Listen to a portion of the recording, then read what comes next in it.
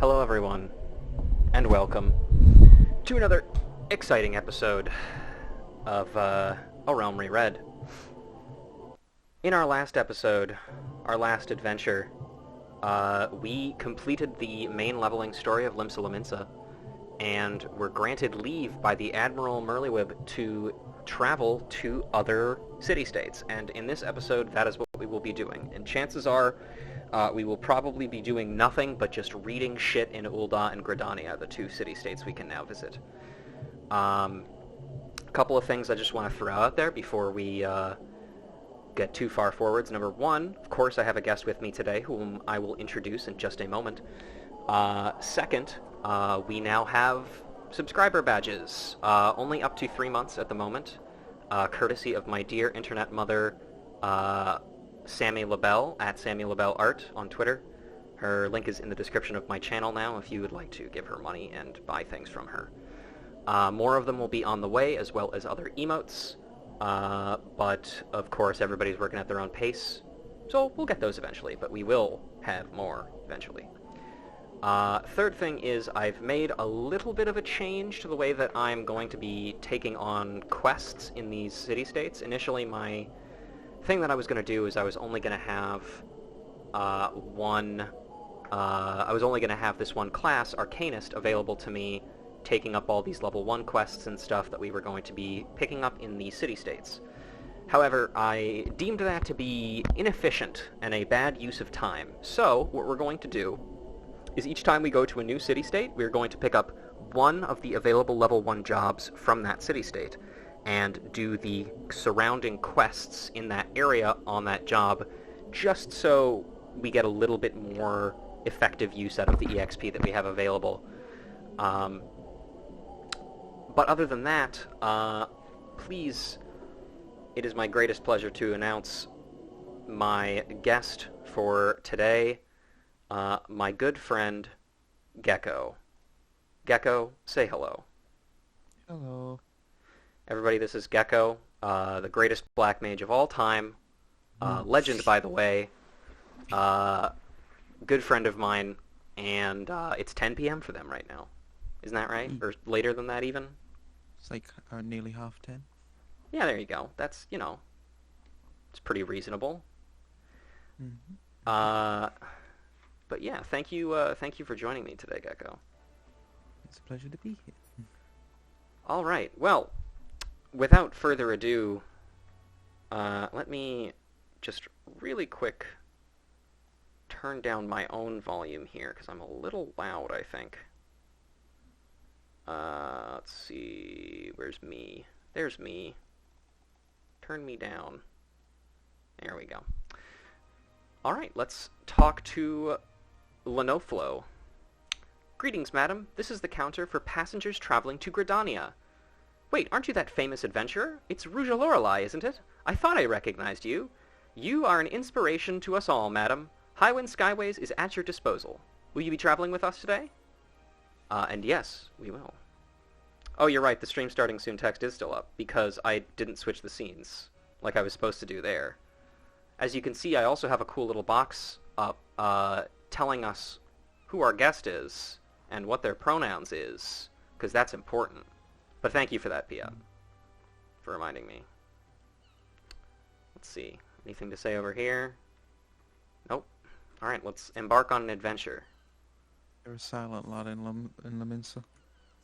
Yep. Everybody salute Lominsa as we fly away from it.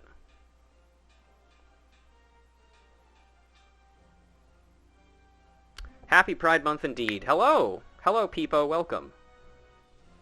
Do you want to read this one? Attention all passengers, the airship bound for Gridania is about to depart. Please make your way to the boarding gate. And just imagine a casual, actual airport life. Calm there. Mm-hmm. As you can see, this guy is missing his airship. Hee hee.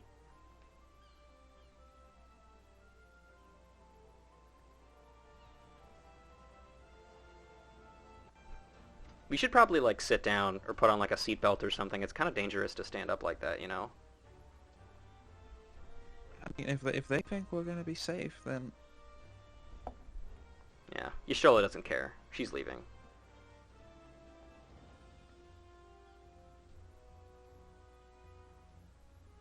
Good fortune to you, Ruja. Everybody do your awkward wave emotes. The day will come when your name means the same as Eero to the folks of this realm. Yeah, I guess we are sharing our colors. I can't really share mine because mine is white. But that's I don't have a good white emote, unfortunately. But everybody else is free to share theirs. May you walk in the light of the crystal. Oh God. Whee! I am the token straight, that's correct. There's always one. Castrum Oakidens. My favorite white boy? Me? Oh, you shouldn't have, thank you. It's very kind of you to say.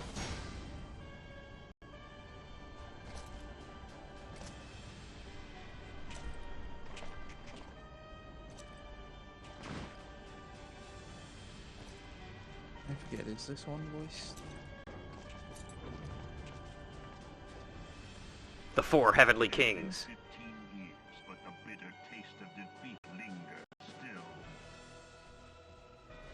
15 years since the Imperial fleet set course for Mordona, led by the Egrios, mightiest of all vessels. Silver Till lay ripe for the taking, and all of Eorzea would soon be ours. Or so we believed.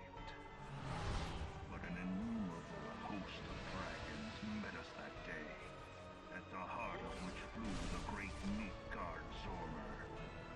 Though we succeeded in slaying that lord among worms, the dread serpent's defeat was bought at too high a price. Our invincible flagship was lost, and all hope of victory with her. So ended our glorious conquest. Yeah, that went really well for them, huh? Mm-hmm. I think it's very impressive that they managed to kill Midgard Zormer. Riddled with false gods. We'll get to you in a minute, Mr. Darth Vader, sir. As to answer your question, Peepo, I have been playing 14 for... Oh, man.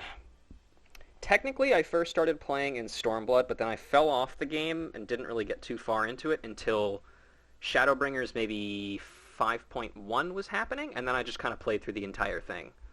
And I've been playing since around then. Gecko, how about you? I'd say it's been 2 years now that I've been playing this game constantly. Yeah. It's a good game, in case you didn't already know. Twice now it has eluded the Empire's grasp.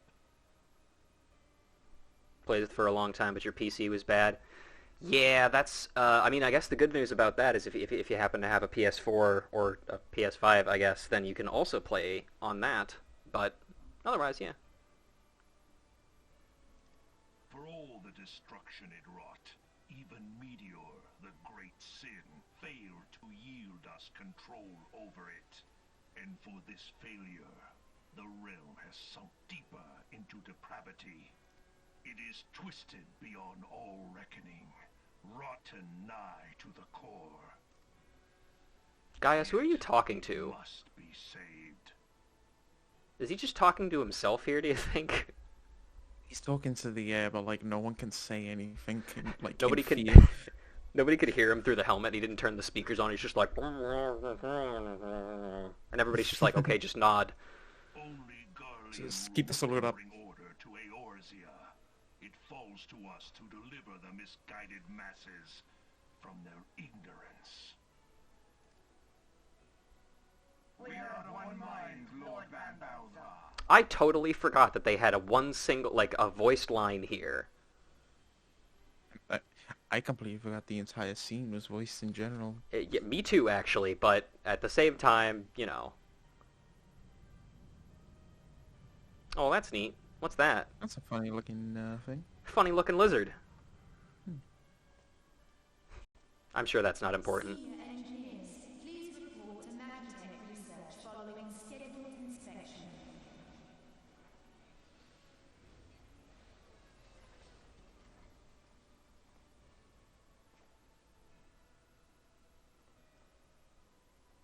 Hey, is the Legatus really planning to take another tilt at the Eorzea? Man, that voice acting is really bad. It's around reborn for you. Let's go! Been hiding. We're in the midst of preparing for a new campaign, and a huge one at that. Another one? How many D&D campaigns are we starting? There's the one on Saturday, the one on Tuesday. But I thought the Emperor had given up the Western lands for lost after Cartener. What could the Legatus possibly hope to gain by acting alone? Wizard 101 voice acting? Unfortunately, I've never played Wizard 101, so I can't confirm or deny that. But that sounds correct. I sense you harbor certain I like to think of it doubts as over the old wisdom of PlayStation 2 Legatus' games, plan. like voice acting. What's that? Like PlayStation 2 games, like voice acting. Yeah. Is that Nero's voice? Oh my god, I forgot Nero's voice was voiced like this too. He has a voice. My lord! Oh wait, does this... okay, you know what? Call me Nero. Tell me, where were you born? You know what? I do actually remember this scene specifically, but I feel like I remember it happening much later than this. I always knew the scene happened, Mm-hmm. and like at this specific point as well. It always baffles me how some people forget how early it is. Yeah. Hang on a second. Who is... okay, Ian Steele is the name of, Nero's ARR voice actor. Who else has he been in? Ian Steele? Ian Steele. Iansteele. Apparently he's literally only been in A Realm Reborn. Never mind. Okay then. This was like his make or break, like, voice acting career, and it just broke. That's rough. What's Elon stealing? Lives. Othard, my lord. Oh, hey, that's the first mention of Othard, I think. Or one of the first I mentions. didn't know it was so early. Amigo, my lord. Like, I always understood the Alamigo thing, but not Codename offered. Hummingway, I presume. Hummingway. Interesting. What an interesting naming convention. I wonder if that'll be brought back later. I don't know what you... Silence. Your denials will not change your fate. I assure you, Frumentarium sees all.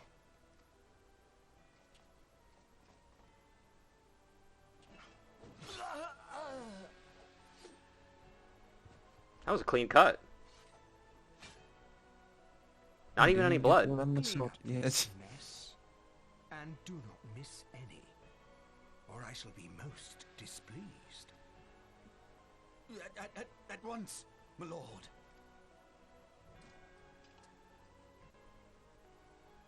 I don't know why he felt the need to take his helmet off for that. Darling, soon you will be made to know the true power of Magitech. Who knows? You know, going back on like the things of voice actors, do you know who's the one who voices the old Gaius? Yes, I do. I don't remember his name off the top of my head, but I know I have heard him, or heard it before. Yeah, because like I don't remember the name, but it's the person who voices Raiden in the Mortal Kombat games. Yes, you know what? You're absolutely right. That is who it is. I must confer with the elder gods. He cut him Right. like an onion on an infomercial. Yeah. He made you look like before product shot of infomercial. Just gotta use the slap chop. That is kind of what he did to him. He did kind of slap him. I can't walk that way. Alright, welcome to Forest Land.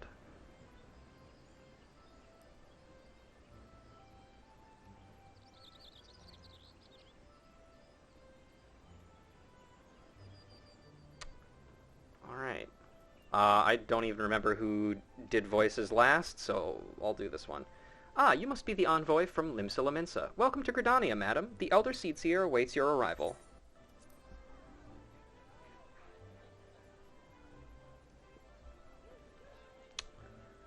Where in the seven hells is that woman? Alright, we've already got so much reading to do.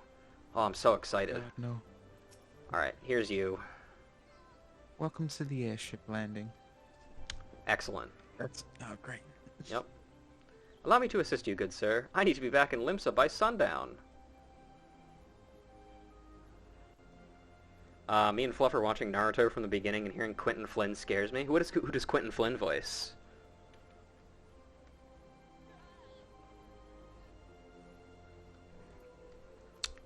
Let's see. Me mama. Or me mama. Who's that, me? Yeah, it's you. Yeah, if you don't want to attempt the Seawolf names, don't bother. Farah always treats me like a child. It fair drives me up the wall. My mama never listens to me. I've told her countless times not to venture outside without her parents' permission, yet she never bothers to ask them. Remember, kids, get your parents' permission before you go on adventures and stuff. Here's you again. Greetings, good madam. Yeah, there you go. You are the Lominsan envoy, are you not? I have received instructions to assist you. Pray, make your way into the city proper, and identify yourself to the conjurer at Nofika's altar. She will admit you to the lotus stand, where the elder Seedseer awaits. Okie dokie. Well, up we go. Oh, indeed. Hello, Kent. Thank you for the subscription. And welcome. Mother Mion. Gaming. You versus Iruka-sensei. Okay, gotcha. Welcome to the Carline Canopy, a place of respite for adventurers like yourself. It is an honor indeed to receive visitors from afar. As you may imagine, the Twelves Wood has scarcely begun to recover from the devastation wrought by the calamity, and Gridania wants for all the help it can get. I hope we can count on yours. Sure, why not? You know Mother Mione's sister. You do well to take her advice to heart. There's some as say she's overbearing, but without her, we adventurers wouldn't be able to get by here in the Black Shroud. I myself owe her much and more. True. Devastation, you say? Yes, like Transformers Devastation. The game that is unavailable for purchase in digital storefronts now because... Thanks, Activision. Or thanks, Hasbro. Or both. Welcome to the Carline Canopy. Should you need help with anything, please don't hesitate to ask. What do you do here? Whatever needs doing, really, though I spend most of my time serving or welcoming visitors to the Adventurers Guild. I first stumbled into the Carline Canopy after the calamity, having lost my family, my livelihood, and the will to carry on. There were many times where my grief was so crippling I could barely speak, but Mother Mion gave me a purpose and a place to heal, and here I've stayed. Why is it called the Carline Canopy? Ah, I once asked Mion the very same question. She told me she simply liked the flower. The look in her eyes when she said it, though, well, I suppose we all have our secrets. This is the second Catgirl waitress in an adventurer guild that has been displaced by the calamity and then adopted by the proprietor of the Adventurers Guild. Adventurers Guild, like, heads are just adopting a lot of people after the calamity. Yeah. I mean, you know, I can't blame them for it. It's a good thing to do. There's coins to be had hunting bandits, I'll grant you that. But there's times when I long to do something more worthy of song. I don't give two shites about how the food tastes. All I need is drink. Oh. My father always masticate in moderation. Thank you, Tata Sosa. Gridanian food is as bland as it gets. I'd heard the rumors, but gods, the water had more flavor. It's fucked up. What are you guys talking about? Just They're just stuff. staring at each other lovingly. Just stuff. You look odd. Did you do something with your hair? A little lanolin goes a long way. I don't know what that is. Hello. What can we do for you today?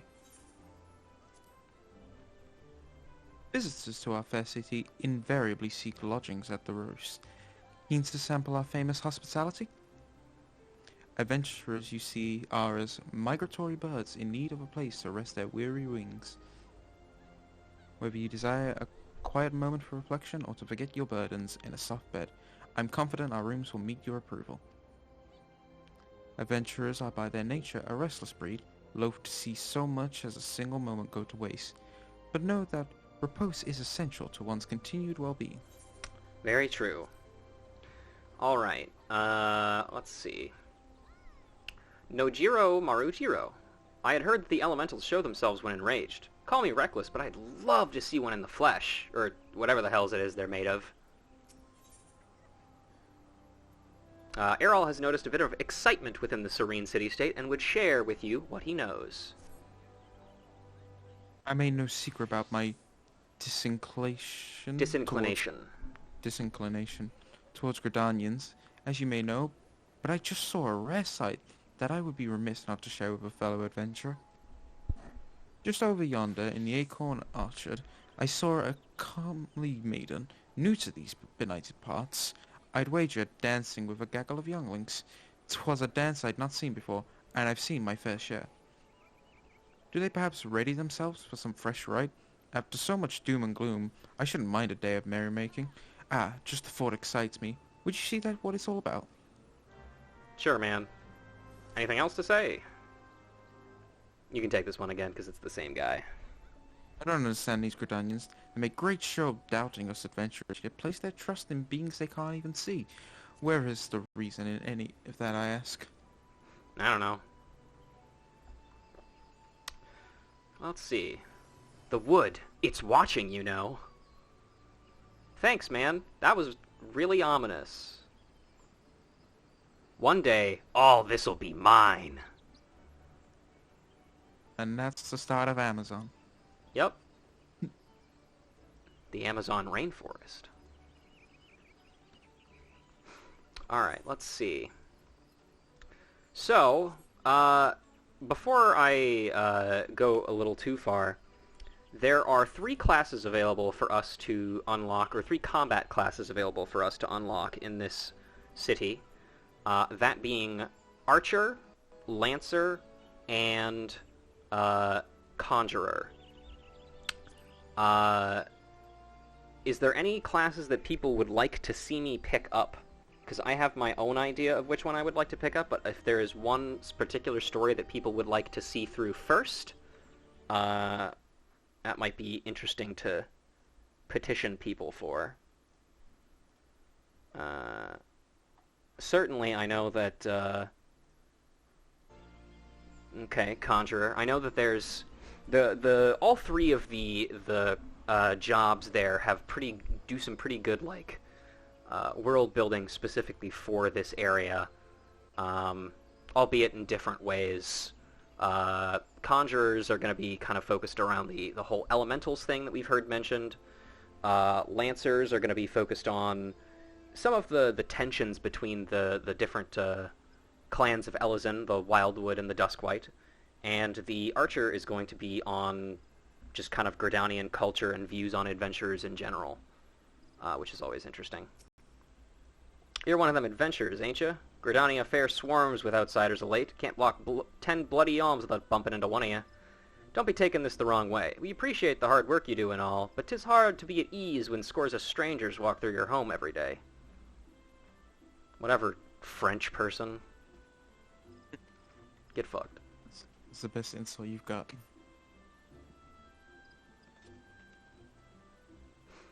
Let's see. Oh, we got a Chocobo Keep.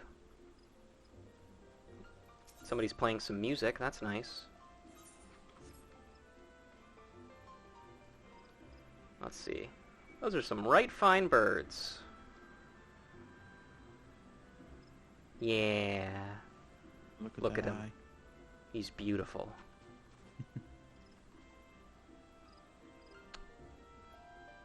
Here's something for you.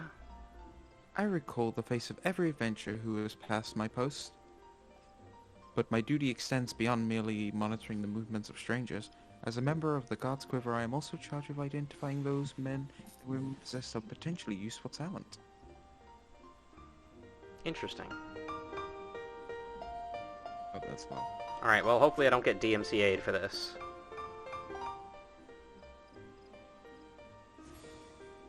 Alright. Nisia. Greetings, adventurer. I have been assigned to this post to answer any queries citizens may have regarding ethereal travel. Is there aught you would to ask? This is a conversation that we had with a gentleman back in Limsa already, so we can skip that one. Tio. The elder Seatseer has placed a great store in you, adventurers. I pray that you will reward her faith by reaching out to aid the people of Gridania.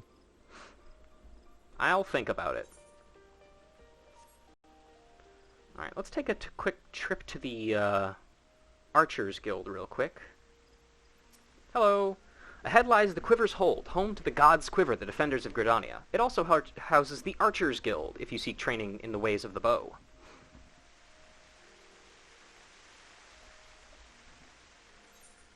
Are any of our friends on? Our good friend Otaku is on. They're in a different city-state, though.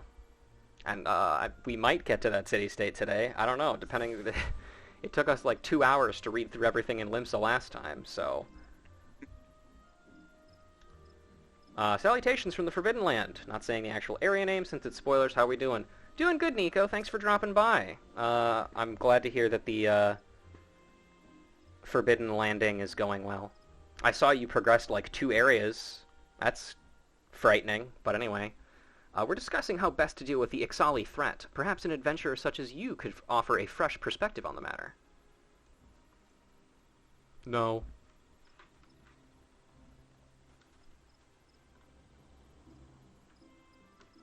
Look at all the targets.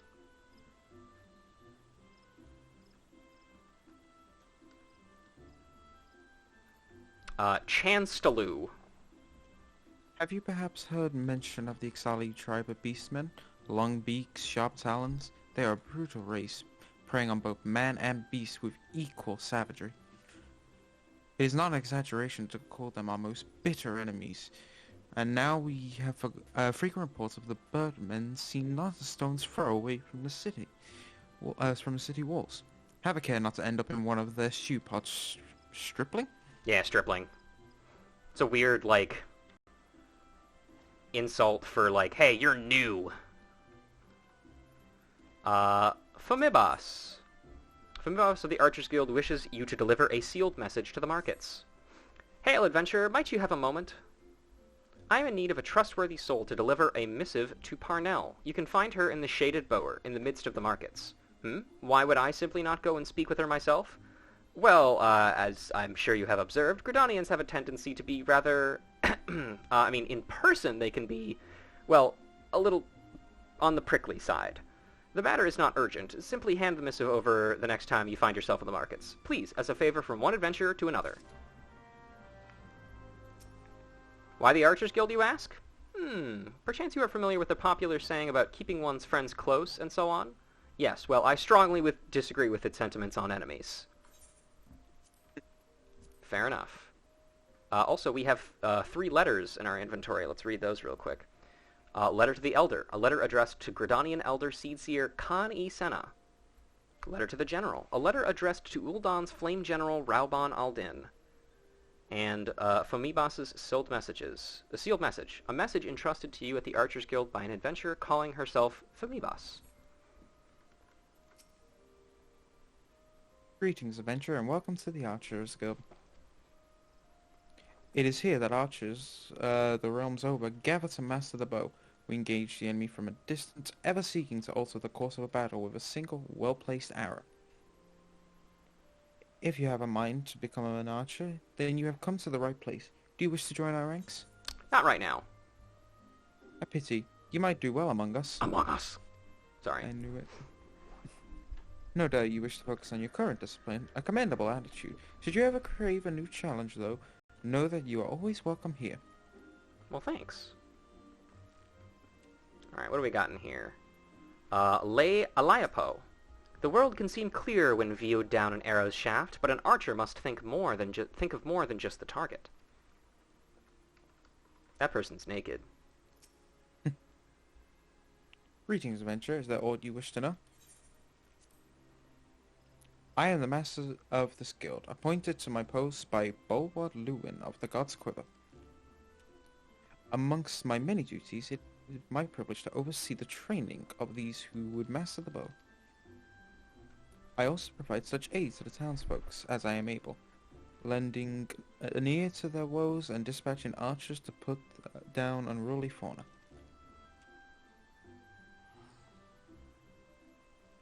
Here at the guild, we seek to instill a discerning eye within our members that they might learn to strike at vulnerability swiftly and surely. What's archery? Our art can be likened to the pursuit of truth, though mayhap that likeness is lost upon you. If you take up the bow, you will come to comprehend the meaning of these words. Though it may not boast the destructive force of a sword or a spear, its myriad strategic applications more than compensate for this shortcoming. An experienced archer it can immobilize an enemy by striking a leg or sap its strength with a poisoned arrow. Rise to become a virtuoso of archery, and veritable deluge of death will be yours to rain down upon your foes. I love deluge of death. By fighting from a distance, we can assess the battlefield and thereby determine the most advantageous course of action. This is of paramount importance, as our role in battle is to exploit the enemy's weakness with the requisite placement and timing, but a single arrow may serve to turn the tide. Neat. In case you're curious, archer is kind of one of the classes that I'm considering doing for Ruja here. Primarily for lore reasons. She comes from a Vieira village in the Golmore jungle, which means that she's probably had some experience with hunting. I like to imagine that she's pretty shit at it, because she's a clumsy idiot. But, I mean, you know, she would know how to shoot an arrow out of a bow. Would she be able to hit the target? Anyone like to find out? Debatable. A tad higher, or perhaps a tad lower? I cannot steady my hands. Relax, and do not forget to breathe. Hey, what happens if I stand, like, right here? Gino.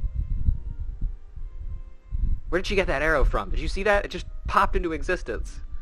How are you doing that? Whatever. And they're actually a magic user.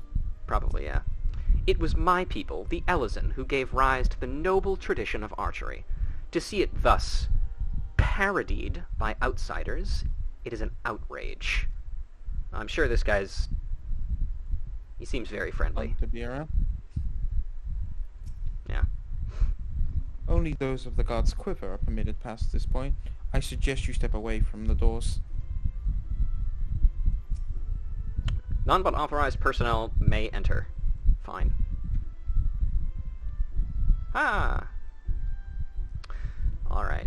We'll go run by and talk to the other guild places as well, just to give people some time to deliberate if they desire a different starting class. I know we've had one vote for Conjurer, and my vote is for Archer.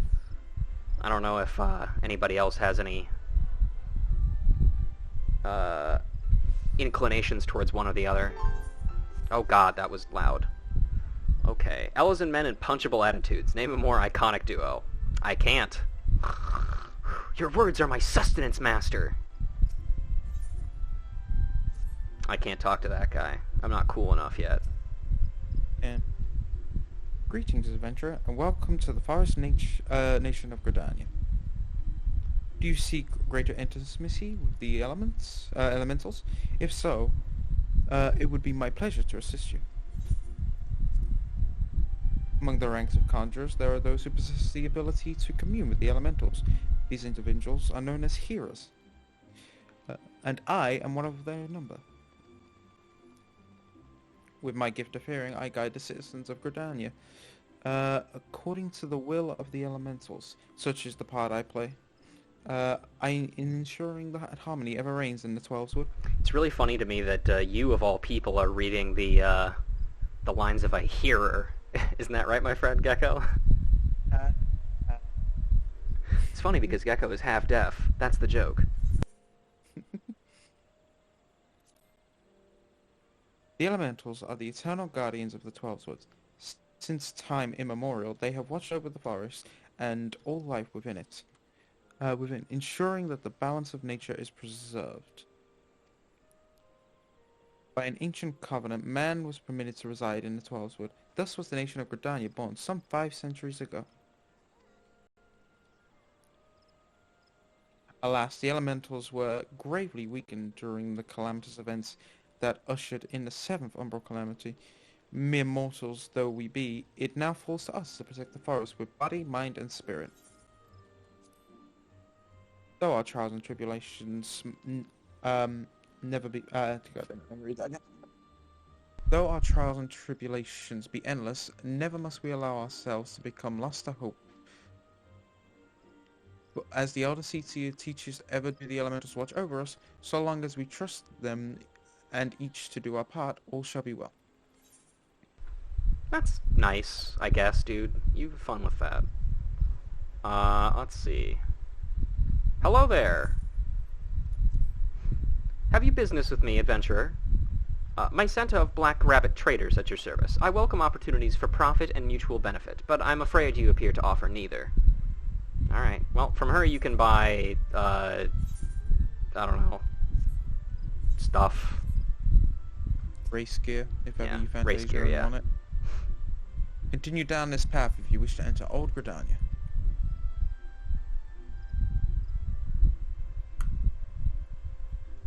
Oh, sorry. Yeah, there you shall find Atelier Fanyi. Yeah, Fenny. A gathering place to the finest leather workers in Eorzea. And should you seek somewhere pleasant to rest your feet, I recommend Miketo's amphitheater. Alright. Well, we're not going to go that way just yet. We've got a little bit more looking around here to do. Sorry, ma'am, we're fresh out of walnuts, but the forest was once full with them. Now we can buy some flowers and stuff here. I ain't need no flowers.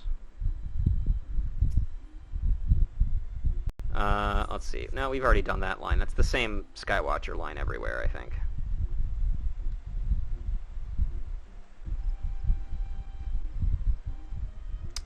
Alright, let's see. Idel is looking for an adventurer to deliver a forgotten item. Ah, an adventurer. Precisely what we needed. Not a moment ago, we dispatched our newest recruit, Artor, to inspect Miketo's amphitheater. Regrettably, the young cure has more spirit than sense, and he's charged off without his tools. Suffice it to say, he won't be getting any work done. Would you be so kind as to deliver them to him? Wonderful. Seek out Luhelic in the acorn orchard, behind the atrium. He should have Artor's tools. Okay. I wonder, do they have floor nuts as well? It's Gridania, anything's possible.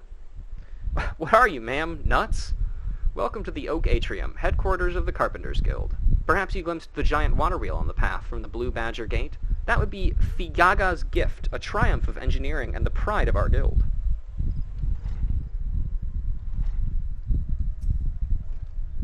How does he do it? Such clean cuts and alatricious assembly. I cannot hope to mimic such mastery.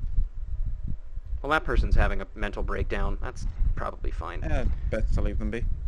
Greetings, adventurer, and welcome to the Carpenters Guild. We are the artisans who take wood and grant it new form and purpose, as the archer's bow, the lancer's spear, and the novice's shield. If carpentry holds any appeal, you should consider joining our guild. Might you be interested in learning the ways of woodworking? Not right now. No? So be it. Know that our door remains open, however. Should you find that you have in mind to join us after all, I would be happy to furnish you with the necessary information. Let's see. Got Hartford. There is no such thing as an all-purpose wood. An archer's bow is quite unlike a scholar's bookshelf. Different parts of the same tree can have different uses as well. Mind you, these things are but fundamentals of carpentry. One cannot be too careful when working with saws.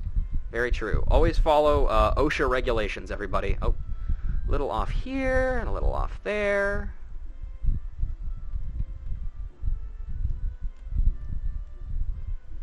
Let's see. What's up, Beaton? You have questions? Very well, ask. What do you do here? As Timbermaster of the Oak Atrium, I am responsible for all that transpires within these halls. Like all destined to take up the saw, I have been fascinated with the trees of the Twelveswood since I was a child. That brought me here, where I dedicated myself to practice, learning from my betters and through trial and error besides. In time, my efforts were recognized, and I was chosen to lead. Some see carpenters as common craftsmen, laborers who work one wood or another into whatever the form the customer demands.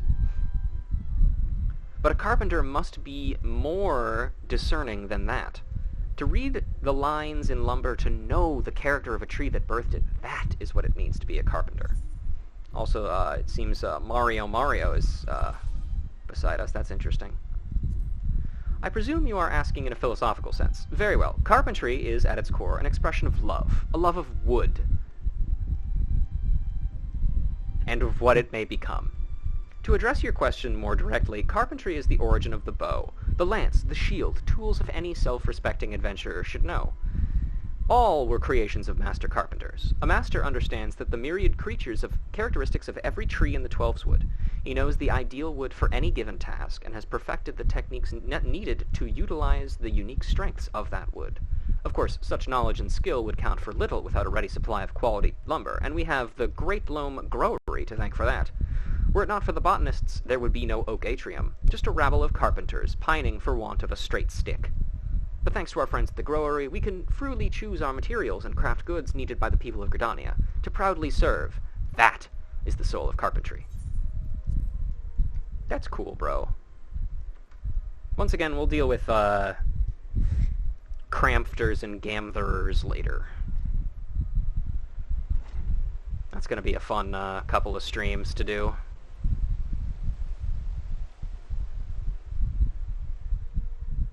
Alright, let's see. You're not supposed to be back here, you. Do you want to read out these ellipses, please, Gecko? I was just gonna stay silent. Yeah, I was gonna say, good job. Mommy told me to wait here until she gets back. Well, that's nice, kid. A day of merrymaking? Is that all you adventurers think about? Yes. I'm here to teach, my dear lady. From me, these younglings are to learn a most sacred, meaningful, and uniquely uplifting dance.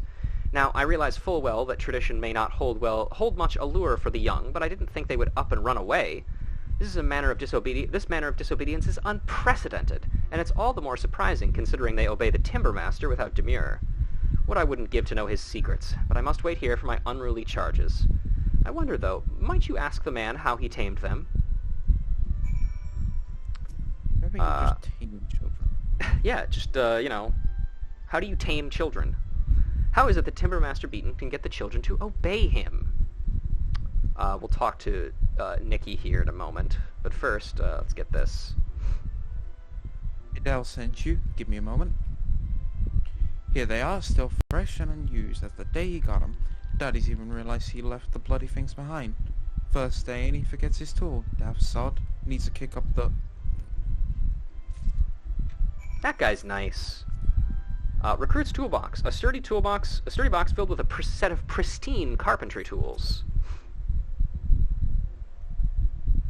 I was told playing with the younglings would make me a better carpenter. I don't think it's working. You're going to fall in again. I can make it, I tell you. Just watch. Here, let me see if I can make it. Yeah! Push the kid in. I did it. I'm so fucking good at jumping. I always imagine a fart sound whenever there are ellipses in JRPG dialogue. Interesting. Nico here needs the assistance of a kind adventurer. I know all about adventurers. You'll do anything for a reward, won't you? Well then, I want you to make O'Neilly laugh. She's no good with strangers, so first you should introduce yourself politely, with a bow. Since Beaton is an Elzen, wouldn't his name be pronounced simply to the French gratine? That is a good question. I've literally never thought of it like that, just because I always thought it's funnier to pronounce his name Beaton. Alright, here we go.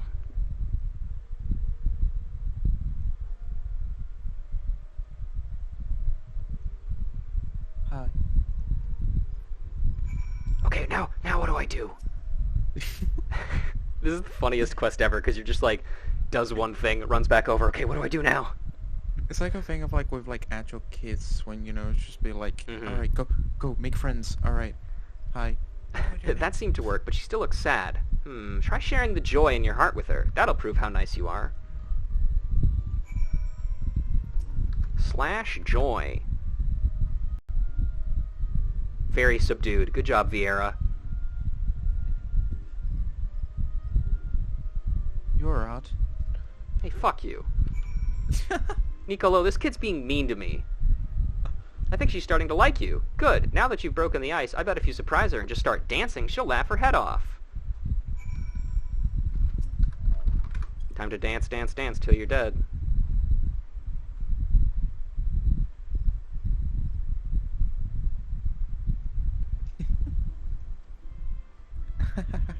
You're a really good dancer, miss. That looked like fun. Maybe I should try it sometime. Okay, now it occurs to me I can't actually turn this quest in until I've picked up the other class, so we'll wait. Oh, you're saving them, okay. Someday we'll get to the north part of the city, I promise. We're almost there. In about 2 streams later. Yeah. I wouldn't dispute because I did the try. I can do it again. Another great adventurer come to play with saws? Apparently not. Speak your mind, child. So the younglings will not heed their dancing master, and I am to provide the solution.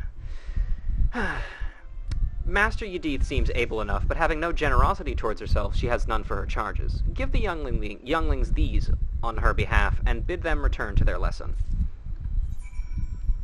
Wooden toy. A wooden toy lovingly crafted by Timbermaster Beaton. Or Bateen? Baton. But.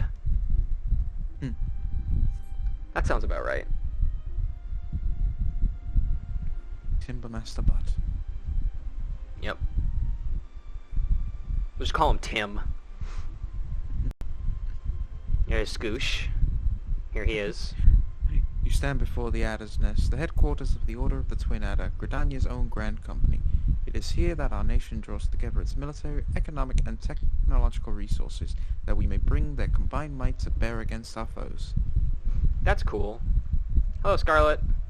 Gridania, lovely, dark, and deep. These woods are ours to guard, secure between the coils of honor and duty. Sure. Let's see. Any word on the Empire? Our scouts should be returning shortly. Hello there. I am the official charged with the bestowal of sanction upon our members. As you are not one of us, I am afraid you cannot avail yourself of these services. Pretty much same dialogue for everybody here in Laminsa. Now we talk to Vorsail Hulo. Each grand company has its own words, the core tenet which guides its every endeavor. Woods will be done is ours, and by them we discharge our duty. Whether you belong to an organization or fancy yourself a lone wolf, we all need principles to live by.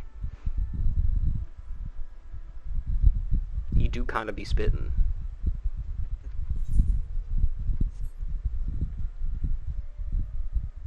Alright, let's see. Always heed the spirits, my children, but I can't heed what I can't hear. And out this way is a pathway that we cannot access yet, because we are not cool enough. You have to unlock this, like the actual way to leave through there. Yeah, it's straight up just a level 30 quest that becomes available that lets you leave through this. Beyond this gate lies Sorrel Haven, a haven indeed, for some of the most fearsome beasts you've ever liked to lay eyes on. Passage will be granted only to those who can see their own safety. You stand before the White Wolf Gate. The region beyond is rife with danger, and I am not authorized to pass untried adventurers like yourself. Shut up, Franche Montelio. Fuck this guy. Franche Montana? I don't know. Butt munch. French naming conventions, why? I don't know, man. Let's just put in like 50 different letters. None of them are pronounced. City curry, city tofu, city wok, city hot pot. That's... I hope their friends are not bots. Yeah, me too. Pimo Nelha. Nafaka's altar is a holy place. It is here that the heroes communicate the will of the elementals to men. The elementals govern all aspects of life in the Twelvewood, from the creatures we may hunt to the articles we may bring into their domain. As a result, foreign merchants dread visiting this place, conscious that their wares may be unwanted. Bubbly boy. I ran off because it's boring. All Mistress Yadith says is how we're doing it wrong. Oh yeah? Well, maybe a bribe. Should I feel bad that I'm enjoying you deal with pronunciation? Absolutely not. It's funny watching me suffer. Hey, that's one of Master Beaton's. If this is supposed to be a bribe, then you've got yourself a deal, adventuring lady. This kid's smart. He knows. He's like, yeah, I'm being bribed. Whatever. I know what this means, and I like it. Mm-hmm.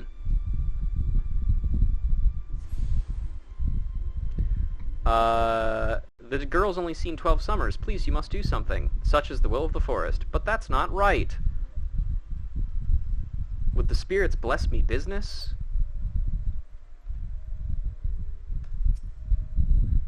Listen, adventurer, to the rustling leaves, the flowing rivers, to the very pulse of this land.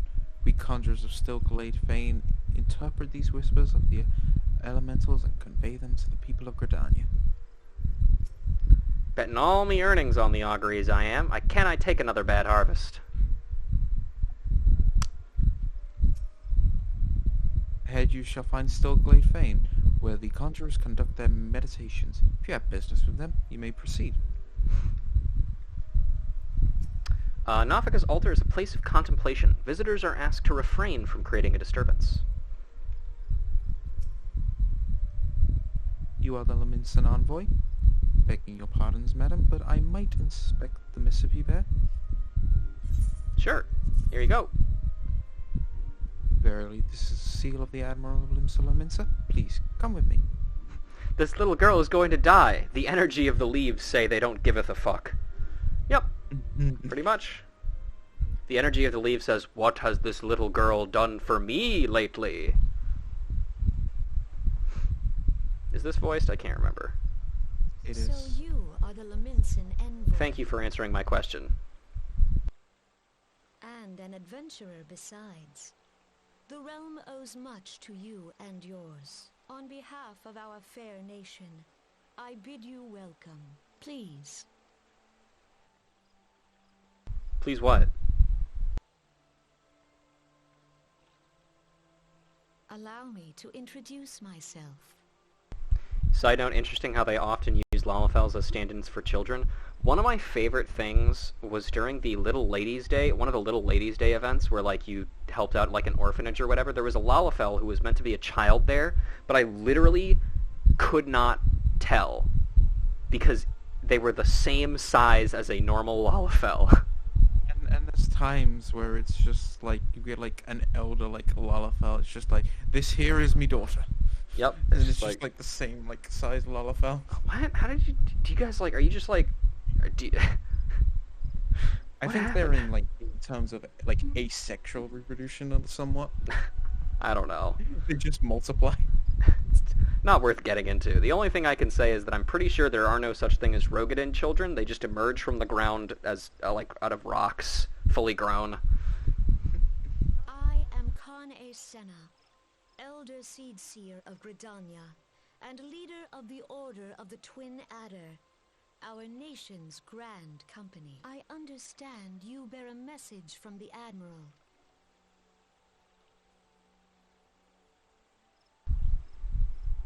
Yeah, I sure do. A remembrance service for the fallen of Cartano.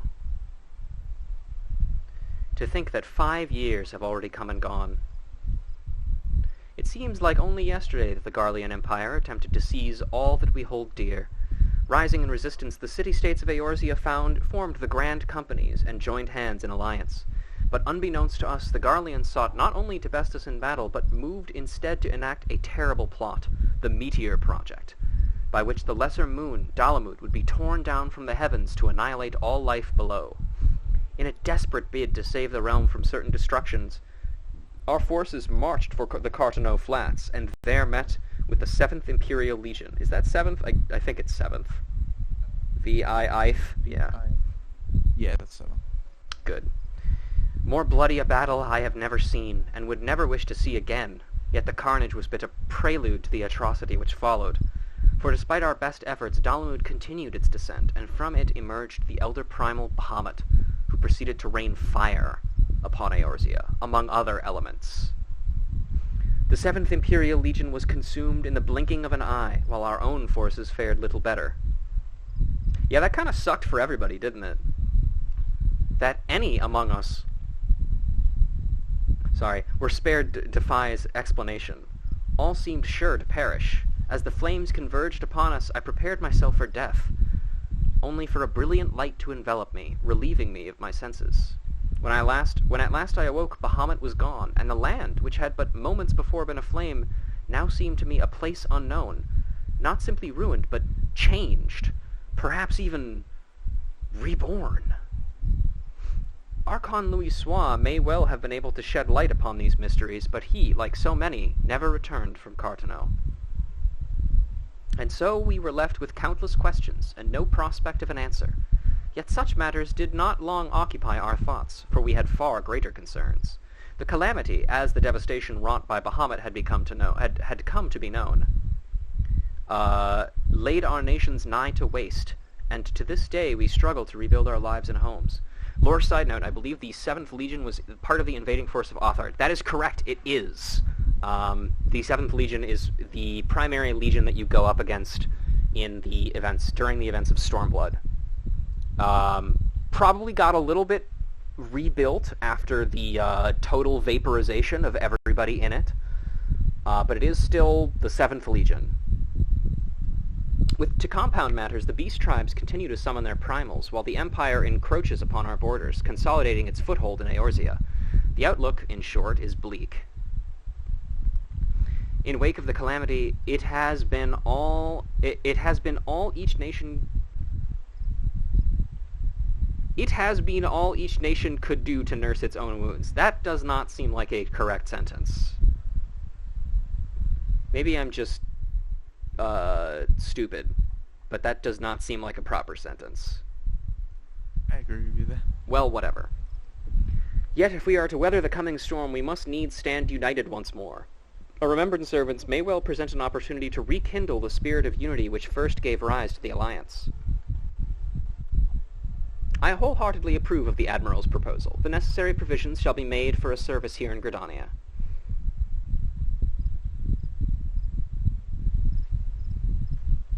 Are you going swimming? Like, what are you doing?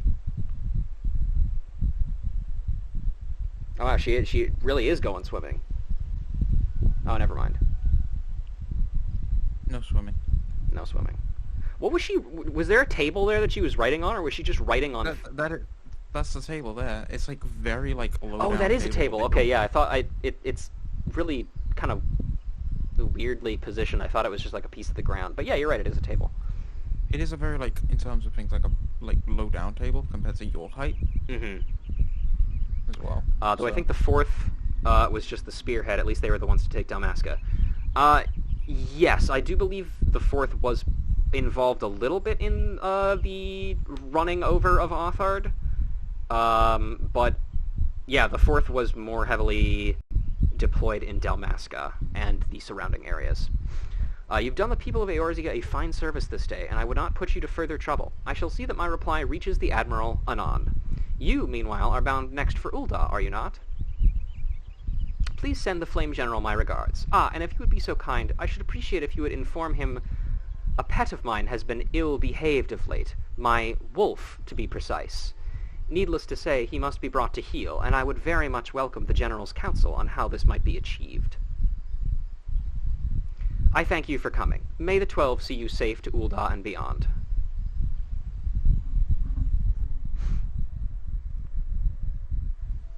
Alright, and then they kick us back out. Cool. Well, oh, cool, so it's different each place? Yeah, I assume it is. This motherfucker's name is Biddy. Go quietly within these caverns, lest you misunderstand. I speak not such of the sounds as one's ears might hear. Here we open our hearts to the whispers of the elementals.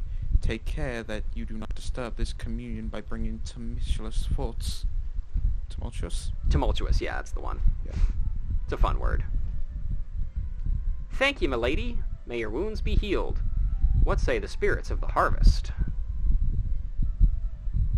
It's been a while since I read up on the lore regarding the Garlean legions and their dealings in the Damascus area. It's not been long for me because I was recently rereading through the entire Ivalice quest line. God, I fucking love that quest line, by the way. Imagine being in a position where you open your heart to a water elemental. That sounds like it would be chaos. Otherworldly voices have been waking me in the night, but I haven't the faintest idea why. I have done not to incur the elemental's ire. Yeah, I think that's like a personal problem, my man. Briah is busy with preparations for the coming ceremony and needs an adventurer to bring her scarlet oil. Might you perchance be comfortable around Vilekin? If so, I have urgent need of your assistance. You see, I was preparing for the forthcoming auguries when I found to my great embarrassment that we lacked the requisite quantity of scarlet oil. If it is not too much to ask, I would be most grateful if you could resupply us in time for the ceremony. Scarlet oil can be harvested from ladybugs, such as those found near the bannock. 6 of the Vilekin should yield the necessary amount. Pray return to me as soon as you have it.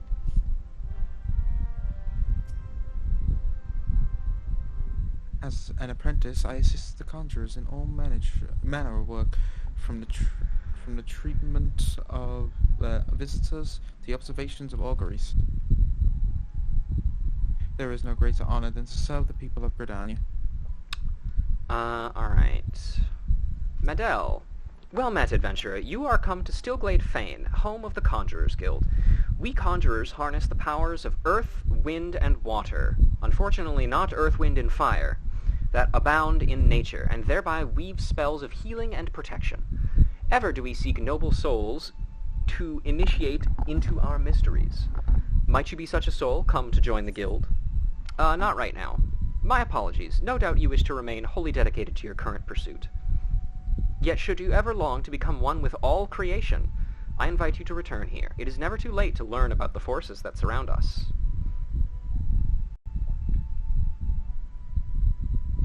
Yo, damn, I never noticed that there's actually motherfuckers over there meditating.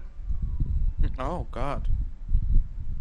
How'd They got the this is the literally like a Jedi training cave.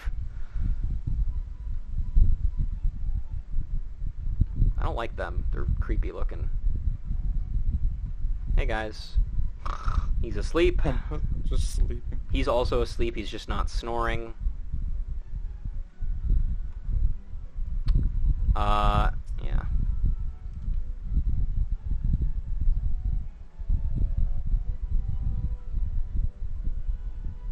This would be you. Sorry, I'm kind of in a dungeon, so... Oh yeah, no. You are come to participate in meditations, I presume? Well, it was a short one, at least. He certainly sounded like he was going to continue. Yeah.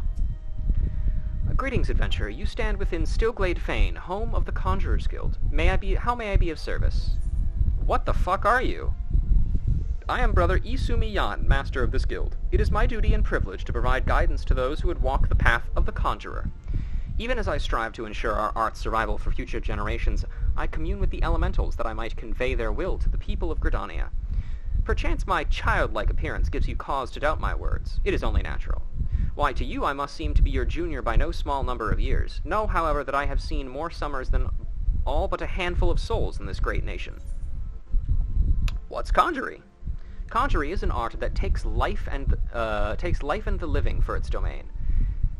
Its primary purpose is the salving of hurts and the granting of protection, adventurers such as yourself oft stand upon the front lines of battle.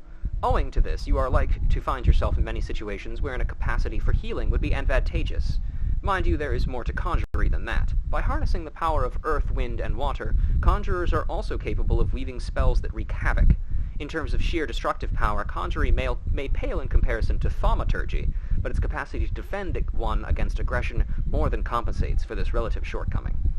In mastering healing and purification, not only will you be able to mend wounds and purge afflictions, you will also be able to breathe life back into the fallen. More than simply healers, yet not true dealers of destruction, conjurers realize their full potential when they employ their powers in support of others. This, my dear adventurer, is what it means to be one of us. Cool. So I've made an executive decision a little bit in my head here. I am going to pick up Archer as the first quest. I apologize, Piop. I just really want to do archery, and also because we are a Arcanist, we are already focused on a lot of magic stuff, and so I just kind of want to spread out what we have access to at the moment. So let's quick pop on back to the Archers Guild and pick up that quest. Although, before we do, I'm actually going to quick stand up and run and get something from downstairs. So if people want to take this time to stand up, do a little stretch, get some water, feel free. I will be right back.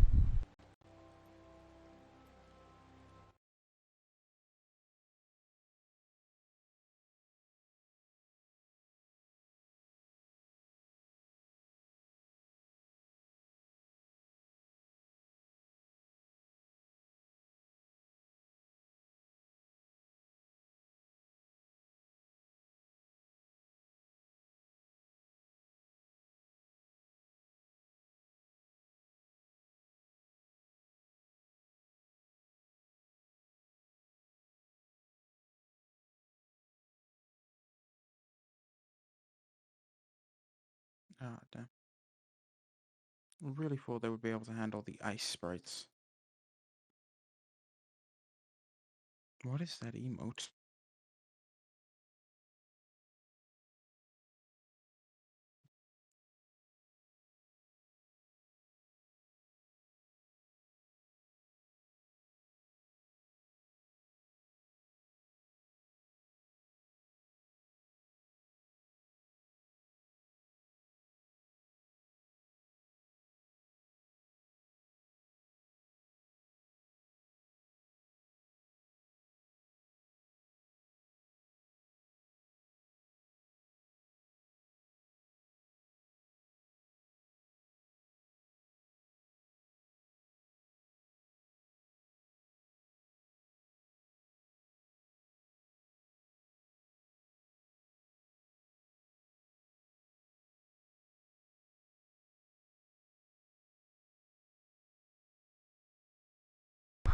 Alright, I'm back.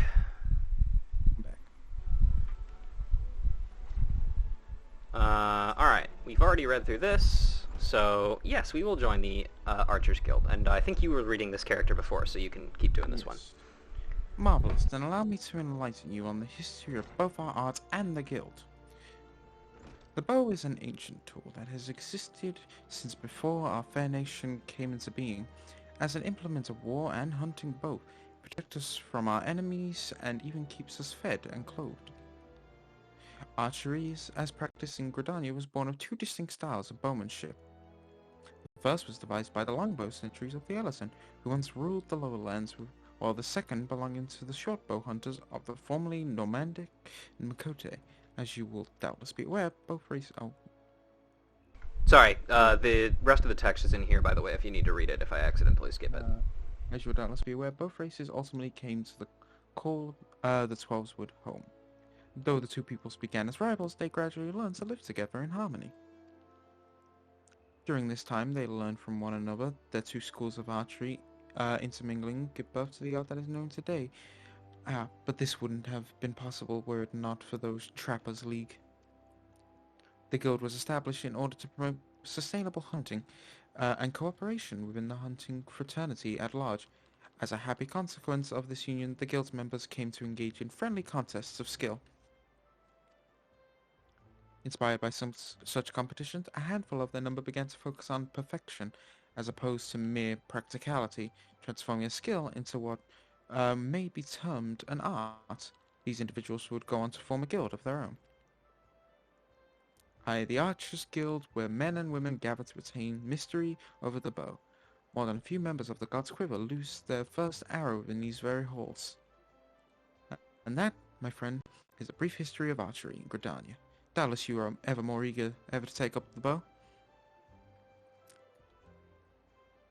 It would be my pleasure to recommend you to our guildmaster. You must receive from permission if you are to join us. If you'll excuse me a moment, I shall see to it that the relevant lists are amended. Pray, speak to me again in a short while.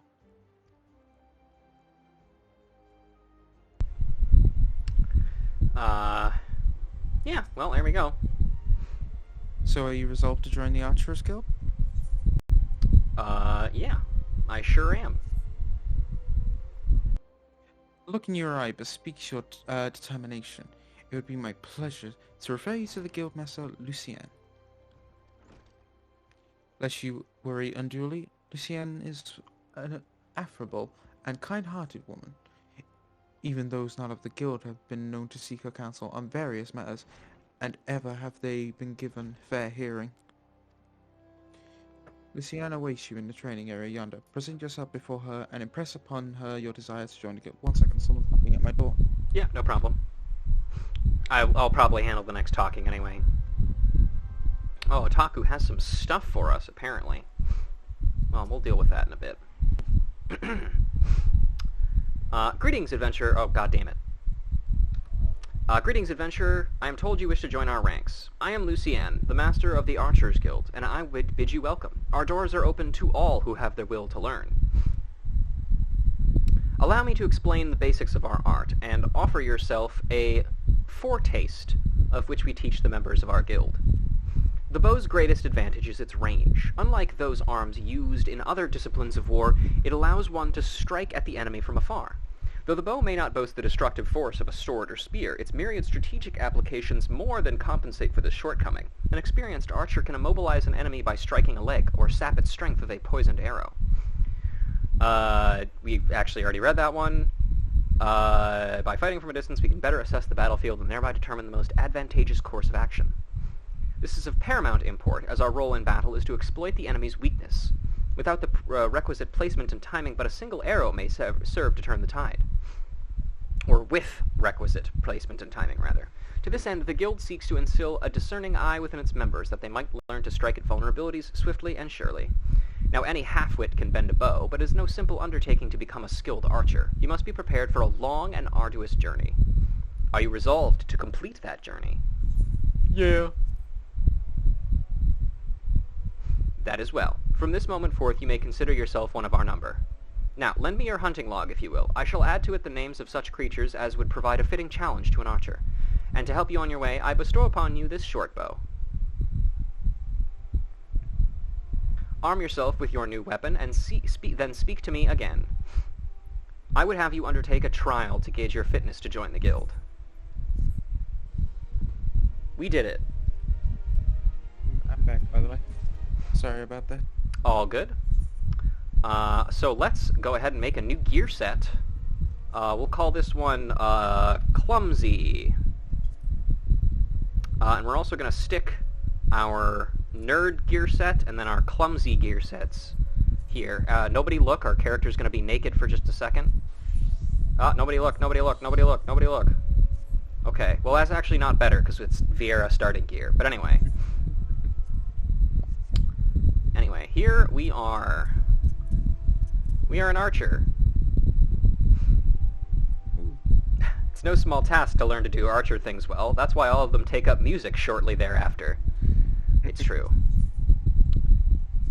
Ah, yes, the bow becomes you, Ruja. Now, before proceeding any further, I must needs gauge your innate aptitude for archery. To this end, I hereby assign you the following trial.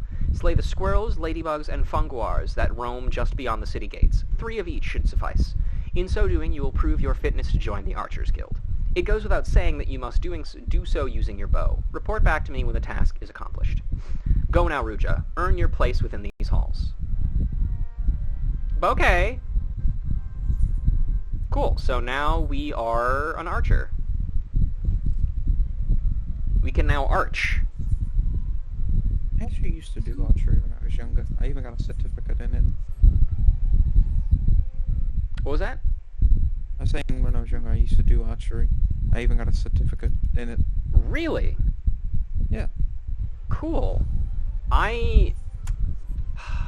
Unfortunately, I wish I...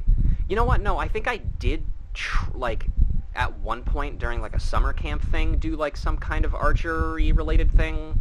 I definitely remember not being very good at it. But it's a super interesting, like, thing, you know? Thank you, you're pretty good at this. O'Neill lost her father 5 years ago during all the fighting. She hasn't laughed much since then. I mean, we're all worried, but a lot of the younglings have been following me around lately, and you would understand. Anyway, thanks for the help. Hooray!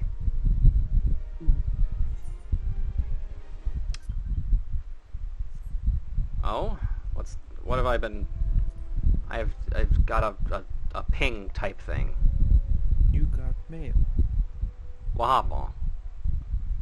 Also, I just realized I already have my gear sets there. But yeah, someone sent you some mail. Oh, I got a mail. That's what I got. Well, the mailbox is up north, so we're headed that way anyway.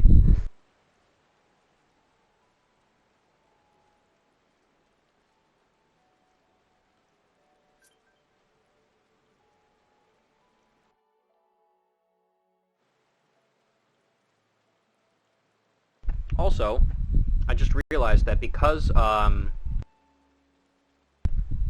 we don't have to actually accept the quest to become a class, we can and still, in fact, go through the dialogue over here without accepting the become a whatever quest. So let's just go through this dialogue real quick. Sure. You can do this one. Then allow me to provide you with an overview of what it is to be a conjurer. Conjuring is the art of healing and purification. Its practitioners harness the power of nature, that they might bring about change in the form of spells. Primitive magics, such as that once wrought by individuals known as mages, meaning those with the ability to manipulate aether, has existed since the dawn of time. It was not until some 5 centuries ago that conjuring emerged from this shapeless agglomeration of spells and charms, an event which led to the founding of Gridania. In those dark days, the elementals would not suffer man's presence in the Twelveswood, forcing our forebearers to make their homes beneath the earth in the great subterranean city of Gelmora. But their desire to settle in the Twelveswood continued to burn fiercely. Time and again they sought to curry the elementals' favor. Unlike men and other creatures bound in the temples of flesh, the elementals are beings of pure aether.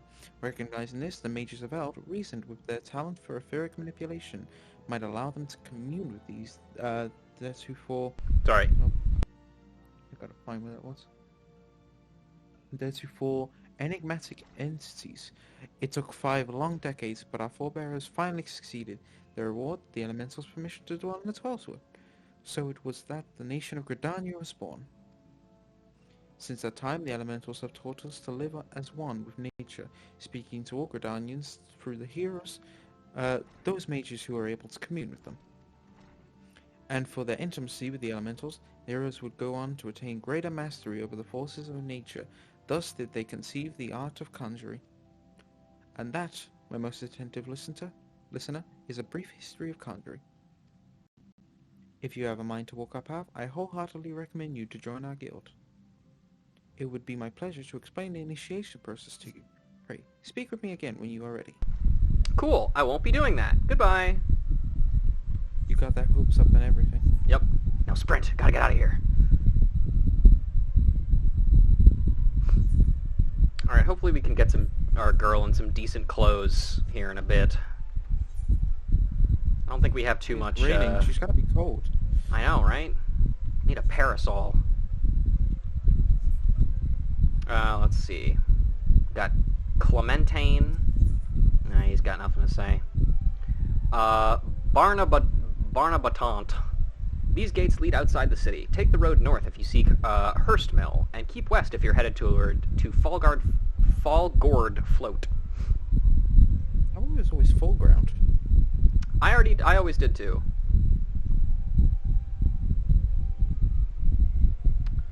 Let's see. The conjurer Melian seeks an assistant for her frantically busy student. You there. You are an adventurer, yes? Good, I have a task for you. Take yourself over to the Conjurer's Guild and speak with my student, Brea. She has her hands full preparing for the auguries and would like to welcome your assistance. In her excitement at becoming a conjurer, I fear my young disciple is pushing herself beyond the limits of her endurance. Enthusiasm is all well and good, but it would not do to have initiate collapse from exhaustion. It's true. These conjurers are something, ain't they? Healing the sick and communing with those elementals and such. Truly amazing. Don't you suppose you could tell me what an elemental is now, can you? Good question, man. We just don't know. That's not true. We do actually kind of know what the elementals are. I mean, we also just had like 2 different people tell us what it is. He hasn't decided to ask one person there. Yeah. Well, he wasn't interested in becoming a conjurer, so she didn't tell him. But the guy like right by the Aephorite as well. Maybe he's antisocial. I don't know. But I don't want to be a dancer. Why can't we just play? I mean, I guess we could dance for fun, but I don't think Mistress Eve knows how. She's so uptight. Is this one of Master Beaton's toys? Does this mean there's more if I go back to class? I'm on my way. She runs off into the river. Incredible. Going the wrong way. Hello, beautiful. Why, this is impressive. All this must be the work of Fufucha and the Botanist Guild. I wonder if it's worth the bother to present myself there during my stay. Well, I thought she was talking to me when she said hello, beautiful, but no. If someone was hitting on your character. Yeah. It just keeps happening. A botanist named Samion is hoping for an adventure that will pick up scattered rose hips for her. Stop, right there. Not another step. I apologize if I have startled you, but please be careful. The ground here is covered in rose hips. You see, my seed pouch had grown to threadbare that it's finally split open. Unbeknown to myself, I've been scattering Azema rose hips all along this road. Oh, good madam, if you would help me gather them, I'd be ever so grateful. Thank you. Your kindness is truly a blessing from the elementals. The rose hips should be lying on the ground between here and the Great Lone Growery. Remember to tread lightly, lest you crush them under your foot.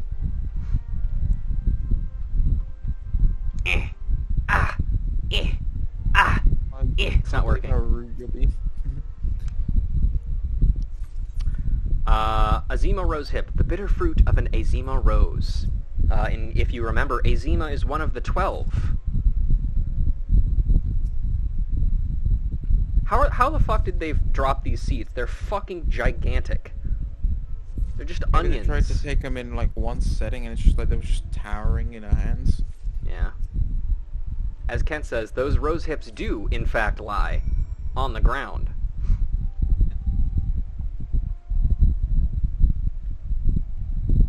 I did it. Sorry, one sec. Yep, Good take your man. time. Pray tell me that you recovered all those rose hips and abandoned not one to a traveler's boots. Blessings be upon you. I feared this path would be lined with roses next year.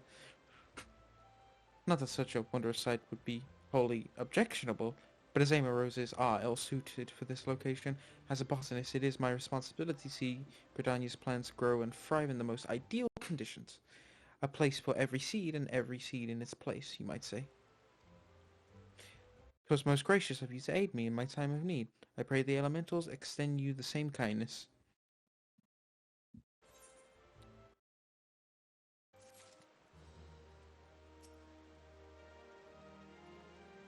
We learn much by tending by the gardens, not only about plants, but ourselves, as well as we help the plants to grow.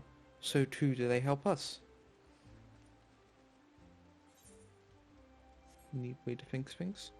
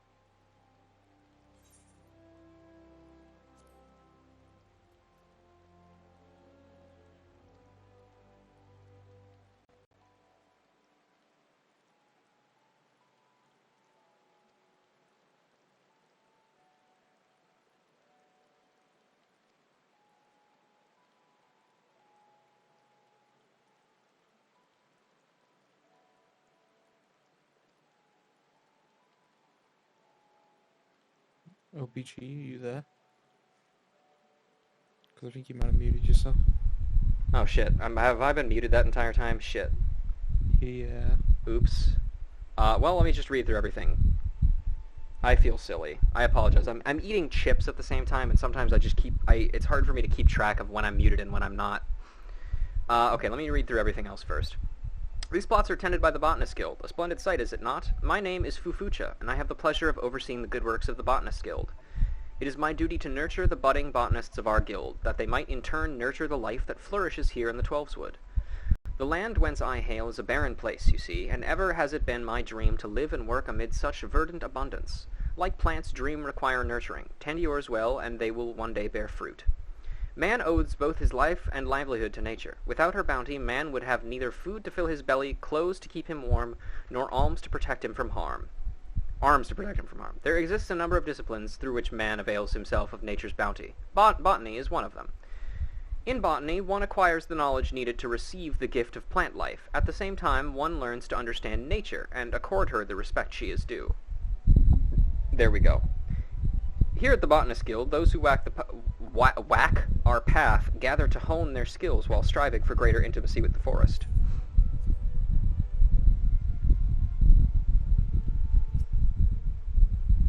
The nerve of some outsiders, waltzing into Gridania as if they were the elemental's gift to the Twelveswood. I'll wager most of them don't even know what a hoe is. Don't ask my viewers what a hoe is.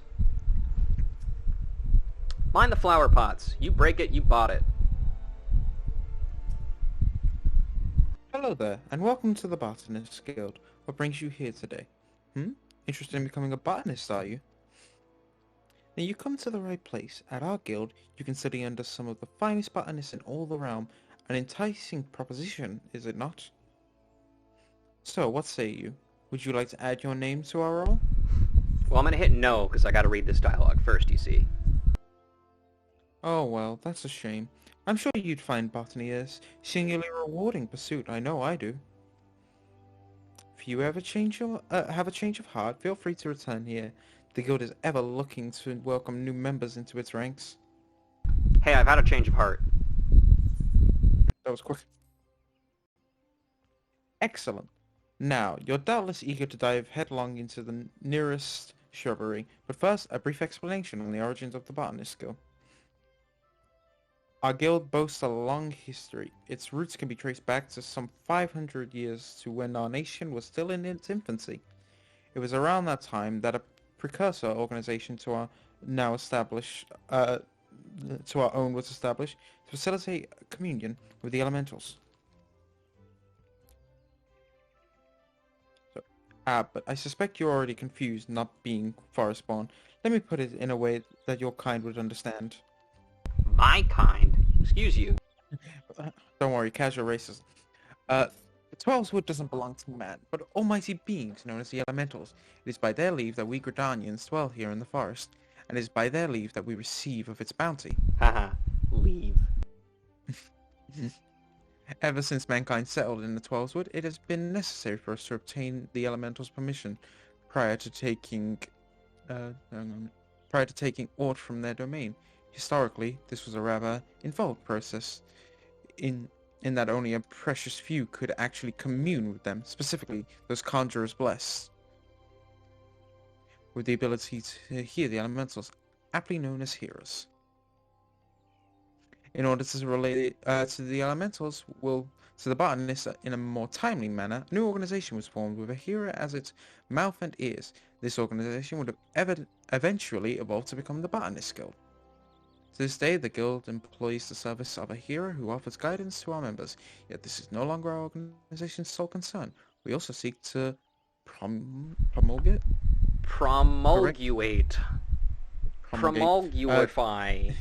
Correct harvesting practices, that is, practices which honor the wills of the elementals.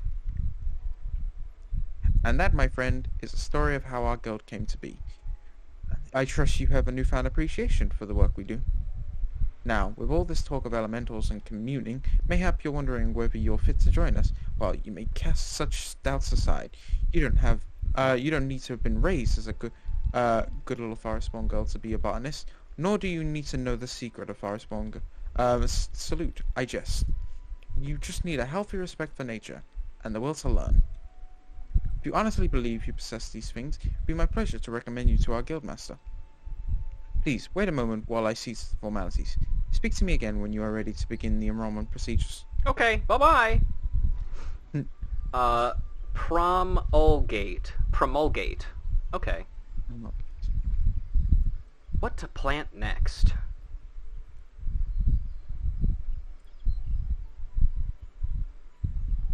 Let's see, what do we got over here? Some cabbages. This is where children come from, you know. Cabbages.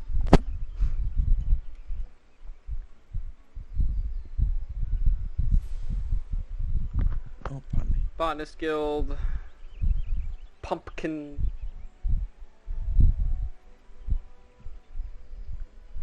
Grimbald. No thief's gonna get his grubby, bloody hands on our grain while I'm on watch. Nay, not so much as a single mangy squirrel.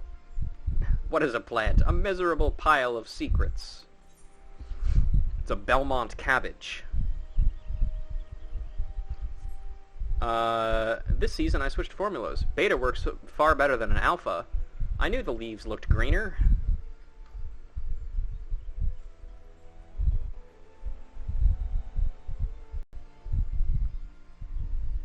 Let's see.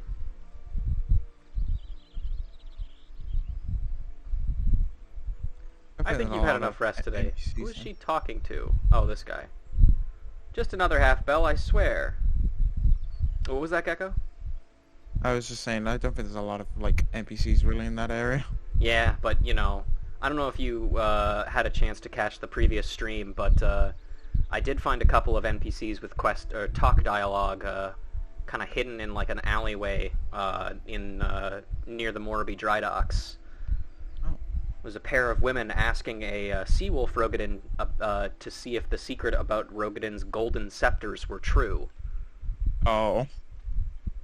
So, you know, the foreman's still watching? Damn. Me every day at work. Anybody want to take a stab at pronouncing this name? Oh, God.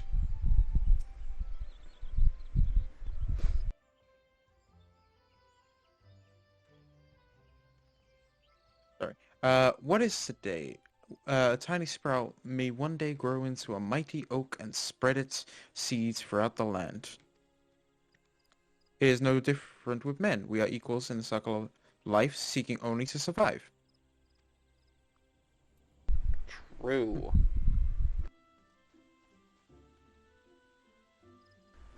You just did it easily. You are the one studying French. I am actually genuinely curious how to pronounce that one.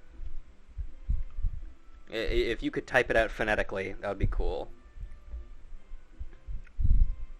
Otaku says Archevalier. Maybe? I think it's Archevalier. Yeah, that sounds reasonable. A botanist named Aetheriad needs an adventurer to make a delivery on his behalf. God damn it, another adventure? You're like flies on muck. Whatever Gridania did to deserve such a plague, I don't know. I suppose times are changing. Oh, apparently you got it right, Gecko. Good job. Hey. They keep telling me I should, and perhaps you might be... Oh, God's help me. Just take this Azima Rose to Waldo of Stillglade Fane, will you? Well, what are you still standing here for? Go and deliver the bloody rose. Archie Bunker. I like that one, too. That sounds good. Azima Rose. A single red Azima Rose entrusted to you by Aetheriad. After first insulting you without provocation, Aetheriad bids you deliver an Azima Rose to Waldo outside the Conjurer's Guild. I distinctly remember that quest having a very funny, like, dialogue in there. Just like, after he calls you a dickhead to your face, he then asks you to do something. Well, he's paying you, so whatever. At least it's not free for him. It's true. Alright, well, let's head over this way. Let's talk to Hedden.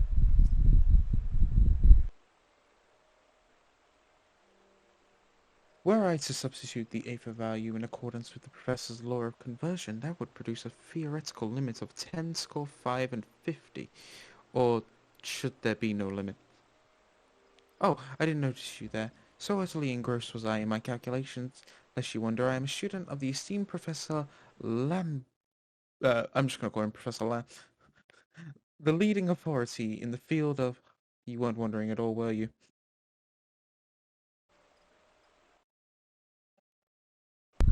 This guy.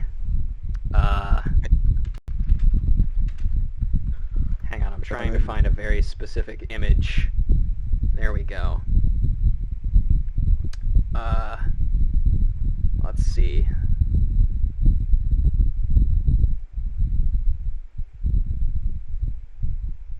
See if it... there we go.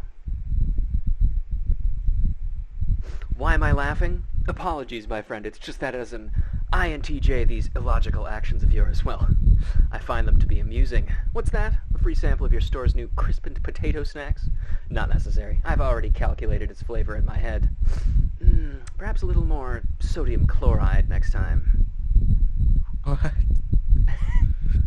That is one of my all-time favorite stupid internet memes. Because it's so applicable. Curls came in $8 chicks. Well, that's terrible.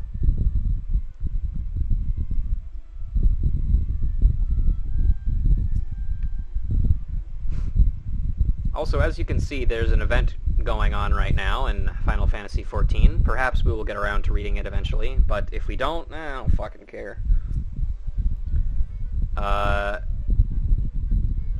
We're closed. Come back later. Would that every day could be a festival. Got a Calamity Sylvalgar. Oh yeah, and we can pick up our letters. Some gear. Excellent. I can't wear some of these because they're level 5, but regardless, have fun arching. Ooh, grilled trout. Thank you. Very kind of you. Some food. I know I'll get to 5 quick, but we have to get out into the world before that happens. Might as well just place all this stuff in my armory chest.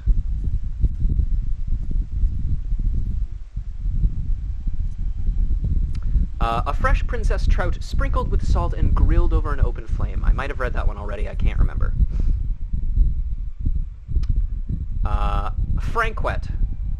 Why, well, do I remember the day the Order of the Twin Adder was reformed, the day I first laid eyes upon the Elder Seedseer, graceful yet strong, with a voice like song. When I close my eyes, I can still see her standing there, clear as day. That's cool, dude. She's married to her job, though. I heard that the Order of the Twin Adder was officially reformed right here in Maketo's amphitheater. That was before the amphitheater was moved, of course. Was moved? Interesting.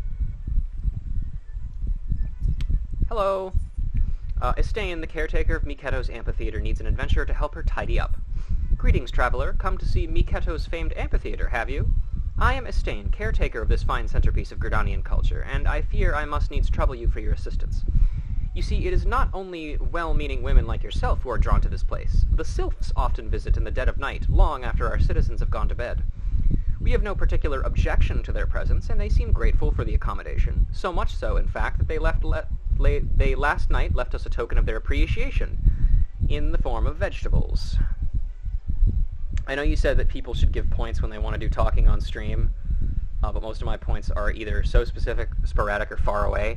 Yeah, but it's still fine to give them to me, just because, I mean, we will get to those things eventually. It may be in 50 years, but we will get there eventually.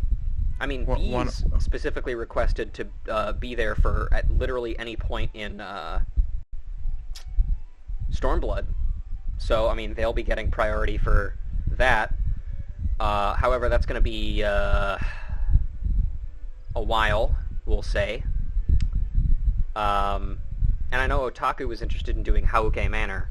And I'm almost positive that we'll have rotated through every single person on my list before we get to that point. I mean, it's... You know, if I sit here and fuck around for a while, it'll happen. Their generosity is more than welcome, of course, but the sheer quantity of the things makes gathering them all something of a chore, and it's not as if I don't have enough to do already. In short, I'd be most grateful for any help you could give me.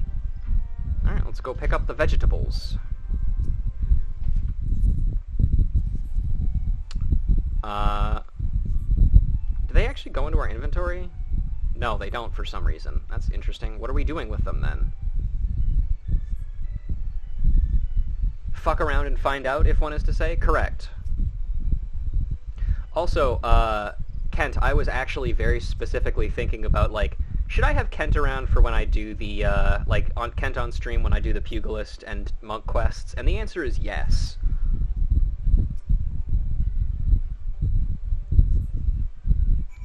We can also talk to this well-informed adventurer here. Oh. Do you love MGP? Then you best get yourself over to the Gold Saucer and make the most of the 50% bonus rewards on offer during the season's limited time event. Did I mention it's only for a limited time?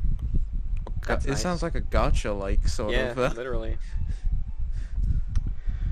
Well done, friend. Miketo herself would sing your praise. She knew well the power of art, how it could strengthen the soul of a nation and preserve its history for future generations. This amphitheater was her greatest gift to Gridania, and it was her wish that all folk use it freely, not only for performances and festivals, but as a place to share memories and make new ones. I wonder if the Sylphs come here to do just that. That said, I do wish they would find other ways to express their gratitude. We have no need of vegetables here, but mayhap the Carline Canopy can make use of them. Anyway, thanks be to the elementals for bringing you here today. Cool. And we can talk to Artor, this idiot who didn't bring his fucking tools with him.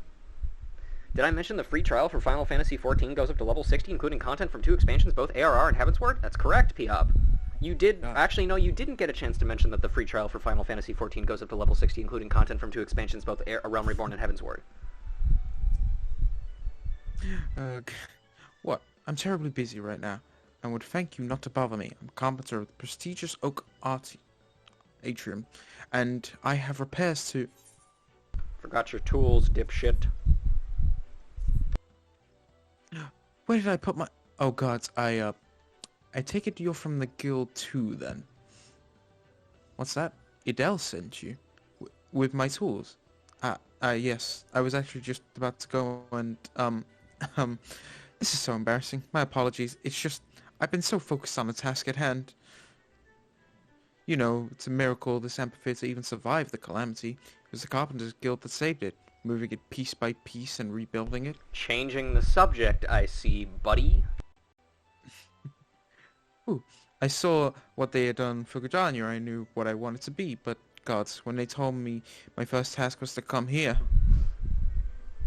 Anyway, thank you for bringing me my tools. You're new to the Oak Atrium too, right? Well, let's both work hard for the good of the guild, eh? Oh, and may the elementals watch over you and keep you safe. Yeah, no problem, man. Anything else to say? So 5 years ago, this amphitheater stood in the northern part of the city. Then the calamity struck and all but leveled the poor place. Thankfully, the Carpenters Guild collected up the pieces, carried them over here and rebuilt it just as it was before. I cannot go a single day without looking it over. So afraid am I that some chip or stain has marred its perfection. Speaking of perfection, check out this guy. Look at his bow tie. The essence of perfection. The essence of gentleman. I thought that was another gentleman. Well, there could be multiple essences of gentlemeans. Dewey Messand has a need of an adventurer to deliver a message. You there, adventurer, could you deliver a message for me? My superior, Millicent, is stationed outside the Atelier Fenny. She's doubtless busy, but I'm past due to be relieved. Long past due, truth be told. However, I can't simply abandon my post. Speak to her for me, would you? But choose your words wisely. She has a bit of a temper. I really want to voice any of the Loporits I can, but that's like 3 years away. Yeah, that's a ways away, I would say. I feel like it's gonna take you about as long as, like, the entire cycle of an expansion was. You know, it might even take me longer than that, all things considered. Anyway, here's Simpkin. Traveling troubadour and master minstrel at your service. I shall be stopping here in Gridania for a time and keeping my senses open to new inspiration. Sounds good, buddy. You do that. The Seedseer say we must accept them. I say banish each and every outsider. Hey, fuck you, lady. Damn. Frick you, lady. Let's see. He's white and a simp? Get him! True. Hard at work, I see. What's this fucker doing? Scoop with both hands, then look left, up, right, down. Or is it up, down, left, right, right? I wish you would let me take notes. No, don't worry, kid. You'll get the Konami code down eventually. You also forgot the BA start. What the fuck? Did you just see that? He just teleported out of his balancing pose. Oh, wait, this is made of maple. It's unmistakable. Master Beaton would tell you the grain of it almost flows like syrup. Someday I'll be a timber master like him. He wants me to go back to Mistress Edith's class, doesn't he? He always tells us that if you can true a piece of wood, there's no excuse for not truing yourself. Alright, I'm going. I love that all of the kids are just like, yeah, we know we're getting bribed. Whatever.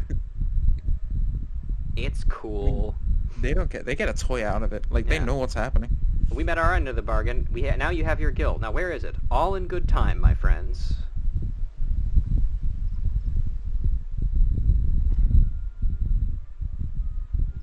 Let's see. Anybody over here? You have anything to say, madam? Ain't a lady allowed a moment's rest? My apologies, ma'am. I'm very sorry. Celestois. Damn those stubborn leatherworkers. I spent a fortune on this marmot pelt, but they refused to use it in my order. God's sake, the blasted creature's already dead. Surely it'd be the greater crime not to make it into a pair of boots. Madam? What's all this about? Dumasand says he needs his break. The nerve of that sniveling little shite, crying for a relief at a time, like this. Has he already forgotten how sure-handed we are since that business with the XIV the other day? And sending a bloody unknown venturer to do his bleating, no less. That self-serving sod thinks only for his own woes, rubbing his soul's souls while welcoming all manner of gill-grabbing venturers into our holy wood. Useless bloody fool. Makes me blood boil, it does. Ah, but it's not you I should be giving a piece of me mind to. You seem a decent enough sort, considering. Still, understand that it's our duty to keep an eye on every stranger that passes through these parts. Any road, I appreciate you lending an ear to my subordinate. Damn fool that he is. Go on, then, and stay out of trouble. That's correct, Piop. Boots with the fur. Was the whole club looking at her? Apple-bottom jeans, Gecko. Boots with the fur. I could fit my whole family in that. Yeah, you probably could. The guild's reputation for peerless craftsmanship is acknowledged even in Ul'dah. Hence do the products of the Fenyi fineries command such high prices. And no right-thinking person has so much an ounce of taste would deny that they are worth every gill. Why, I often visit Gridania just to look upon the exquisite quality of their work.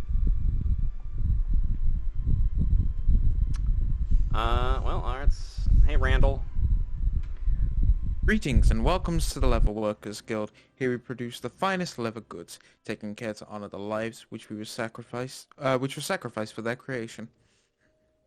Our leather armor is worn by the archers and lancers of this great nation, and favored by all who prefer that their protection does not come at a cost of to mobility. If you wish to place an order, I bid you visit Fenyi fineries. If, on the other hand, you have a mind to join our guild, I should be happy to assist you. Might you be interested in becoming a leather worker? No, because I need to see the dialogue. A pity, but better than a grudging yes. Guildmaster Jiva expects nothing less than complete dedication. Should you ever wish to learn our craft, come and speak to me again. It would be my pleasure to furnish you the necessary information. Sure thing. I have changed my mind. Nothing would make me happier than to welcome a new initiate into our ranks. However, it is essential that you first understand the burden that every leather worker must bear.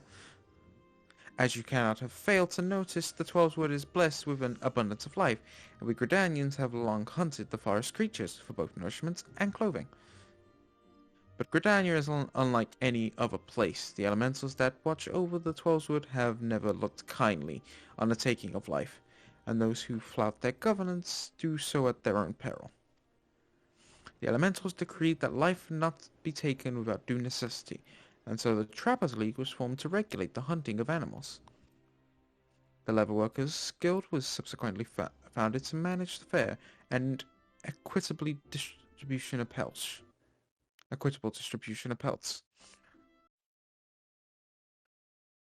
It seemed kind of weird. Nowadays, adventurers are a major supplier of pelts, and leather goods have become widespread, but in times past they were rare and precious. The Leatherers Guild has not forgotten those times. We treat leather with no less respect than the living creatures whence it comes, and craft goods of the highest quality. In so doing, we honor the lives lost and minimize the need for further killing, an oft-forgotten benefit of our products, surpassing durability. Our guild is also the sole producer of the famous Fenil brand of leather goods, the pride of Gridania. These products represent the ultimate expression of our core tenets and the transcendent technique which shaped them. Know, though, that a guild member does not automatically make you a Fenil artisan. You must earn the right to become one. For most of the leatherworkers here, having the fruit of their labors bear the Fenil brand is yet a distant dream. That is the life which awaits you, should you choose to walk our path. Success will not be handed to you, but I guarantee that you will have the opportunity to seize it. So if you wish to make a name for yourself and craft goods which are the envy of all, you have come to the right place. Speak to me once more if you wish to learn more about the enrollment process. Cool. This girl's name is Kuma. Please be informed that Atelier Fenny is not accepting orders for bristletail boots at present. The hunting of bristletail marmots has been prohibited due to incessant poaching. As a result, we've been forced to cease production until further notice. La la la la la. LaFell. Dun-dun-dun. Must be careful not to... Ouch!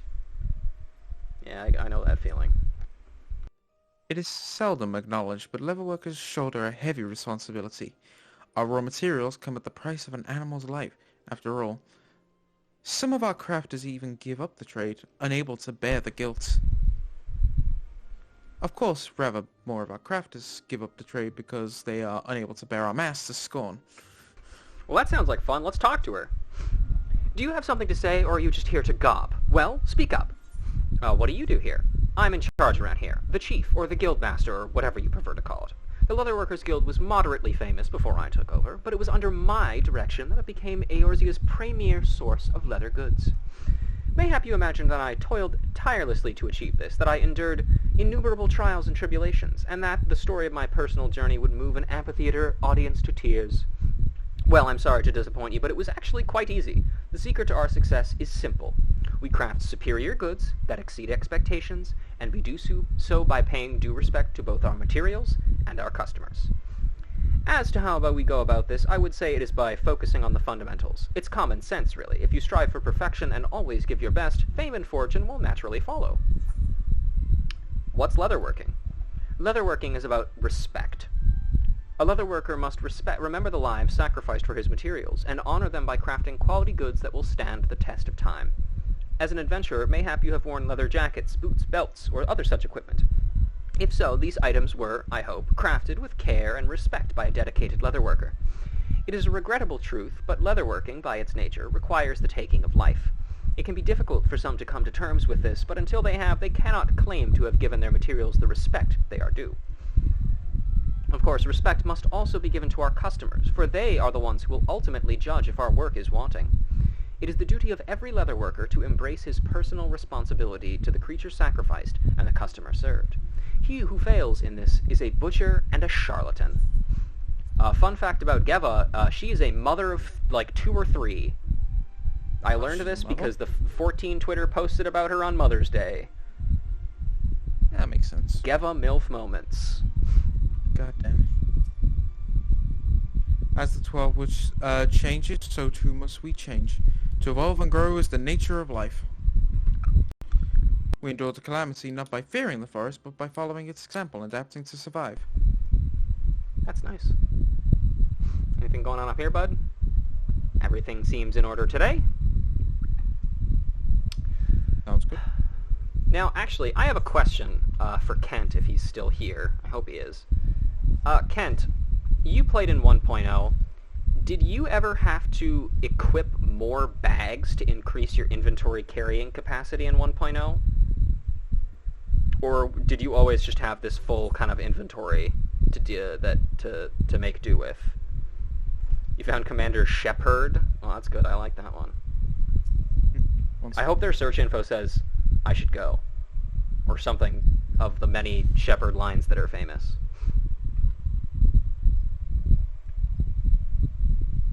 Let's see. You people say things for, yeah, just the normal. Just the script stuff. Yep. Gridania's markets are divided into 2 main rows of stalls named Ebony and Rosewood. Medicine and sundry goods can be had at the former, while arms and armor are found at the latter. No search info, sadly? Damn.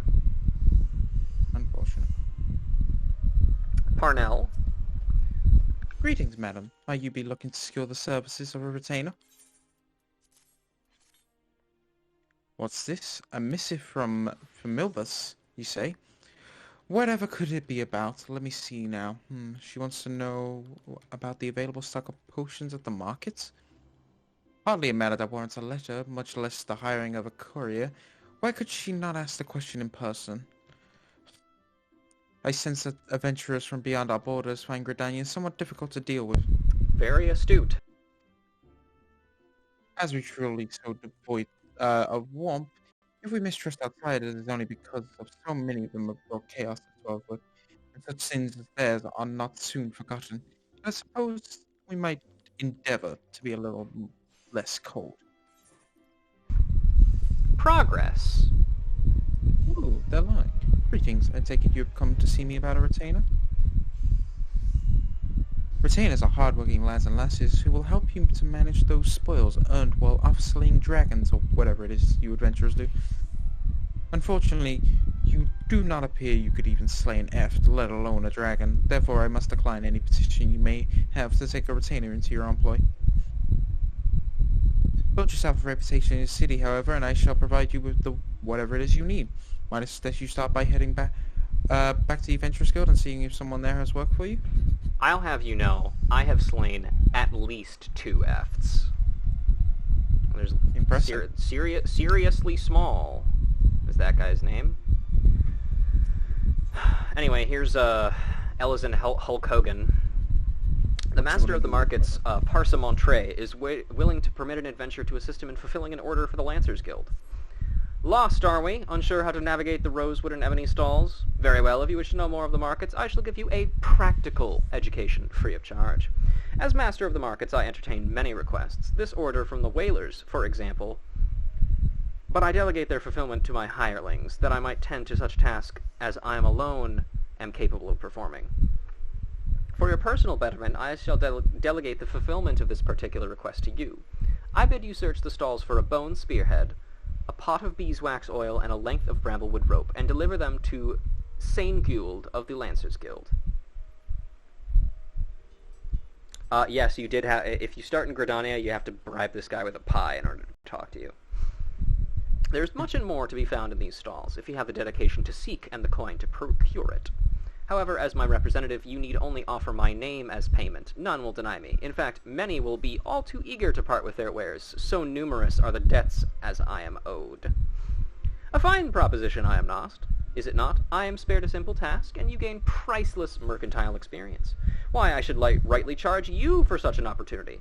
But worry not, I am a man of my word, and the terms will stand. Deliver the goods to Sane Gould, and she may even see fit to reward you. Feast your eyes upon the ebony and rosewood stalls, the two most bustling branches of Gridania's marketplace. Ah, my soul soars to hear the sound of clinking coins and haggling peddlers once more.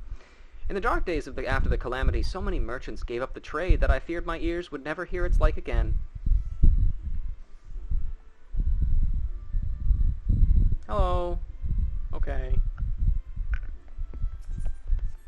Let's see, I don't think there's any distinct small talk. Merchants have a lot to say. Oh. Here we go. The calamity forced many local merchants out of business. It was only when the Ordans appeared that the markets began to regain a semblance of their former life. Profits are high, but so is tension between locals and outsiders. While it can't be denied that Ordans have helped us greatly, their presence gives rise to new problems.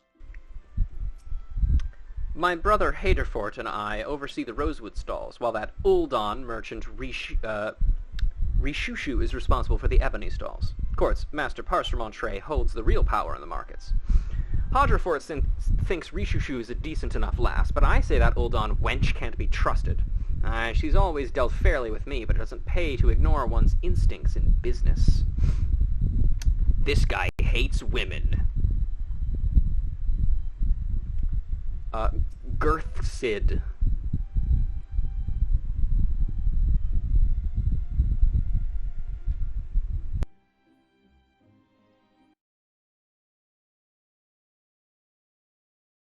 Sorry, I was just focusing on this. No, Sorry, go lass, we ain't open yet. Oh, one of Passamantre's, well, what was it you said you wanted? A bone spearhead? Ah, here she is. Take it and tell that bastard we're square. Well, that's a good sign. A bone spearhead, the bone of some large mammal whittled down to a sharp point. Love to help you, lass, but we ain't nowhere near ready. Ah, well. How much you could do that? Yeah. Welcome, welcome. At the behest of good Master Parsemontre, you say. To what do we owe the pleasure of your company today, milady? May I take this opportunity to say that it is an honor and privilege to serve you. Ah, but you must have had your beeswax oil without delay. Yes, yes, feel free to take as much as you require.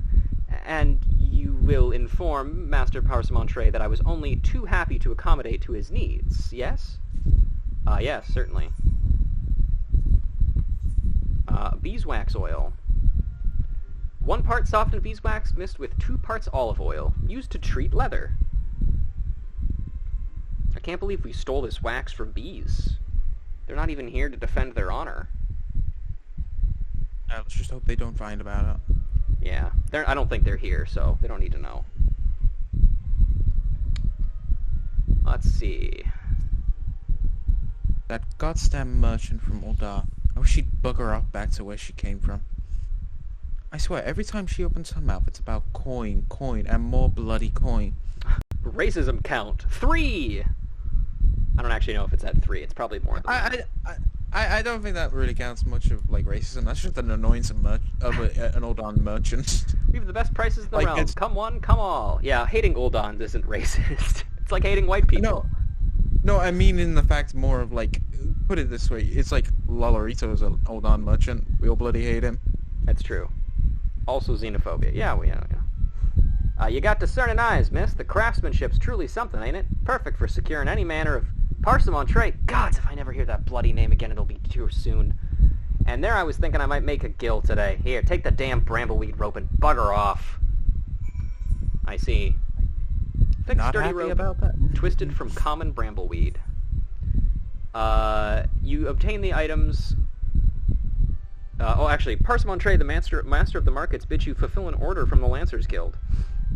Though he claims the task is a practical education in mercantilism, you have certain doubts regarding his motivations. Even so, you have little choice but to search the ebony and rosewood stalls for the requested items. You obtain the requested items, gaining a much clearer impression of your self-styled mentor in the process. All that remains is for you to deliver the goods to Sane Gold at the Lancers Guild. Anything else? Oh, you sell dye. That's nice. We can't use that yet. Hey, shoo!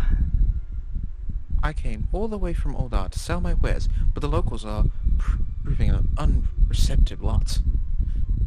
Why, it's as if they're averse to novelty, to change and progress. I'm going to need a new approach if I'm going to make any coin here. Or perhaps an old one. Well, good luck with that. Let's see. Alright, I think that's everything this way. Let's head up towards the Lancers Guild then. And then, we cannot go to Ul'dah because we still have stuff to do here. We're never making it out of here. We're stuck here forever now. Ramon's sitting at, like, the table, just like, Where is wasn't I she? supposed to get someone? Like, to meet me? Down this path and across the lake lies the East Shroud. You'll need to take the ferry if you have business in the Honey Yard or Nine Ives. Ivies. I always read it as Ives, but it's Ivies, isn't it? I think it's because, like, cause some, like, pronunciation of things here, it always seems like it leads that way. Mm-hmm. Well, we don't need to do that. The oldest way to win a market battle is to kill, which I would not put above that gremlin. Hey man, you having I wouldn't fun put there? that above any Ul'dah merchant. No. I wouldn't put that above any of the people in Gridania either. They would kill you if you gave them the option to. They would just be like, hey, I'm gonna do some things that'll upset the elementals, and they're like, oh, thank God, finally a reason, and then they just shoot you in the head. I feel like it's more of a thing, like, they'd be, like, it's like a defense, they'd be like, the elementals told me to do it. Yeah. Speaking of racism, oh, hang on, actually, we have a... Hey, we've gotten all the Aetherites in this place. Cool. You can freely teleport. Poggers. Speaking of racism... Apologies, Miller, it won't happen again. You'd best believe it won't. Damnable Duskwhites. Now that's racism. I feel like there should be a point where, like, there should be, like, a racism counter, like, somewhere, like, just within, like... I'll make one for just for when we're in Gridania. Oh my. Half a bell of rest, then it's back to the barracks. But I just sat down. What business have you with me, adventurer? Hmm? You come upon the bidding of Master Possamontre. So soon? I'm impressed.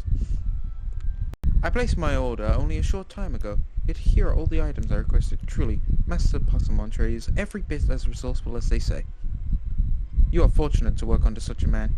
You would do well to mold yourself in his image, if you have any aspirations as a merchant. I don't know, he doesn't seem that well liked. Yeah, but I mean, he gets his job done. On your feet, we're not through yet, but my legs, they're like jelly. Boys, actually, no, I'll do this one first, because this one's going to be long.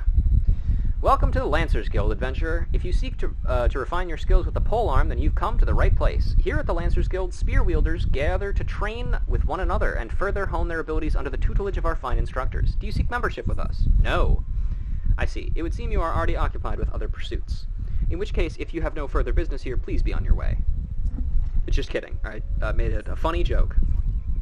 Very well, I shall provide you with an insight into the history of our guild. More than just an instrument of war, the spear is also a tool for hunting, and with game ever plentiful in the Twelveswood, the weapon has been a mainstay of the locals here since before the founding of Gridania. With the passing of time, our nation became a gathering place for spearmasters across the realm, many eager to test their mettle against the famed might of our wood whalers. And it was here in Gridania that the myriad fighting styles came into contact, eventually giving rise to the art taught here today. That spear technique could be formalized at all owed much to the founding of the Lancers Guild by wood whaler Captain Mistale, nigh on a century past. The tradition of accepting students from without as well as within Gridania's borders persists to this day, ensuring that the art of the polearm may not only survive, but also continue to evolve. Well, there you have it. I hope this brief history of the guild has helped settle any doubts in your mind. The Lancers Guild is always eager to welcome new initiates. If you will to enlist, speak with me again and we can begin the enrollment procedures. Boislant of the Lancers Guild wants a fledgling adventurer to deal with a squirrel problem. Ah, a fresh-faced adventurer, the very manner of person I had wished to meet. The Lancers Guild is looking for someone to track down and exterminate half a dozen squirrels. The infernal pests have been squeezing in under our floorboards every eye up for the past several moons, every eve, and gnawing away at the support pillars. They have yet to inflict any serious structural damage, thank the builder, but I hesitate to bring such a trifling matter before the wood whalers or the gods quiver, hence my delight at your timely arrival. Why, an adventurer who could not dispatch such a woodland nuisance is not worthy of the name. Not here in Gridania, at any rate. And you know what becomes of incapable adventurers. But perhaps it is best you do not. The squirrels of which I spoke can be found in the central shroud. Return to me once you have disposed of them. Assuming that this task is not beyond you, for your sake. I sincerely hope it is not. I think I can do it. I think I can kill a squirrel or two. Yuane. Well met, adventurer. Is there something you require? What do you do here? I am Yuane, the master of the Lancers Guild. My charge is to oversee the training of those who seek to master the polearm. I served as a wood whaler until circumstances forced me to hang up my spear. It was then I took up my post here, upon the recommendation of my former captain. That was shortly after the calamity. I must confess that I was none too pleased to leave the front lines at first, but with time I came to appreciate my new role, and now I would not exchange it for any other. To see young Lancers fulfilling their potential is a fine thing indeed, and to know that you have helped them is finer still. Among the martial disciplines, ours is the most offensively minded. We wager all on a single thrust, that we might pierce the enemy line and open a path to victory. A Lancer flinches not before his enemies, nor does he know the meaning of fear. Yet there is a fine line between courage and folly. If you wish to become a Lancer, you must discern one from the other. Incapable adventurers get spirited away by Moogles. Shh, we can't tell people that. I'll be right back. Okay. What is the Lancer's art? There exist myriad farting styles. Farting styles. Yes, that's correct. Farting styles. Each of which has its own unique qualities. None, however, can claim to be as offensively minded as ours. Our approach is ever one of attack, no matter who or what we face. An experienced Lancer is able to wield a polearm as if it were an extension of his body. He transforms into a raging storm before his foes, delivering a barrage of devastating thrusts and slashes. In order to facilitate such a relentless offensive, we Lancers favor armor of a leather and chainmail, such things as provide adequate protection without sacrificing mobility. The measure of a Lancer's worth is truly quite simple: how swiftly and decisively he can pierce the enemy's defenses. Very straightforward, I am sure you will agree. For this reason, our art provides the truest reflection of an individual's abilities, be it for good or ill. Neat. Bend your knees, straighten your back. Die, foul Ixol! Hee-yah! Disobey me again and it will be another 1,000. Yes, sir. And then there's this poor fucking Lalafell.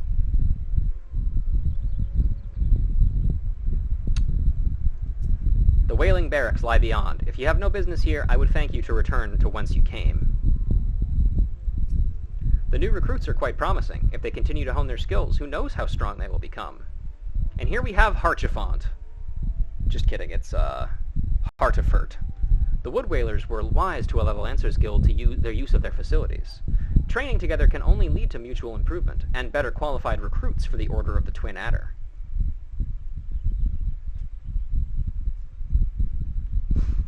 Alright, I think we have, just about fully explored all of Gridania. That wasn't too bad, it only took about, what, 2 hours? Yeah.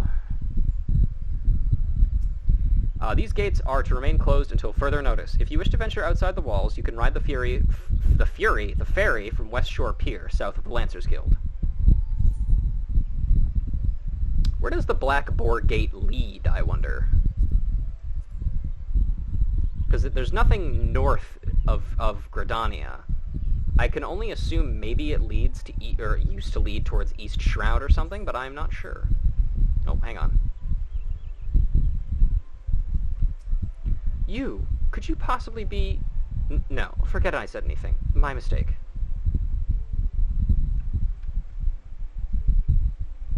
One of the most important things for good penetration is a hard and stiff head, as well as a strong yet flexible enough shaft. Correct, and don't forget the butt.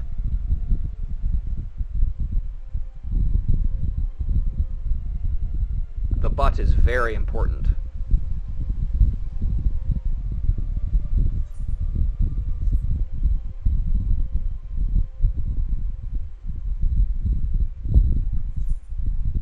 Always ready the butt. I know.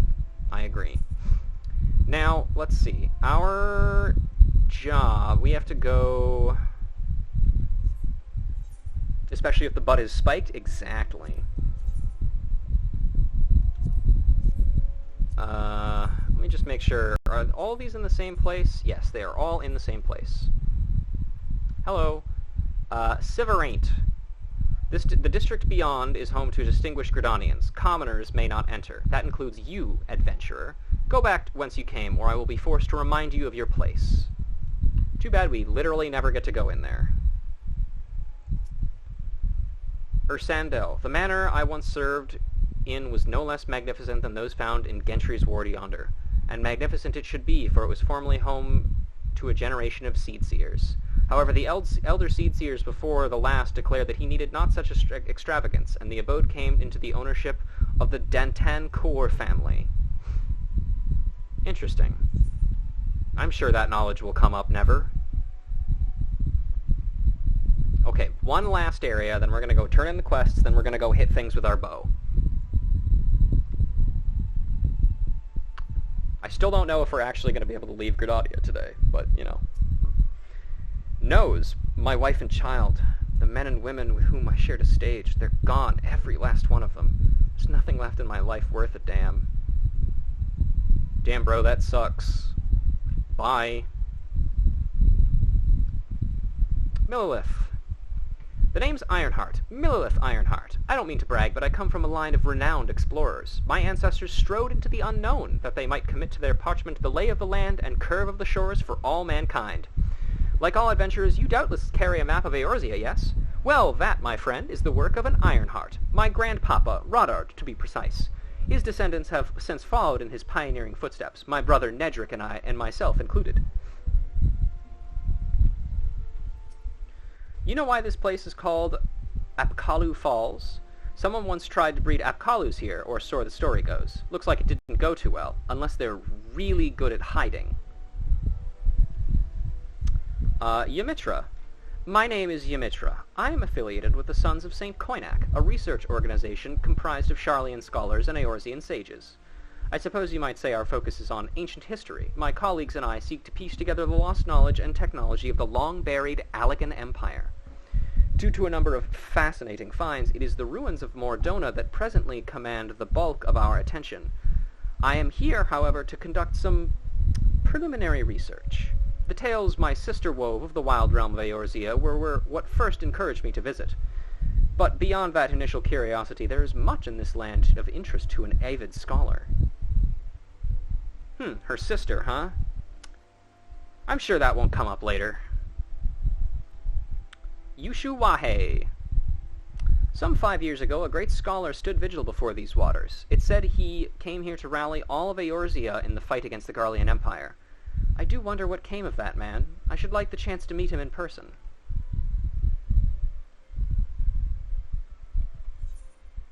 Well, oh, nope, one last guy here. Lost your way, have you? This path will take you to Miketo's Amphitheater and Leatherworkers Guild. And this path actually will as well, but just like a slightly different place. Johnny! Miketo's Amphitheater, so named for the legendary minstrel, once stood just behind this rubble. That all changed 5 years ago, when the Fire Nation attacked. When the Calamity laid it to waste. The amphitheater has since been rebuilt at the center of our city, thanks to the tireless efforts of the carpenters of the Oak Atrium. Oh, so the amphitheater used to be behind here. Neat.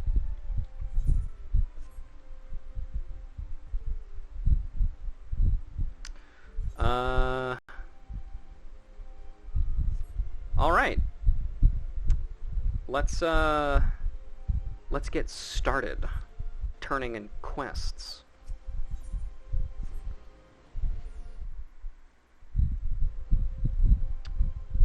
Waldo!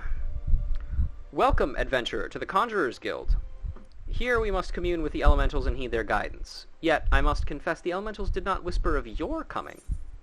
Well, I got this rose for you, buddy. We did indeed request an Azima rose from Ethired, but that you should bring it to us in his stead means that something wonderful has happened. Ethired has long held a grudge against the many adventurers who have passed through Gridania's gates. His beloved flowers are renowned for their beauty, you see, and were once so highly coveted by Uldan collectors that they were picked nigh to extinction by fortune-seeking foreigners. Yet, if it is peace we desire, we must all learn to look beyond mistrust born of the past and overcome our prejudices.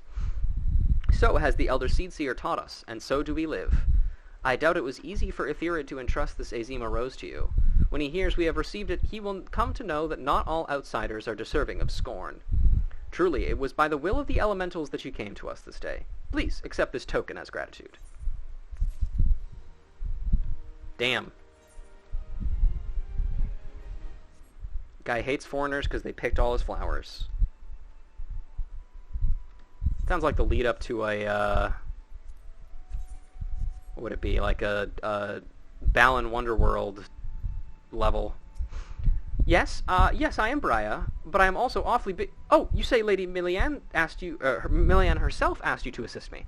In that case, I suppose you might lend a hand, especially as mine appear to be shaking, though only very slightly. Not that it's anything to worry about, mere nervous energy. I would be exceedingly grateful if you would take this Azima Rose Oil and refill the censers. There are 2 that require attention.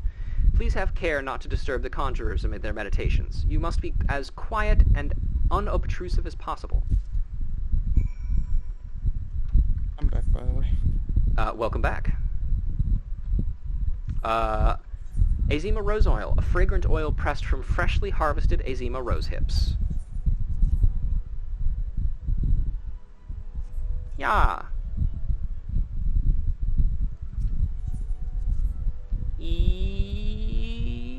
Yeah.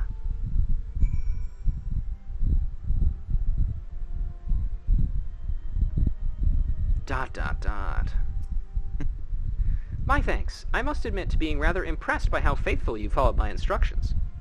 I had always considered adventurers to be an uncouth and rowdy lot, but I see you are capable of courtesy as well. I have, in fact, been described as just plain couth. Lady Melian has a fine eye for character. You should feel honored that she chose you for this task. Neat. Okay, now we're actually finally done here. Now we can, you know, go out and shoot things. You can go shooting. Wahoo! Wahey! Wahey!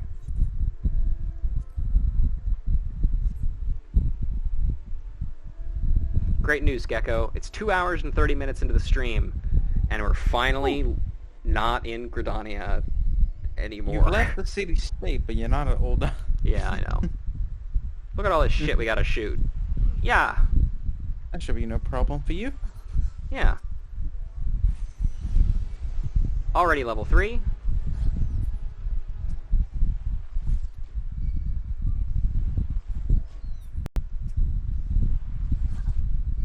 I actually started doing the Hildebrand quest line while starting this as well. Like Oh yeah, that'll be a fun one.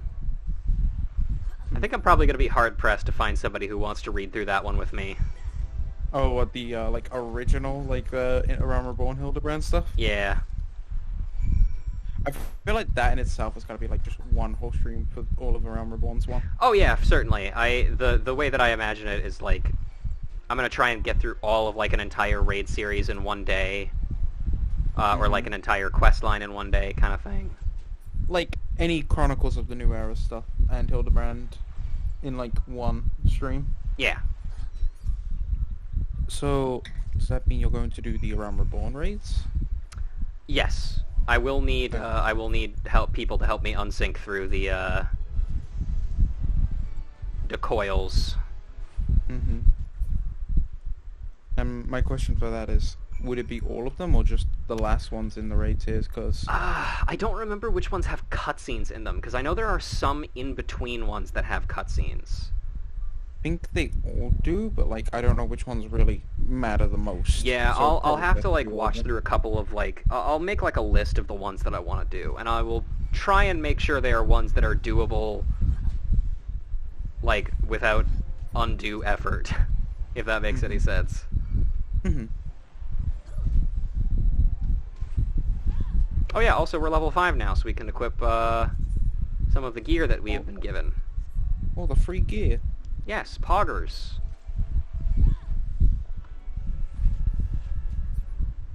Is that all our Fungars? Yes, but we do need to kill one more for our hunting log. Excellent.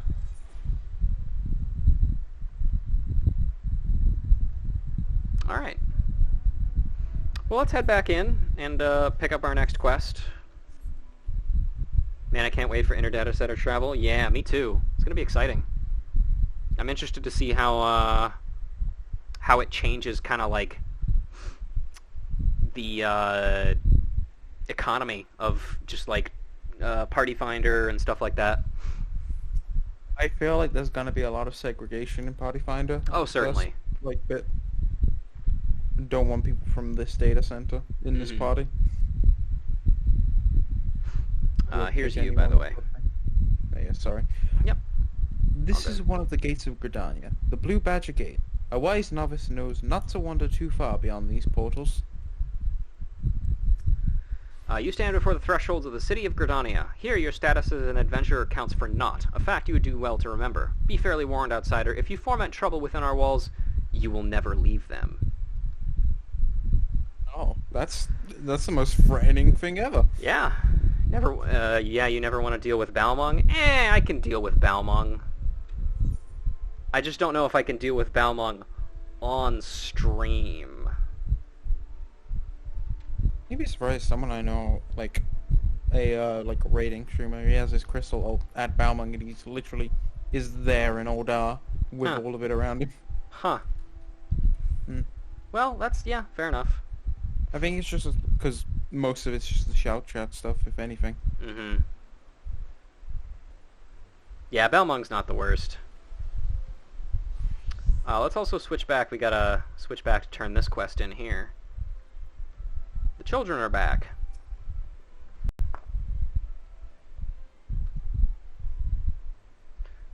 Yeah, you can do this one. I didn't. Sorry. Well, I don't know what sorcery you work, but the younglings are back, and I do believe we've reached an accommodation. 'Twould seem I was stricter than I imagined, and loosening up a bit has made a great difference. This dance is for the Feast of the Harvest, to give thanks to Nafaka and the elementals. There must be no aggression in this dance, lest the matron be angered. It's very, very important. I do realize I haven't made the best first impressions. Having you fetch my students for me to make it up to you, will you let me show you the dance? Think of it as a kind of peace offering.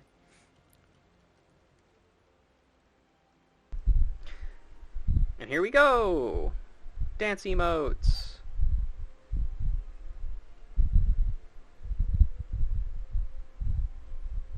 That is a pretty complicated thing for kids to learn very quickly, you know?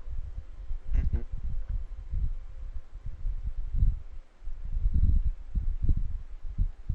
Now it's your turn. Alright, now play Dance Dance Revolution in order to learn. Just kidding. We're not in Stormblood yet. Yeah. There are minigames like that, but not yet. Oh, there he is. He's having a good time.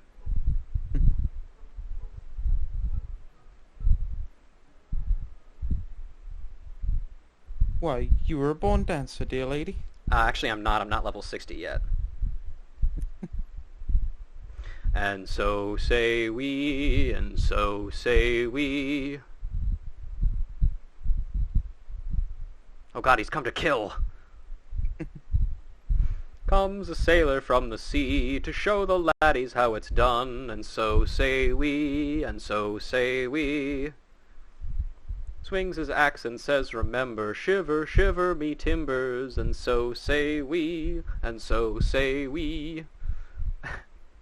Oh gods, no, Master B, what have you done? You brought a weapon to the sacred dance. The matron forgive us. We are surely doomed. Ah! Run for your lives. Master Beaten, you scared her off. We were having fun. Timber, Master B, wasn't that a sailor song? How do you know it? Never mind how I know. More to the point, what could have troubled Mrs. Yedrith so? You did. She said you're supposed to be peaceful or the elementals will be upset. And you know how uptight she gets. Well, actually, she said the matron would be upset, but, I mean, points for trying, kid. The course of all relationships never does run smooth, child. You will all discover this in time. Oh, also, Kent, I don't know if you were here when I asked my question previously, but I had asked if you knew in 1.0, do you know if you had like a full inventory, or did you ever have to craft like additional bags in order to increase your inventory space? Because I know that's a thing that happens in plenty of other MMOs, but not in this game. Not right now, at least. But I'm curious to know if that was different. More inventory space just sounds like a hassle of game development. Yeah. Inventory size was static? Okay, interesting. The only reason I ask is because in the Leatherworkers Guild there's just like a ton of bags available there, which obviously the bags are there for decoration and to show, hey, we make bags here. But, you know, I'm just curious. Yeah! Welcome back, Ruja. It would seem you have successfully completed the trial. You have proven yourself worthy of a place within these halls. It is with pleasure that I name you an Archer of the Guild. As fellows of the Path, let us together strive for greater mastery of our art. Now, though you may be a member of the Archers Guild, know that your seniors will not coddle you with personal attention. It is up to you to seek out the experiences you need to grow as an archer. By way of a first step, I encourage you to practice proper techniques. Loose arrow after arrow, paying close attention to form, until the movement becomes second nature. When drawing your bowstring has become natural to you as drawing breath, and the world seems clearer when viewed down the shaft of an arrow, return to me. Go well, my young apprentice. Hey, I'm back! It's me. Guildmaster Lucien wishes to instruct you on the fundamentals of archery. Good day to you, Ruja. I felt that it was about time you returned. It's been about 20 seconds, after all. Have you grown more accustomed to the bow? Before we go any further, I wish to ensure that you have grasped the fundamentals of archery. Tell me, Ruja, do you truly understand what it means to see clearly? To see clearly is not merely to look. It is to observe with intent. Fail to do this, and no amount of talent with a bow will avail you. An archer must remain vigilant for any trace of his target, overlooking not the smallest detail lest it prove crucial to the realization of his purpose. He must, in short, see clearly. The coming task will test your powers of observation. A number of targets have been hidden throughout the city. I would have you seek out and destroy them. Each will fall easily to your heavy shot technique. When you have completed the task, return to me and we will continue. Okie dokie. We've also learned Venomous Bite and Leg Graze. Hee hee, archery butt.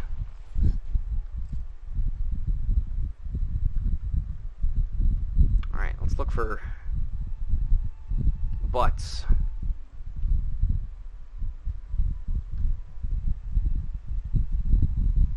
A random Bionicle fact. Very well, one moment. Doop-a-doop-a-doo. Let me go down the list. Let's see. No, I did that one. Ah, yes. So, over the course of the Bionicle novels, there's a period of time in which, in between books, where the character Takanuva jumps into an interdimensional portal with the intent of traveling to the location known as Cardanui, which is where the rest of the books take place. He jumps into that portal at the end of one book and then reappears in Cardanui at the beginning of the next book. However, in between that time, Takanuva travels through 3 alternate dimensions that are detailed in blog posts written by the lead writer of Bionicle. These include a mirror universe where like all the Toa are evil and they have like an evil empire. There's like a world made entirely out of silver or something, and then there's like a bad end universe where the spirit Matanui had died before one of the characters was able to revive him in the previous arc. resulting in a whole lot of suffering and stuff. And then eventually he just figured out how to get there on his own, and all of those adventures are summed up in the books as, boy, that was a tough journey to get through. Well, I'm here now.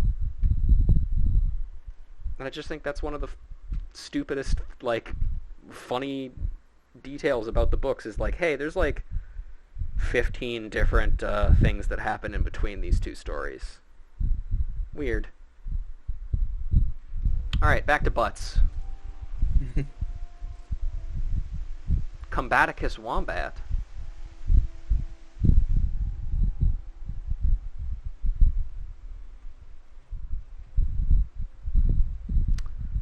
Butt.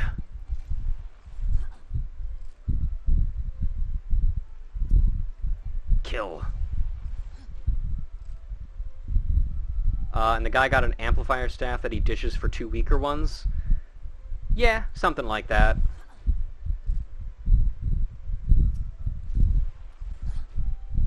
We did it. There are in fact more than 6 targets around that area, so you can kind of go a couple of different places. They really give you like a lot of actual like things to shoot there. Mm-hmm.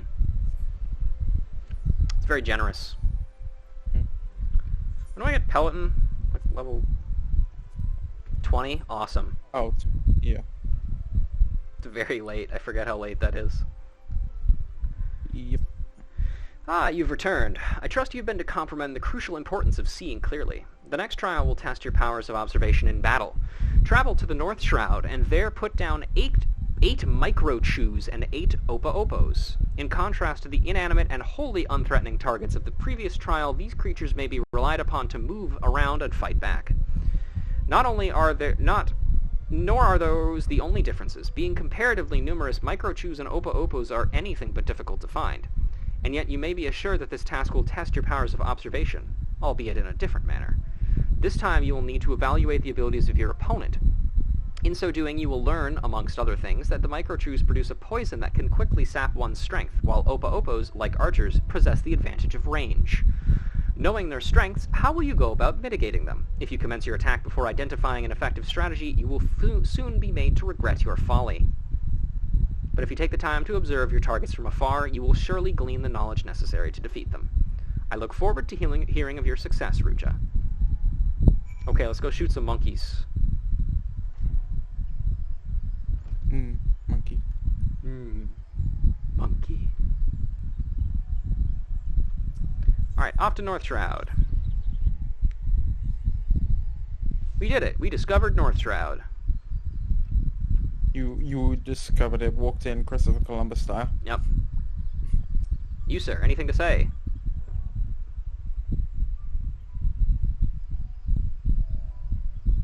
That would be you.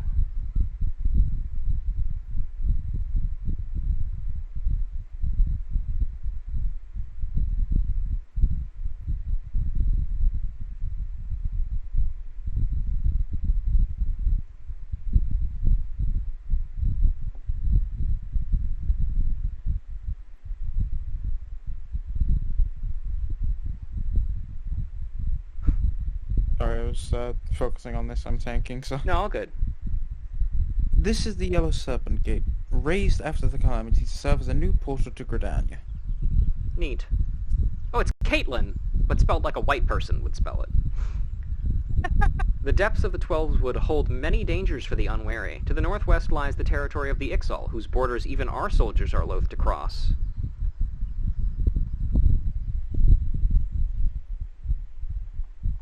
How exciting.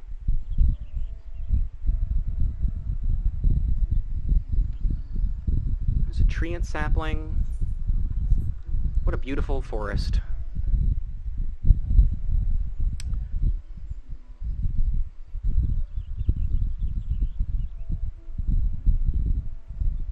Spoke to the NPC with the exact spelling of my given name. I see. I have accidentally learned another of my friend's real names. Oops. How many friends have you accidentally found the names? A couple. Packs of blood. Yeah, sorry, go ahead. what you said that. Packs of bloodthirsty Ixal have been spotted not far from the city walls, and in the vicinity of several of the camps besides. You may think yourself a match for them. You may even be right, but I would advise you to exercise caution at the same time. You scream every time you see her, so seeing her here is like, I might as well. Yeah. There's nobody in this game who has my real name, though. Your name is in this game, I think, exactly once, thanks to Graha naming a certain group. Oh, well, I just accidentally learned another person's name. I don't think any, like, character in this game has my name. Yeah, like, given name. Anyway. I think I know your given name as well. I remember we talked about it a long time ago, but you are Gecko to me. Palmont, a guard at Etat's Spire, seeks a diligent adventurer to scrub clean a pair of begrimed road signs. Come to lend a hand, have you? Well then, you're welcome to a task from my seemingly never-ending list. I'll need you to head west along the road and scrub down 2 of the malmstones. I swear by Nofika, those signs accumulate dirt and grime with almost unnatural haste. Speak with, Kijwana at the Tree Speak Sables once you've seen to them. She'll be glad to hear the malmstones are clean, for the next 3 bells at least. We wood whalers of the 7th Spear are charged with maintaining the security of the eastern reaches of North Shroud, as well as Hurstmeal and its environs. It is also our responsibility to ensure that the roads are passable and free of bandits. Oh, and I almost forgot my most important duty, keeping a steady fire burning under our cookpot. Fun story, every time I encounter someone with my name, we fight to the death Highlander style, as there can be only one. And that's why all those kids keep messaging you on Xbox Live trying to get you to play Minecraft with them, because you keep killing all of their friends and taking their powers. Me, on the other hand, I am literally friends with at least 4 or 5 people that all have my name. I gotta quickly ask now, because, like, this is just kind of the thing. With, like, people's, like, given name when growing up, like, when you meet someone who had, like, the same name, what was, like, the kind of reaction for that? Because my name was, like, very rarely heard of, and I found, like, one person, like, with my given name. It's just like, ah. Yeah, that was about how I reacted, too. And, like, I was a kid at that point, obviously, when I first met most of these people, so I was just like, you have the same name as me? Is that allowed? Yeah, it's just like, I remember, like, when I found that person, it's just like, yo, why the fuck? But Why the fuck are all these squirrels and ladybugs coming after this century? We gotta read her dialogue quick. Oh, no.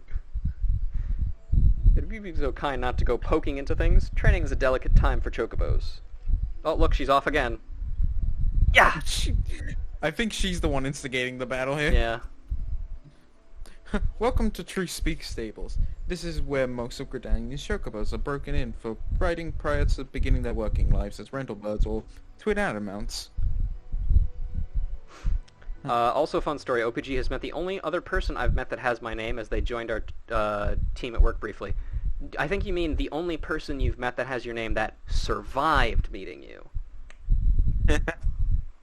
Speaking of names, I've been thinking, and I might be thinking of wanting to be called something different by friends as my funny trans name. Well, please don't hesitate to let us know, and we will refer to you as you so desire as soon as you want to.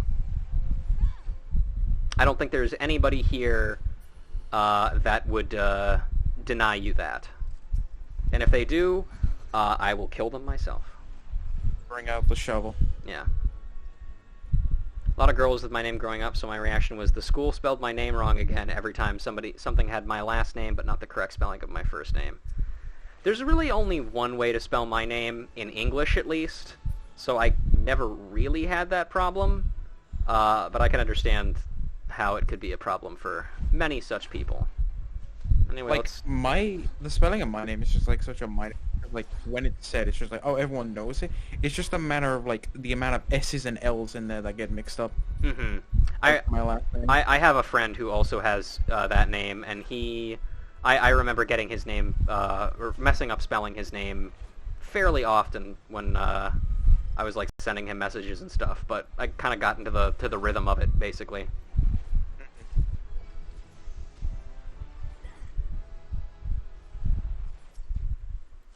There sure And are I a lot also of have, like, monkeys. I also have like a friend who has the Irish spelling for the name of Ethan. Ooh, fun. Yep. I have nicknames I go by in case there's a guy with my name. Yeah, that'll do. Same, my name is very short and easy to spell, but people somehow almost always get the pronunciation wrong. Never, ever underestimate people's ability to pronounce things incorrectly. That's what I've learned. Oh, especially if it's like a very like foreign thing, like it's like because my favorite like sort of like funny like videos are those where it's just like someone pretending to be like a very old like white woman. It's just like I'll have an enchilada, An with enchilada? the tortillas. Yeah, like stuff like that. A I always find those jalapeno? hilarious. Because I don't think I've ever actually met someone who's done that. The path west of here is no place for fledgling explorers. Vicious does not even begin to describe the monsters that dwell across this bridge. Oh dear, I've kindled your curiosity, haven't I? Well, don't come running to me when some abomination bites you clean in half. Well, I can't, because I will have been bitten in half. Idiot. You can always crawl, provided you don't bleed out. That's true. Is there a shithead here? It's pronounced shitheed. Damn it, Nico, you revealed my real name. Oh, that reminds me of the Key and Peele skit. Oh, yeah, Aaron and all that. Is that them? Jay Quillen. Yes, of course. Yeah. I've met people named Aaron who hate that skit with a living passion, or with a burning passion, because it has made their life a living hell. I imagine it's just because like when one person like sees it's just like, oh, I know an Aaron. Let's do this. Yep. Alright, this is you again when you have time. Yeah. What's that? You've been cleaning stones? Why, thank you. With all the chores that need to be doing around here, I was afraid that they would be left to get even filthier. It's not that they're an eyesore, by the way. In that state, the creatures around here are wont to lay their legs on them. Legs X. Put their feet up.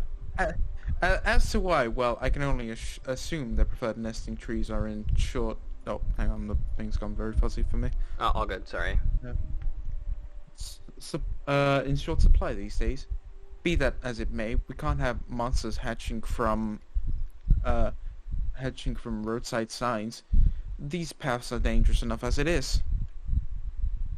Perhaps a sprinkling of sting brew would keep the beasts away. That sounds like our next quest. Wonder why that would be.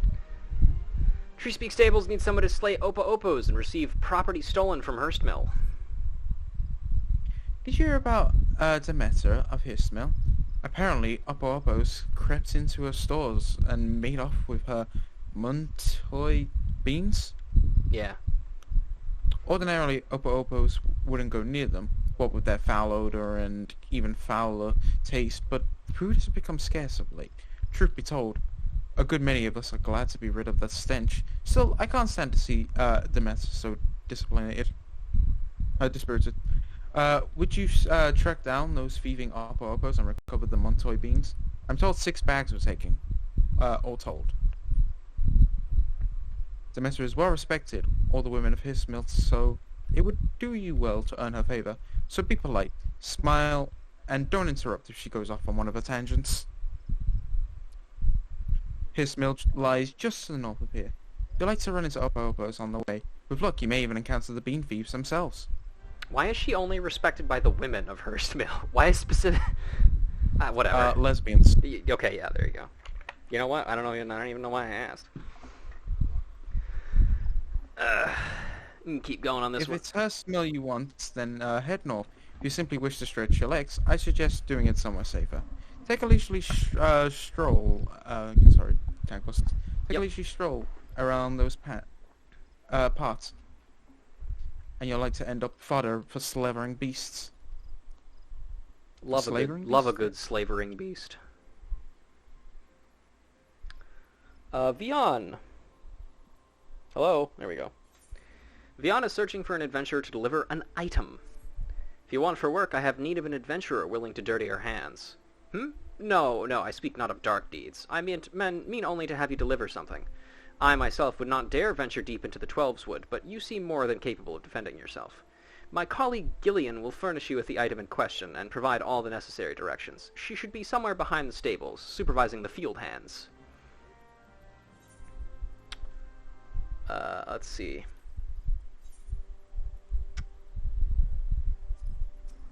Our main task here at Treespeak Stables is to train the chocobos, but we also grow greens for the birds and make our own fertilizer. Well, I say we make it. The chocobos do the actual making.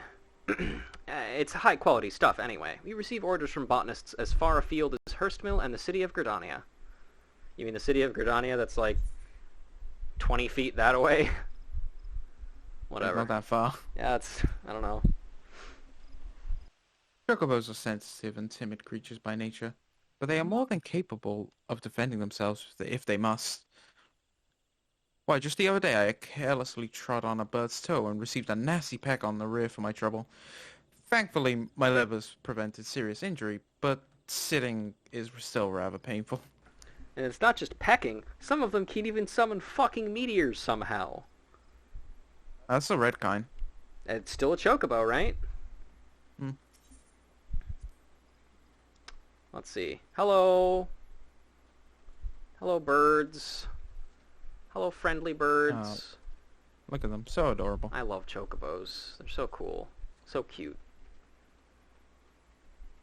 So very yellow. Quack, quack. You can rest now.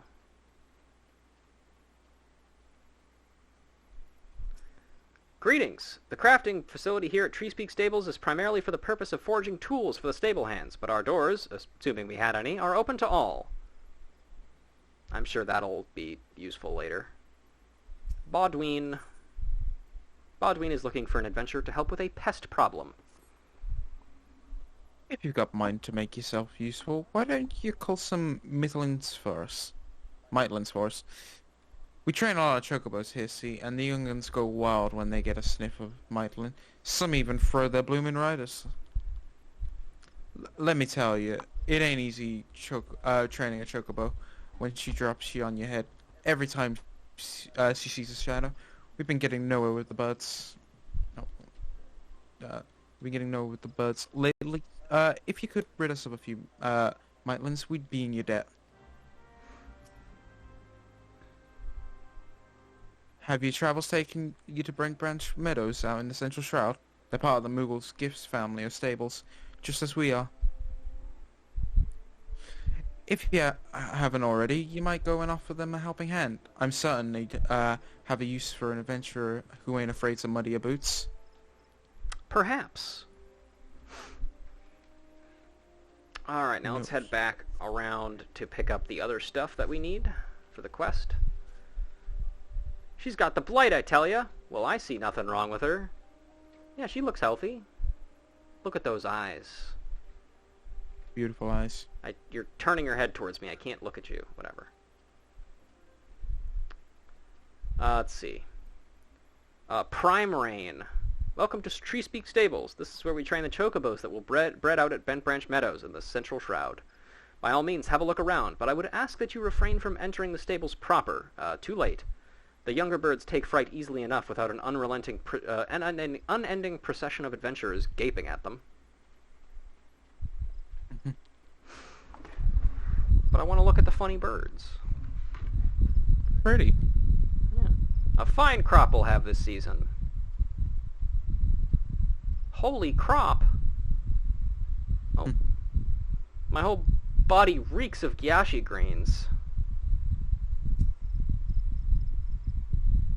Well, I'll be if you haven't actually found someone willing to lend a hand. Grab one of them burlap sacks over yonder, atop the crate, aye? Tain't the most convenient location, to be sure, but where else can we store that stinking shite? Nowhere's a visiting customer might catch a whiff, that's for sure. Deliver it to Nolanel, down at the Blessed Bud. That's west of here, in case you were wondering. Seems our conjurer friend takes his gardening pretty blooming seriously. We grow Giselle greens right here at the stables. If you want to raise healthy chocobos, it helps to have a quality feed on hand. Makes sense. Yeah, gotta feed them, make them change their color and stuff. I should do that with my chocobo. Make them green. Mm-hmm. Scarlet oil, a viscous yet odorless secretion taken from the underbelly of a common ladybug. Burlap sack. This old flaxen bag contains something soft and warm. Ominous. I wonder Perhaps what it's that could a dead body. be. I don't think so. Yeah, probably not. Anyway, let's kill some fucking bugs.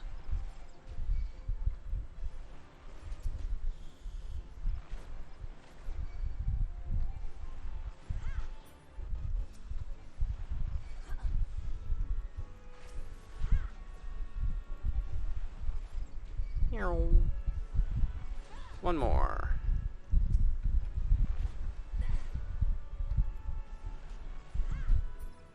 There we go. Nolanel, that odor. Is that what I think it is? Praise be to the elementals. I cannot thank you enough for your kindness. This bounty of chocobo manure shall nourish the plants and ensure their continued growth. Please relay my sincerest thanks to Vion upon your return to Treespeak Stables. And a word of advice, wash your hands quickly, lest the cloying stench of feces linger. Also, Breaking Bud. Troublemaking Opa-Opos have expanded their territory slightly too close to the Blessed Bud. Bloody their noses a bit to ensure they keep their distance. Chocobo manure elemental? We can only hope not. Oh god. It'd be the worst elemental to Shit be. elemental. Yeah, you fight one of those, it conquers Bad Fur Day. Close your eyes and open your ears to the world around you. Though you may not hear the voices of the elementals, I dare say you can sense their joy in the sounds of this place. As a hearer, it has been my duty and my great pleasure to watch these plants emerge from the destruction wrought by the calamity and thrive. Neat.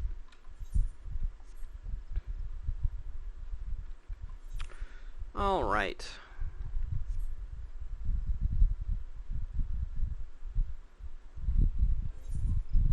Let's see. What else have we got to do? So what we're probably going to do is we're probably going to clear out Peace Garden, Treespeak, Hurstmill over here, and then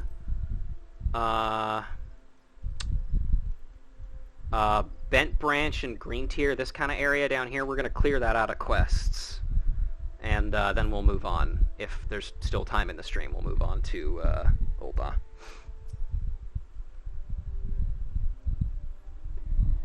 Alright. Welcome back, yeah, go ahead. friend. I gather from the smell that the task is complete. Oh my. Did I neglect to inform you of the sack's contents? I cannot apologize enough. That would certainly explain why you agreed to help when countless others turned their noses up at the idea, so to speak. Well, what's done is done. Please accept this for your troubles, along with my thanks.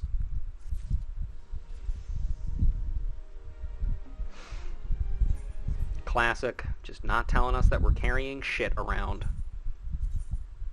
I think it's so we would take it. Yeah. Thank you for the help. We can finally get back to training the young birds. Chocobos are skittish by nature, see, and training them takes a deal of patience.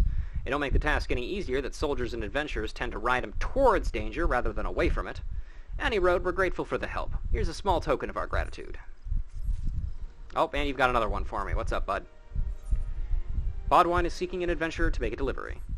We haven't forgotten how you helped us out with them mitlings 20 seconds ago. Speaking of which, if you got the bit of time to spare, could I trouble you to gather some aphids? You can find them living in the tangled undergrowth near Blessed Bud, but don't be surprised if your presence attracts a starving ladybug or two. They're rather fond of the wee vilekin, you see. When you've gathered the aphids, deliver them to Captain Guthrit over at Etat Spire, and tell him Treespeak Stables sends its regards.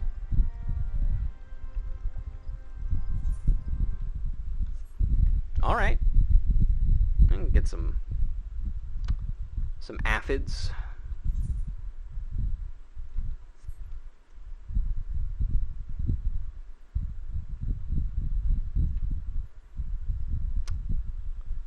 Alright.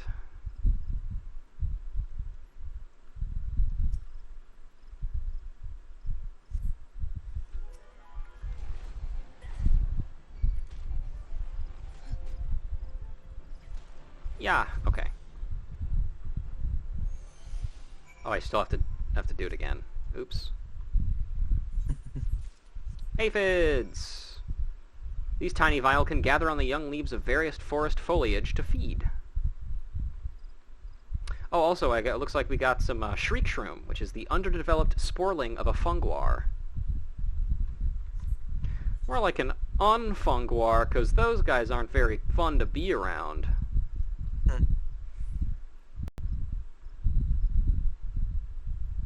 Oh, she's still fucking at it. She's still killing them. Lady. I mean, hey, if she wants to keep killing them, like, you might as well just leave her be. Yeah, I know. It's just like, Did the elementals know that she's doing that? Maybe she's the reason why the elementals are always fucking upset. Just like we've had too many of these squirrels die, and they're not stopping. Your What's turn. that? You have something for me? Yeah, I got some bugs. Ah, aphids from Bodewine. This is indeed a blessing. What use we have for aphids, you ask? Why, their oil, of course.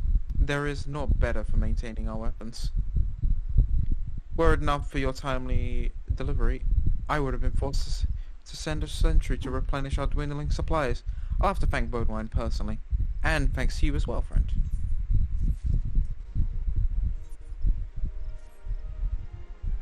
Ruja, just the person your efforts on behalf... just the person. Your efforts on behalf of Tree Speak Stables mark you out as a genuine talent. If you have confidence in your battlecraft, mayhap you would agree to help in our fight against the Ixal. According to reports, Ixali scouts have been sighted by the river, due west of here, though that area is uninhabited. It borders Tree Spark Stables, Blessed Bud. We mean to drive them off before they can threaten our people. If several of their scouting parties were to summarily dispatched, it might give their leaders cause to doubt the wisdom of their plan. Slay 2 Ixali Dull Talons, 2 Ixali Lostwings, and 2 Ixali Slowbeaks. Show them the price they must pay for setting foot in our territory. Alright, time for our first interaction with the Ixal. You're doing a job for the military. Hooray! I think there was a lore blurb in 1.0 that the Wood Whalers wear masks to protect themselves from the elementals and their green wrath. That wouldn't surprise me. I assume there's probably some kind of ceremonial reason why the Whalers wear the masks. Nobody cared who they were until they put on the masks, after all.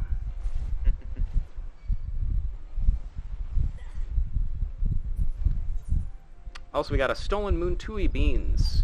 A hempen bag filled halfway with ripe Muntui beans. It sure is.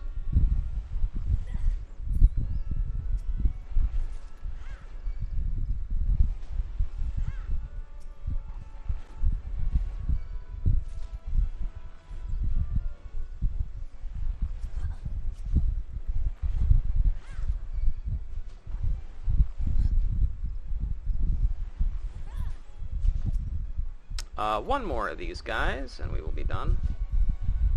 Too much green wrath without purification, they gotta piss off into the wood to become wildlings. That sounds ominous. Anyway, here we have the Ixal. I guess you could... I mean, they're vaguely bird-like.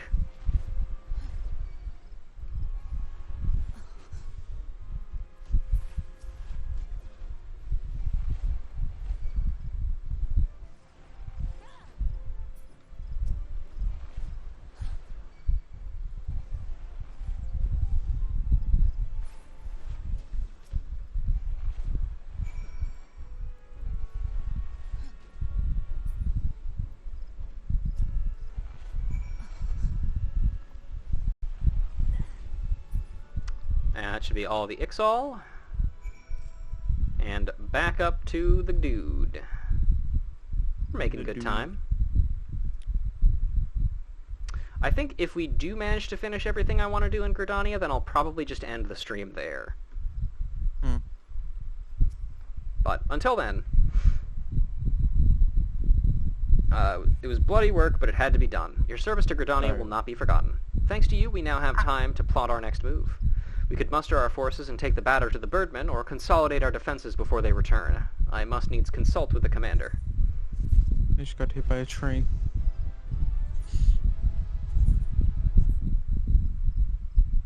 Yeah.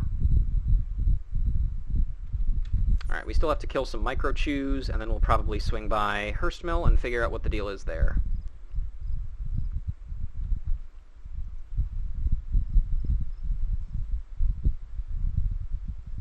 Holy shit, it's Cassie Lang of the Young Avengers.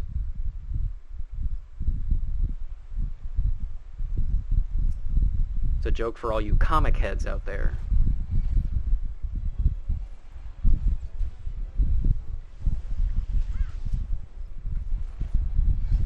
Oh no, I've been poissoned.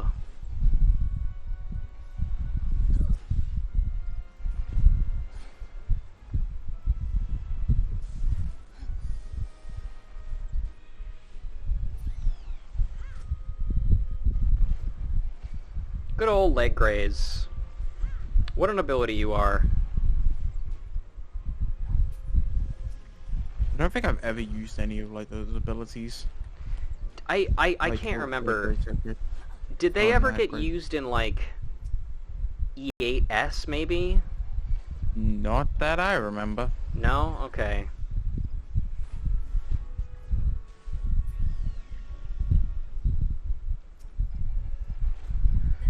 I really feel like, because the funny thing about those is they seem like PvP abilities to me, you know? Oh, they completely should be just PvP. Kurupira, an especially savage microchew, is on the loose and must be reduced to mulch, lest it be allowed to roam the forest freely, feeding on cuddly woodland creatures and Lalafellan children. Why specifically Lalafellan children? Why can't it just feed on everybody's children? Probably just because they're just small enough. Yeah, fair. I mean, most children are pretty small. You could probably shove a whole child into your mouth if you wanted to. Hmm. Don't take that out of context.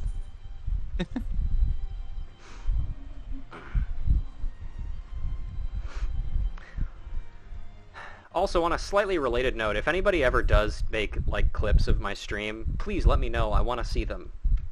Because I only just recently saw that people had clipped a couple of things in some previous streams of mine, and it's always funny to see what parts people enjoyed. And when my out-of-context statements actually do get taken out of context, like I kind of intend them to. That's a neat-looking tree. It's the hedge tree. From the movie Over the Hedge. I remember that. I used to love that movie. That movie and Hoodwinked were the two movies that I, like, really, really loved as a kid.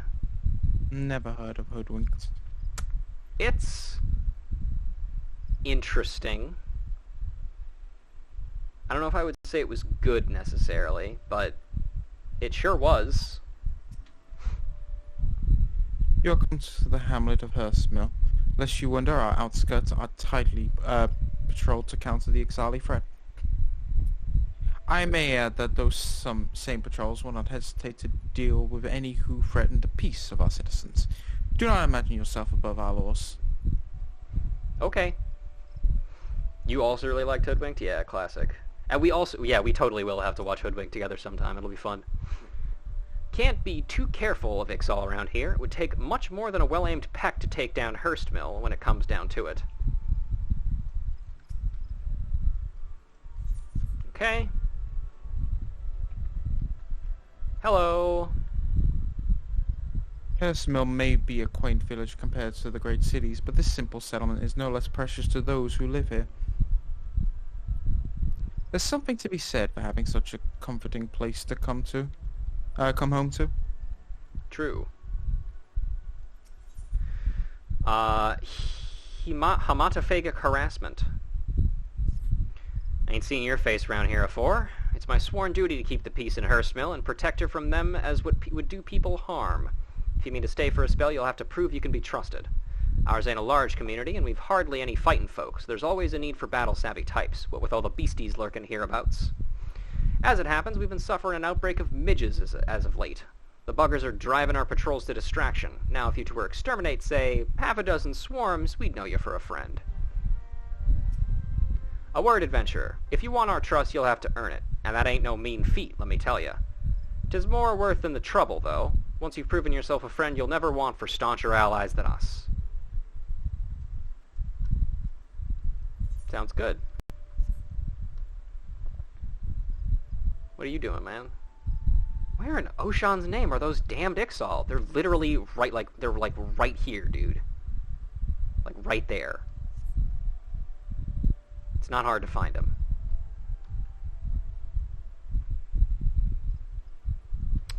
Let's see. What are you guys doing? Why has Gridania forsaken us? The beasts grow bolder by the day. You need not fear the exile here. Hismil lies under the protection of the elementals and the elder seat seer herself.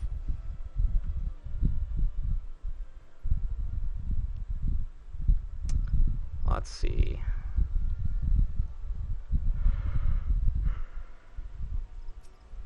Caught a spear in the thigh once during a tussle with the birdmen. Aches like the seven hell when the bad weather's on the way, but at least I know when to stay indoors.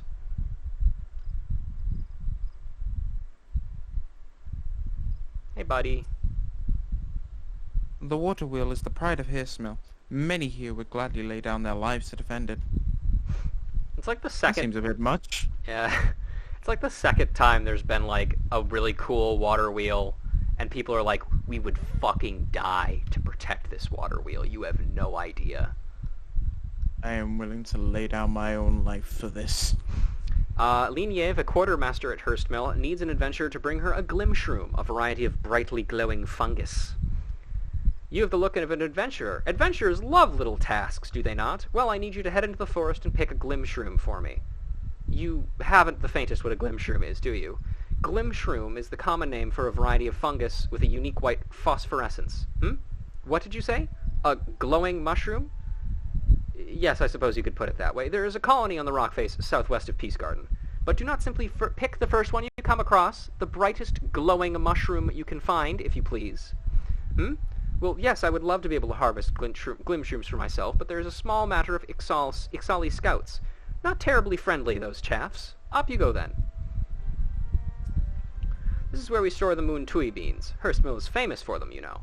We use every part of the bean, from the juice to the pulp tusk. It would be the perfect food, if not for the horrendous smell.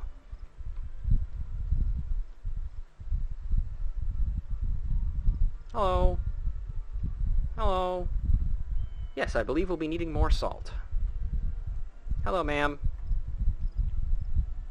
I suppose there's nothing to be done. What's that, young lady? You have something for me? Yeah, I got your shit back. Here you go. You're missing bags of Montoy beans. But how? You didn't track down those wretched Opo-Opos, did you? I had all but given up hope before you arrived, but with these beans, I can make enough Montoy tonic for everyone in Hillsmill. As long as I have enough micro-uchu leaflets to flavor it. There should be no complaints. Speaking of which, my son drank unflavored Montoy tonic the other day. One of his friends challenged him to do it, he said, and do you know what? He drained the whole cup in one great gulp without making such much as a fuss. Oh, he grows stronger and braver by the day, nay, the very hour. Either that or my secret recipe is rather more delicious than I imagined. Now that I think about it, a good many people have described the taste as unforgettable. That's nice.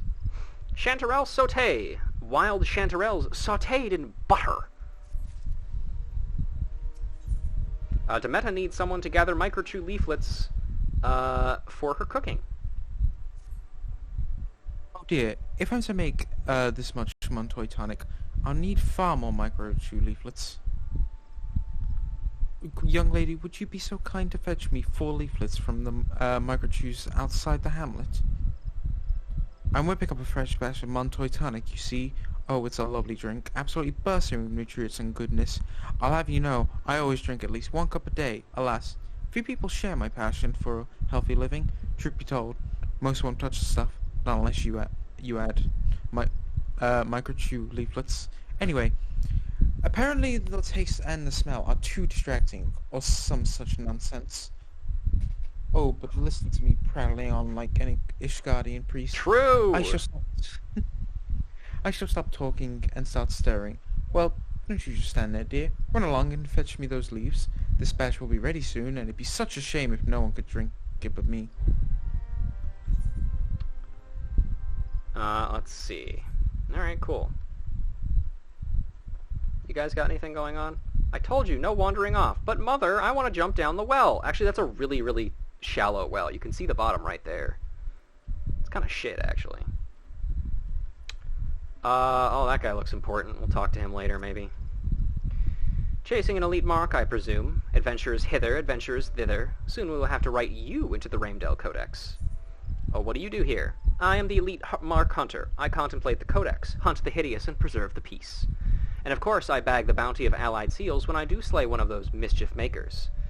If you've something to ask, don't tarry. The elite marks wait for no one. In fact, sometimes it will seem that an elite S-rank mark appears for no one. S would be the most feral of the elite marks. They are ranked by danger, you see. Tell me about, Fekda. A bear of unusual size for the distant heights of Abalathia's spine, Fekda's southward migration has not been a happy one for the Black Shroud. Its uncouth appetite has emptied whole areas of the forest of edibles and game, and no hunter has returned with evidence of a cull, or return at all. Fekda may be distinguished from its more peaceable cousins by the constant slick of blood upon its claws. Gurtab. Gurtab, the mightiest among mites that ravage the North Shroud. Painstaking field observations have revealed that the Gurtab prefers its prey fresh and keeps a living larder of 2- and 4-legged meals artfully held fast in a web. Thousand Cast Theta. Botanists call Thousand Cast Theta as well-grown a specimen as Ochu as ever has been recorded in the North Shroud. Excuse me. But the foolishness of botanists is a fact well known and oft deplored. Most species of this carnivorous family of bindweed use scent to lure their insect prey, Theta. However, a plant is notably lacking in patience. Theta, however, is notably lacking in patience and has evolved tentacle-like vines to pluck fish from the water and grows outsized on its rich meals. Along with the fisherfolk of the Shroud, Thousand Cast Theta is the main predator of venomous stingrays. Theta's other favored prey is, coincidentally, the fisherfolk of the Shroud. Hunters suspect a connection, but the foolishness of the hunters is a fact well known. Apparently everybody's just a fucking idiot. Hi, Bertie. Keep an eye out on your travels for odd feathers on the ground. Chances are the Ixal are not far away. The birdmen often adorn themselves with feathered decorations, you see. Seems the wretched creatures are trying to emulate the wings with which their ancestors were born. Interesting. Caesaria! I once witnessed the Ixal tearing my friends to pieces, and my only thought was to flee in terror. Perhaps an adventurer is hardened to such sights, but me? That sight will haunt me for the rest of my days. Damn, that sucks. Is there naught you can do to help? Though we may soothe the suffering of our people, there is little we can do to dispel their fears. When opposites collide, it is nature's way that the greater forces prevails. Lend us your strength, adventurer, that we might overcome our enemies. Okay, I can do that. Anyway.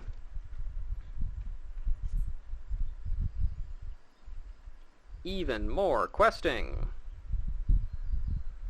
It appears we have, Opa Opos in search of Moontoi beans have begun raiding Hurstmill storehouses. Slay the beastkin and prevent any sacks of beans from being stolen. What are you guys doing? The beasts grow boiler by the day. Oh, actually, I forgot. That's interesting. This guy, this guy who was normally talking to them is actually hiding now because of this fate. That's interesting. Yeah. These guys don't seem to give a fuck, though. What's that? The village is in chaos, Well, whatever. Let's see. What's going on over here? Hello, sir. Gods, I've been dry as a bone for the past 6 spells. Mead. Just give me enough mead to wet me lips. Huh. Hello. Greetings, good madam. Are you here to collect your... Oh, sorry. Yeah. This is you. Greetings, good madam. Madam, are you here to collect your kettle? I became Master Geralt's apprentice in hopes of training under the realm's greatest weaponsmith. Instead, I'm helping him pay off his debt by mending kettles. It's probably just as well, though, seeing as he's hardly ever in a fit state to teach me. I find I make a far better progress during my time alone. Before he became a slave to drink and debt, Master Geralt produced some of the finest weapons and armor Eorzea has ever seen. Even today, his masterworks are prized by the wealthy, who pay good coin to have them in their personal collections. Alas, such individuals are often ignorant of the special care such superior articles require, and so rather sadly, most of the samples of Geralt's masterworks have aged poorly, and beyond normal methods of restoration. That is not to say it cannot be done, of course, only that the cost of doing so is beyond the reach of most who would put those weapons to good use. If you would be willing to bear that cost, I am confident that I can return Master Geralt's creations to their original condition. Should you come to possess one such article and desire it restored, please allow me to take on the task. I ask for no payment in return. The experience will be reward enough. Ah yes, the Ironworks gear. Master Geralt told me that I was to handle their augmentation. Truth be told, at first I was sorely disappointed. I thought that it would be no different to mending kettles, and I would learn nothing, as usual. Well, my fears were quickly put to rest when I had the occasion to tend my first piece. From the materials used to the techniques employed, everything about Ironworks gear was unlike anything I had ever seen before. And small wonder, seeing as they are born of Garlean ingenuity. Whatever people may say about the Empire, there is no denying that it stands at the forefront of innovation. Now, after all this praise I've lavished on the gear, you may wonder why they still require work in order to fulfill their potential. Well, the answer is that it's not easy to replicate Garlean techniques with materials found in Eorzea. Miss Jessie of the Ironworks has done an admirable job with limited resources, but there is still some room for improvement. The Allagans used to strengthen equipment with a substance called carbon coat and a material called carbon twine. Though not terribly difficult to come by, mind you, they are not without cost. If you would be willing to bear said cost, I am confident I could augment Ironworks gear for you. Well, all of that sounds very interesting, kid, but we are not going to be there anytime soon. I like to watch Geralt pound away, but he spends far more time draining a bottle than holding his hammer. He drinks so much he should have been born a cask of mead, Kupo. That guy's funny. I'm sure we'll deal with him later. Wife tells me I'm the best she's had. Funny, she tells me the same. Gah ha ha.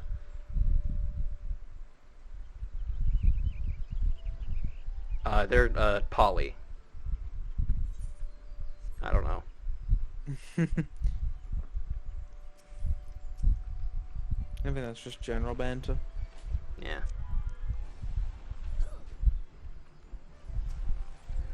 Alright, let's see.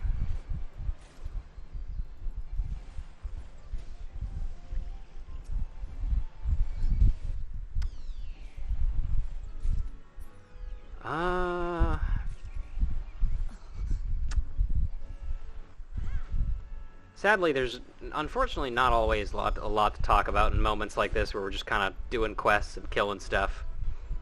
That's why I've been trying to do roulettes and roulettes and my hang on a minute. For some reason, a Twitch tab just decided to start speaking. Need any antidotes, by the way? No, I should be okay. I think I have a couple in my inventory already. But as I was saying, just why I've been doing roulettes and the new Hildebrand stuff.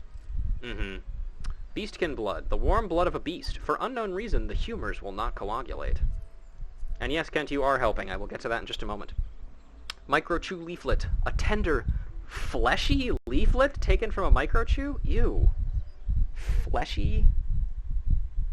I mean, it is their flesh. While it might be leaves, it's still their flesh. Describing it as fleshy is just weird. Yeah, no, because you kind of think of, like, fleshy as in human flesh.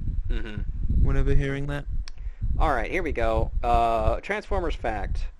There is a mental illness in the Transformers universe called Primus Apotheosis, where the people suffering from it believe themselves to be Optimus Prime, and unconsciously change their appearance and actions to match him, because he's so fucking cool. Also, everybody in the comics who's ever gotten it has died a horrible, horrible fucking death. Ooh.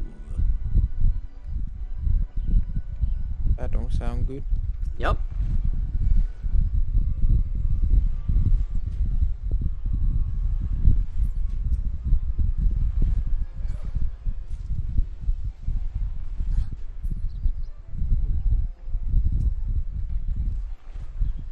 That sounds like an improvement up until the horrible death part. It varies depending upon the person in question. Because occasionally, in some cases, it can result in people like doing more heroic things, but also it can result in people going things like, no, I'm not going to do that. I'm destined for greater things, like helping saving an entire planet of orphans. I can't do that. I have to save myself for that, stuff like that. And it is still like a form of mental illness and escapism, so that's no good. Glintshroom, a variety of fungus found in Peace Garden that naturally emits a soft white glow. You're right, it's not very optimal. Or prime. Ah.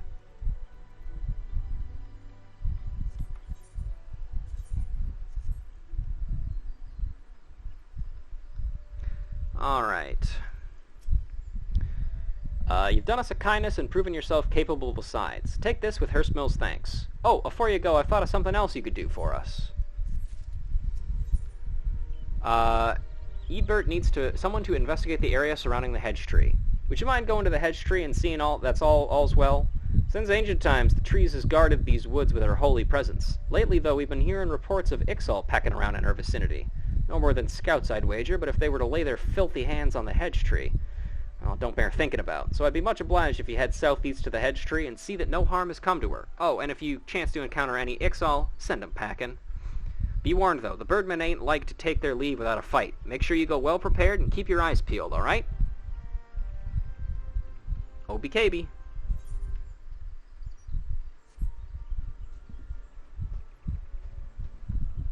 Hup. Alright, here comes your turn. Hi, you're back. Did you manage to find the microchew leaflets I asked for?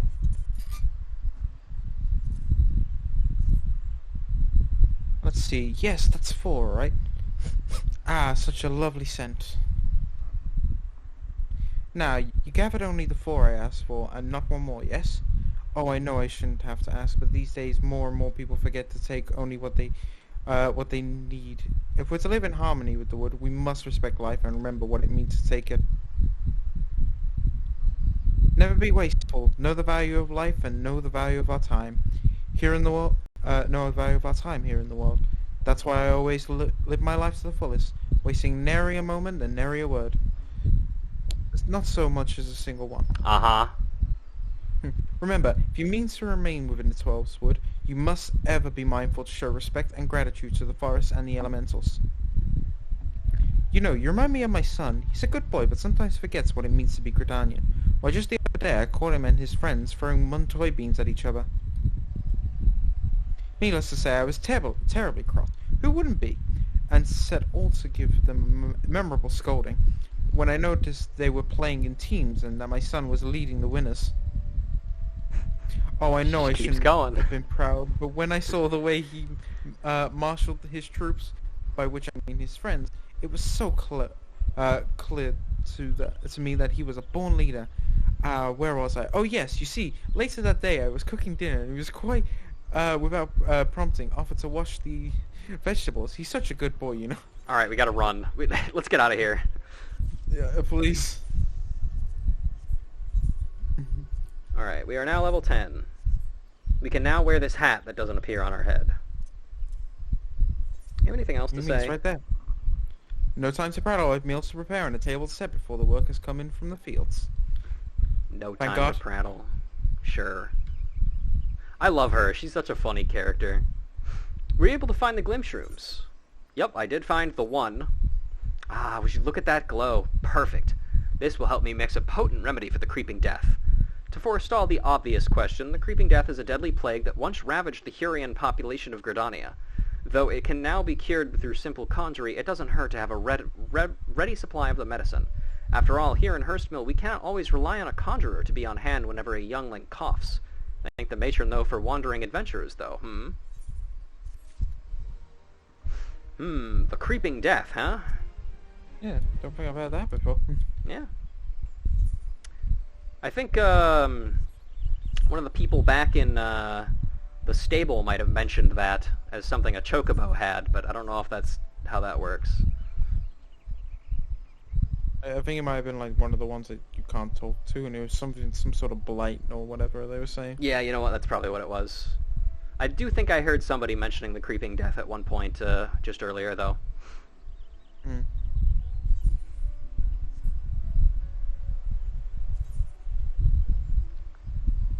I didn't realize like how much there is in terms of like lore of games that I don't know because I don't talk to side characters like that.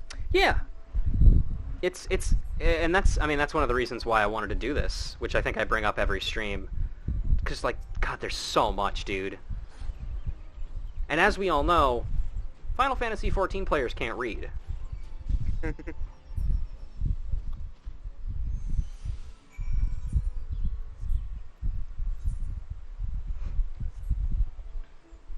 Or do math. Yeah, that's another thing.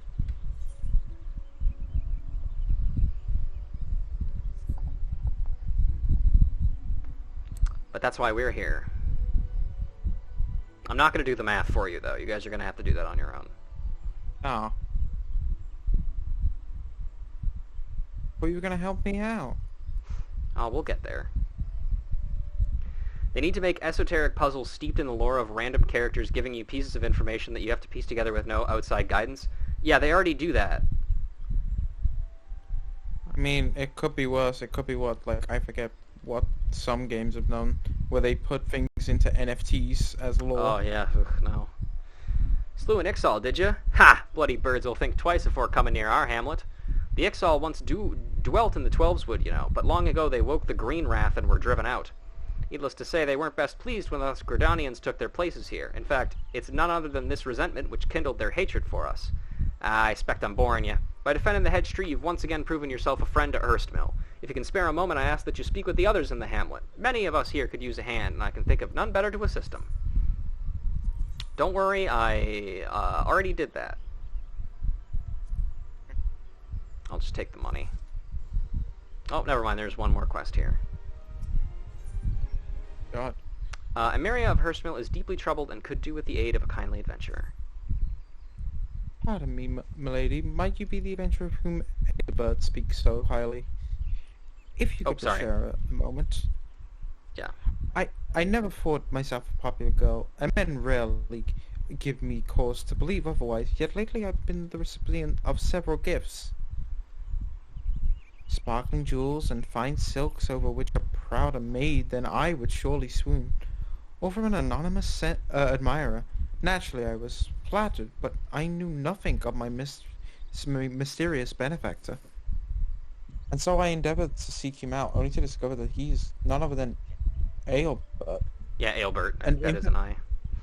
An infamous rogue wanted countless robberies in Gridania. I realize now that all his presents were taken from others, and that I have unwittingly won the affection of a dangerous criminal. But that's not all. With his latest gift came a request. He insists that we meet in the woods outside of Hurstmill, where he intends to present me with his most precious gift. I am at a loss, and I beg you, milady, will you not go in my stead?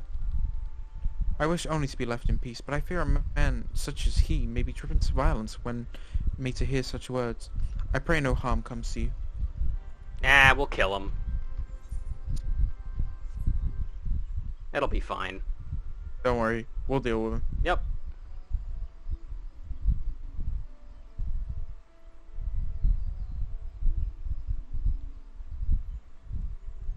Oh, here it is. Ah, purple smoke. The purple smoke of friendship. Ah. Oh, hey, those posters feature Nafika and her huge tracts of land. Oh, yeah, we should take a look at those then.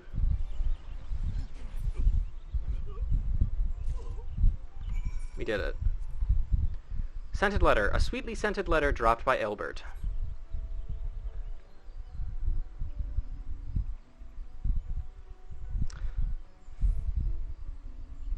For research, yes, exactly. Yeah, research. What else? Yeah. Oh, it's really hard to tell. We can probably find those better back at the Twin Adder post. All for naught, I give thanks that you're unharmed at least. A letter? For me?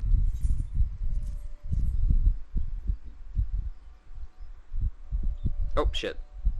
That's fine. I pray this letter finds you well. I know... Oh wait, there was more? Yeah, it's just Oh. my dearest Emiria. No. I pray this letter finds you well. I know my gifts were sudden and many, but I hope they were to your liking.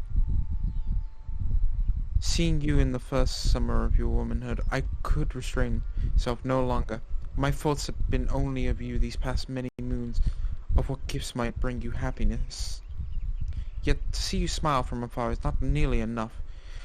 I long to live together with you in Hersmil, and nothing would bring me greater joy. I would give you a grand garden, filled with white chamomile you love so. But such dreams can never come true. My crimes are known and will never be forgiven. The most I can hope for is for you to know my heart. That would grant me a measure of peace, and so, if it does not cause you distress, I would write to you again.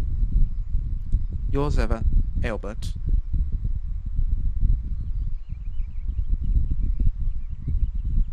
Thank you for bringing me this letter, Ruja.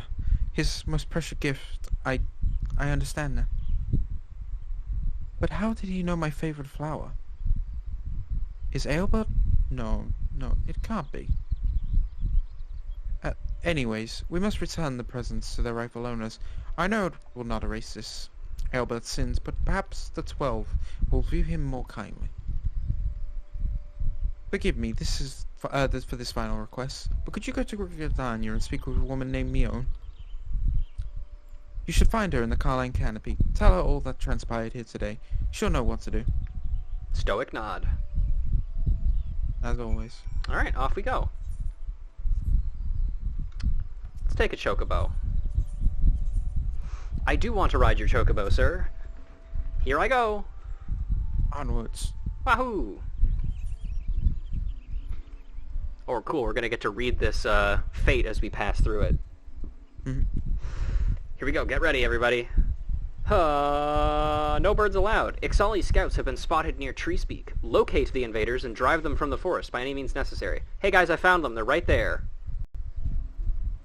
I located them. Just as requested.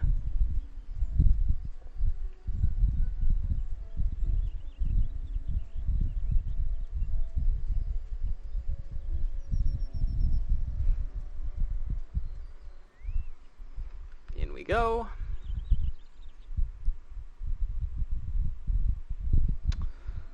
Alright.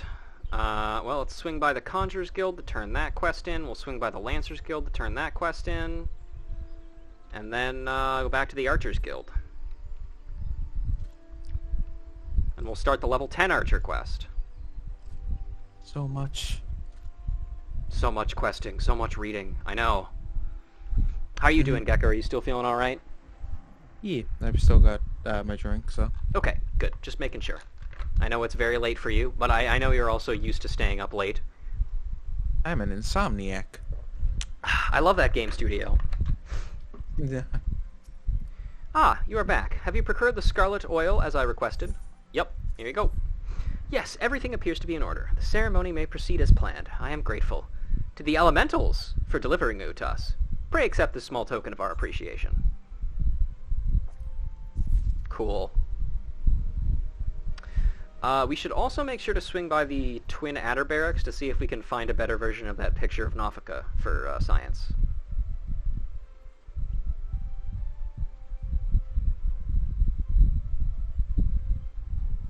Everything we do is in the pursuit of science, nothing else. That's correct. And if we have to look at things multiple times and very, very closely, well, that's just the scientific method, you know? Yeah. I'm a visual learner. The scrolls are dealt with, then? Very good. I am pleased to see you have proven yourself useful. What's that? You wonder what happens to adventurers who fail to complete such trifling tasks?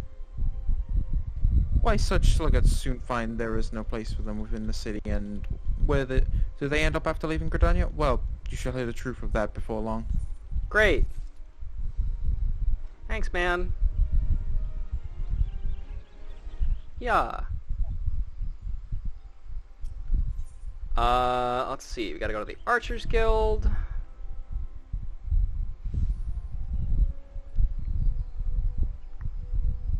Yeah.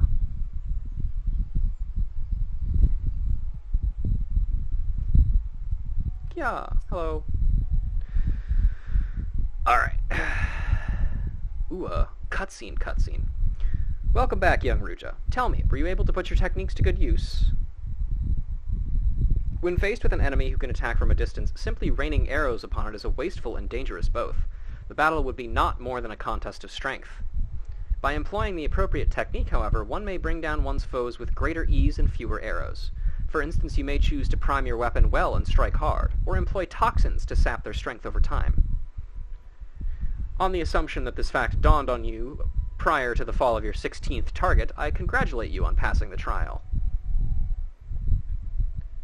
Lay, Silvaire, what is your honest evaluation? Cat. Not bad, if you ask me. The adventurer pulls a good bow and is enthusiastic besides. Pleasure to meet you. My name is Lay Aliopo. This is my second year at the guild.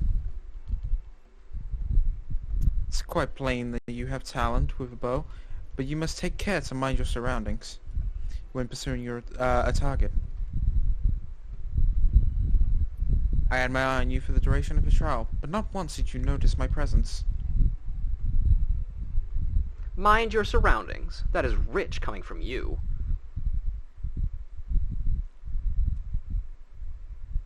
Your every movement is wasteful, adventurer. Your back is crooked, your elbows misaligned. It could take you an age to prime your bow and twice as long to loose an arrow. In summary, you fail on all counts. You have no talent as an archer, none whatsoever. I shall say it plain, Lucian. This woman is not fit to wield a bow. For our sake and hers, we should revoke her membership. Ruja, in this situation, would literally just break down crying. Oh no. She's a baby. As I've always said, outsiders can scarce be expected to understand, never mind master, our noble art. We waste our breath trying to teach her, like, I'm going to stand at my spot on the top of the stairs again. No one bother me. Well, allow me to introduce you to Sylvia, our comrade at the butts. The fellow was once of the god's quiver, you see, and he can be a little opinionated when it comes to archery.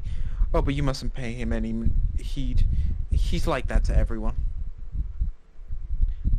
You'd be lucky to get some sense out of a fossil-brained wildwood Ellison like him at the best of times.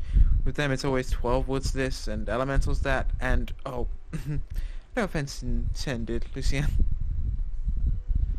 None taken, Lay. I know full well that some of my kind can be prideful to excess and intolerant of other races. New drinking game, take a shot every time you want to punch an Ellison man. I would just not stop drinking. You know, yeah, now that you think about it, all the racism is just done by an Ellison man. Yeah.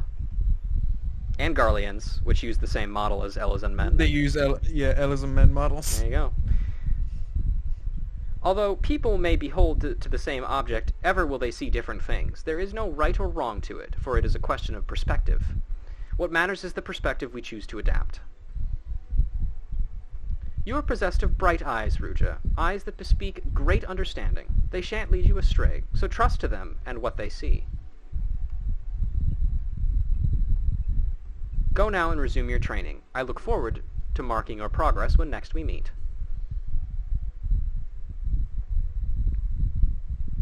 Hooray! We did it! Hi! Oh, God. Hello! This is a bit of a weird position. It sure is. Anyway. A new tunic! You look Hello. real professional now. Yeah. Guildmaster Lucian wishes to see how you learn to see how you see things from different perspectives. It pleases me to see how you've grown as an archer, and taller, somehow. Plainly you have taken my counsel to heart and learned to see with your own eyes. I would now have you discover what it means to behold things from a different standpoint. You will recall Lay Eliapo, your senior in the guild. I have given you over to her care for this lesson. Speak with her and do as she bids. Hello. I've been expecting you, Ruja. Shall we get on with it then? First, a quick review. Remember how the Bowmaster had you seek out and destroy targets hidden throughout the city? Yep. Well, I would have you do the same. This time, however, you will need to venture outside of the gates. I'm sure you've realized this by now, but there is no guarantee of safety within the 12's Wood. As you search, you should take care to mind your surroundings.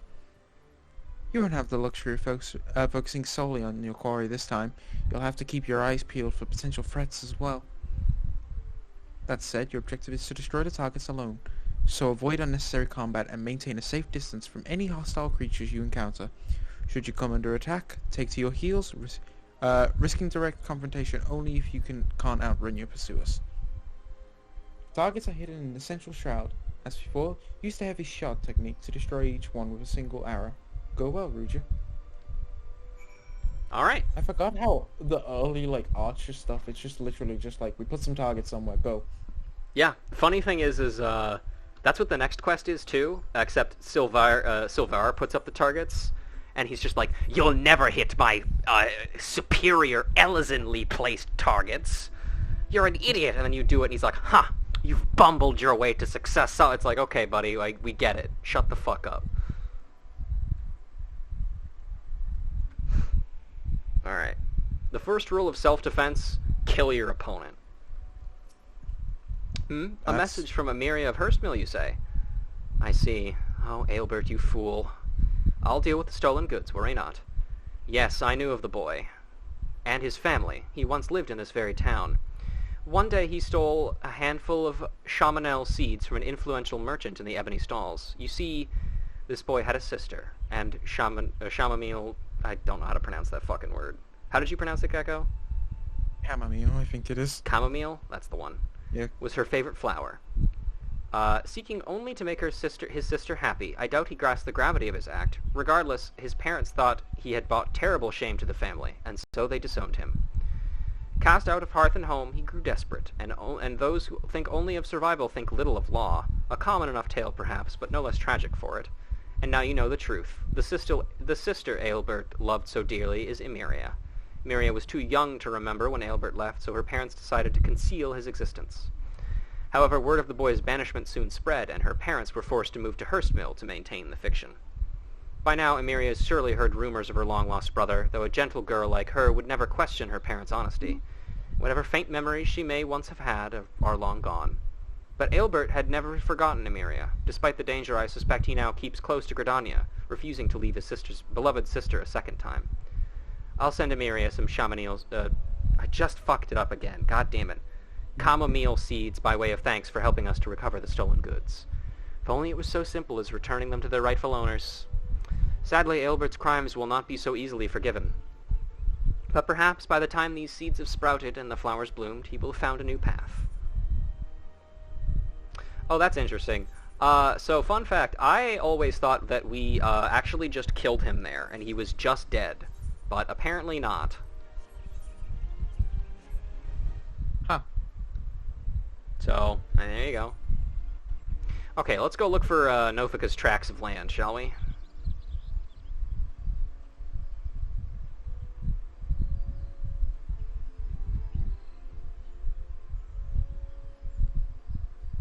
You gotta see the research material. Mm-hmm.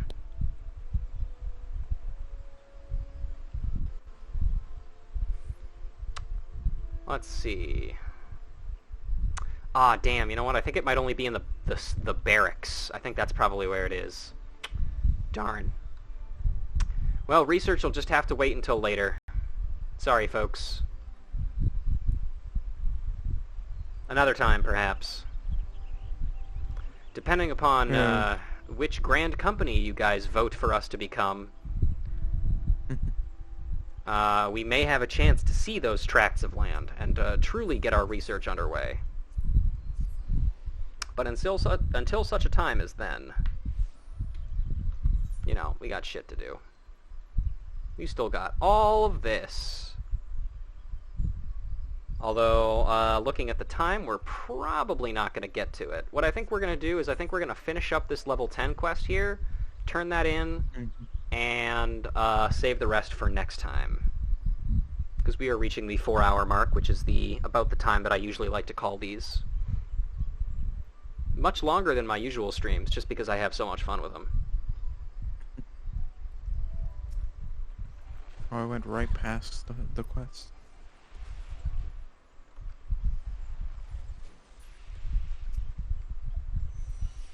Yeah. God damn it, one of them saw me. Leave me alone. Lost in the crafting sauce? Yeah, that'll happen.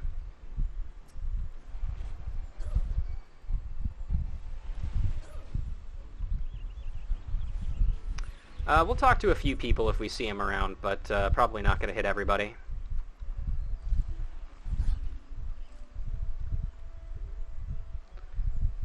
Here we go.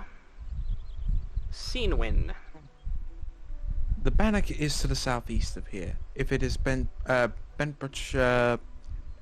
Branch Meadows you seek to cross, cross the bridge and follow the road south. Should you decide to venture over the bridge, be warned that the creatures in that neck of the woods are far more deadly in nature than the pests found in the shadow of the city walls.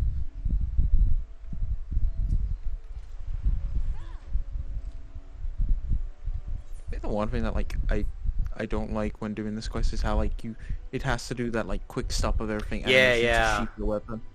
I think that's one of the big problems with this game is there are a lot of just the systems are kind of just relics of 1.0 or earlier than that even, and just kind of serve to slow things down.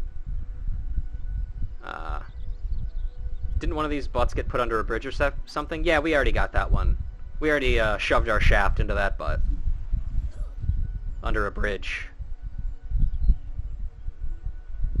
It's quite the sneaky butt, you know.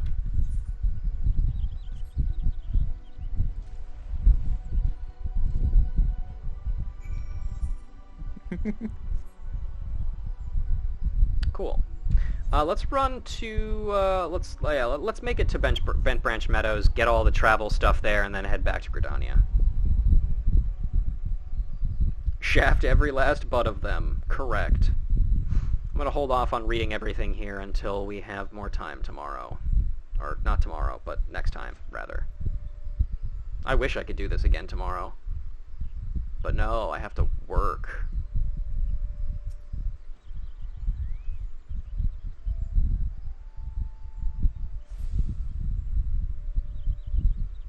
Oop.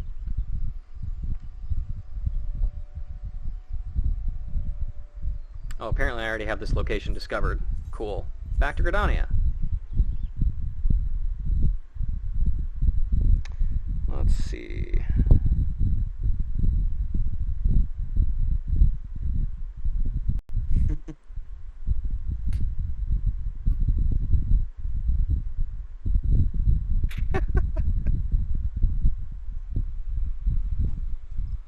Oh no. What's going on? Hildebrand thinks. Ah, yes.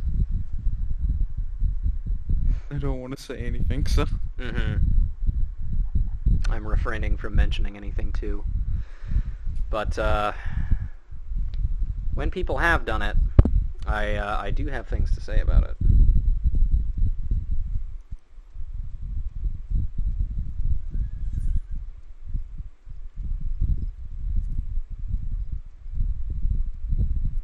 Alright, I think we do... She does, or Leia does have us go back out into the forest to do something else as well.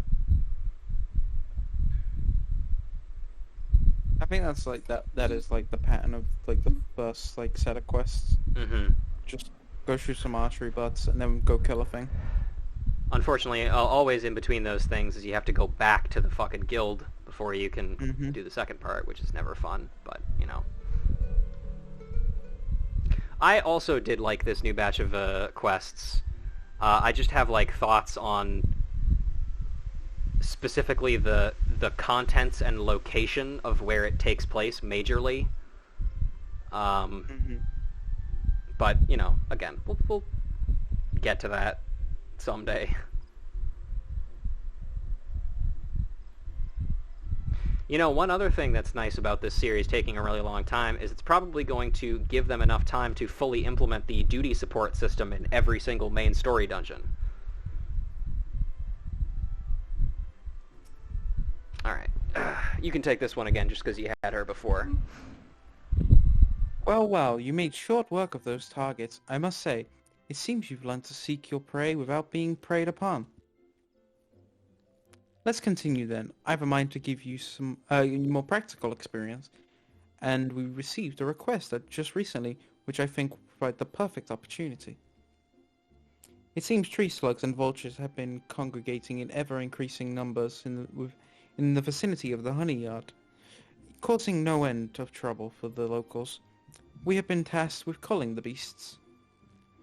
This request comes direct from Stillgate Fane, when the wood whalers and the God's Quiver cannot spare the forces to attend to such matters. The conjurers often turn to us for help, and before you ask, there's a good reason why they would rather not see to this particular task themselves. The creatures in question possess abilities which can cause problems for the magically inclined, but that's quite enough about conjurers' troubles. Lucienne taught you how to discern an enemy's key traits, did she not? Well, now you'll need to do so while maintaining situational awareness, lest you be overrun. Consider this, a comprehensive review of her lessons and my own. Your orders are as follows. Head out into the East Shroud, and there put down 8 tree slugs and 8 vultures, using all of the skills you have acquired thus far. Good hunting, Rouge. Alright. I forgot this actually takes us out into East Shroud, doesn't it? Yeah. Yep. To the boat! To the boat! To the boat, to the boat, to the boat! Lancer's Guild. Yes, slugs can silence people for some reason. Don't think too much about it. That's one thing that's like, there's a lot of like debuff stuff that could happen in like early era. Mm-hmm. Also, let's just look at this real quick. My apologies for the inconvenience, but this ferry is presently out of service. Just kidding, it's East Shroud time. I happen to be headed across the lake to Sweetbloom Pier in East Shroud. I have not made echo drops yet, but nobody's going to use them anyway. That is correct. I currently especially do not have any use for them, as I am an archer. An adventure, by the looks of you. Smells sweet, does it not? Sweetbloom Pier, it's called, and not for nothing. True. Ah, this place. I like to call this place the Conjurer Story Corner. Because a ton of random Conjurer plot points happen in that corner for some reason. What's the next ability that we get? Bloodletter at level 12. Bloodletter? I hardly know her.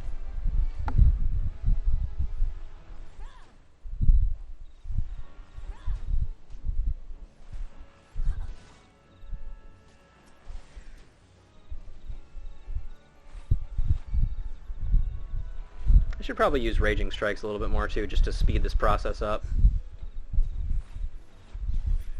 Let's see. And then we will need to wait for those guys to respawn. I guess I probably shouldn't have used Raging Strikes there, actually, because now it's a DPS loss. My GCDs are drifting. Oh no, you've gone into Raider talk. I don't actually... I'm just using things that I've heard like a child. Like when a child is a swear word for the first time. Yep. Raid talk is basically just swear words if you think about it.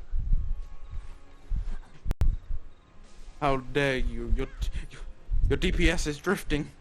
No! But is it Tokyo drifting? Hell yeah. Oh, we've gotten some viscous secretions.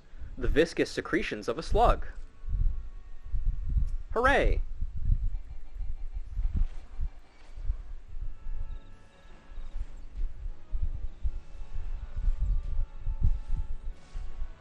Bonk.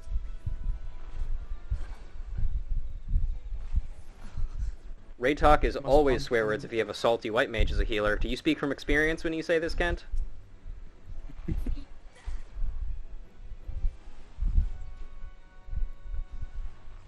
I've never really been part of a raiding team before. I have still, of course, caused wipes in other people's raiding teams. But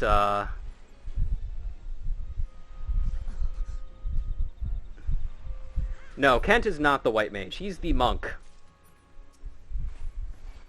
Nico is the white mage, though.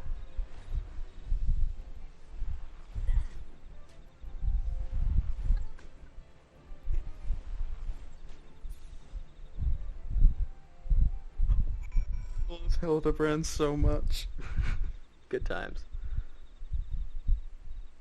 I have technically cleared a savage before. I cleared E9S, I think, and that was it. Yep.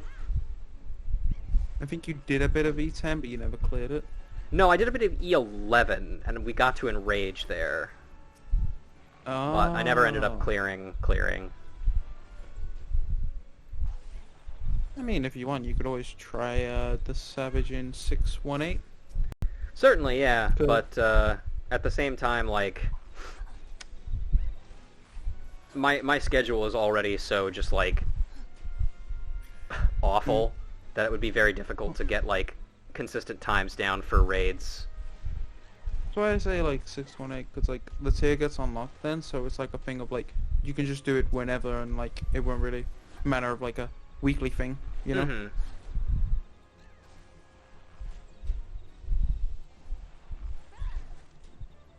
Alright, we're finally done.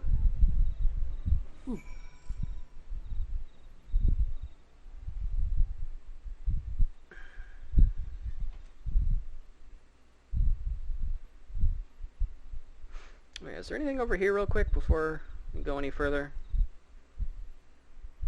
Just a merchant and mender. No small talk options available, sadly.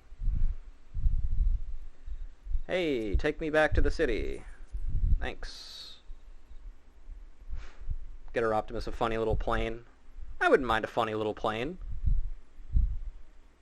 It'd be fun just to see your character full armor, just in the little plane, just making your way. It's already... I'm also working on getting the tank mount as well, and that's also going to be pretty funny to see me in. Not as funny as Rogadin, but, you know.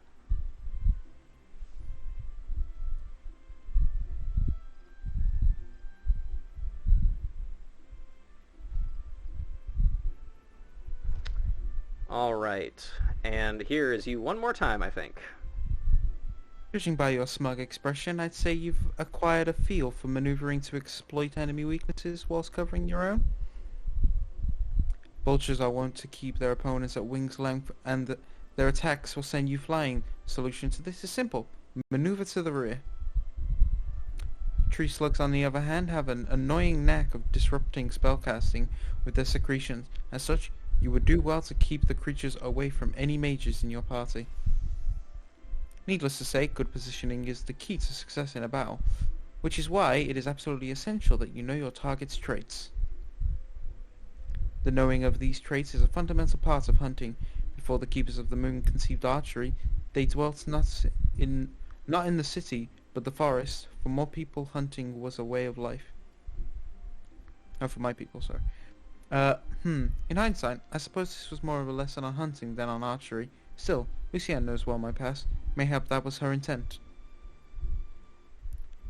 Hunting, too, is an art. Before I came to Gridania, I never gave it much thought, but the more I think of home, the more I begin to realize.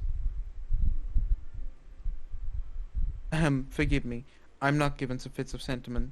Truly, forget I said anything. But do not forget that a hunter must recognize her prey's weakness and strike swiftly when the opportunity presents itself. That concludes the lesson. Now I suggest you pay Lucienne a visit. She is doubtless eager to hear from you. Alright, and yep, that's it. That's the end of that quest. It is good to see you, Ruja. I hope you have learned much from Leah. Or Lee, whatever. You, adventurer, is it true? Are you the one who slew the tree slugs and vultures? Yeah? How dare she entrust the security of our people to the hands of a stranger? I knew Mikote were reckless, but she is downright irresponsible. Shame on her. Did I not warn you that it was folly to suffer that woman's presence in our guild, Lucienne? Every time she wastes an arrow on game, she drags our noble art back into the darkness. Aye, and this girl too. She is an embarrassment to us all. That is quite enough, Sylvar. Your skill with a bow is undeniable, as is your love for our nation. Yet there is much and more you have yet to learn about archery. Ruja has matured greatly in the short time she has been with us. You know this to be true. I suggest you come to terms with Ruja's presence here. You will be giving her her next lesson, after all. Unless, of course, you have any objections? Good. As for you, Ruja, I would have you devote yourself wholly to training ahead of your lesson with Sylvar. Suffice to say, he will not be an easy instructor to impress. On that, we can agree. I'm going to go stand on my place at the top of the stairs again.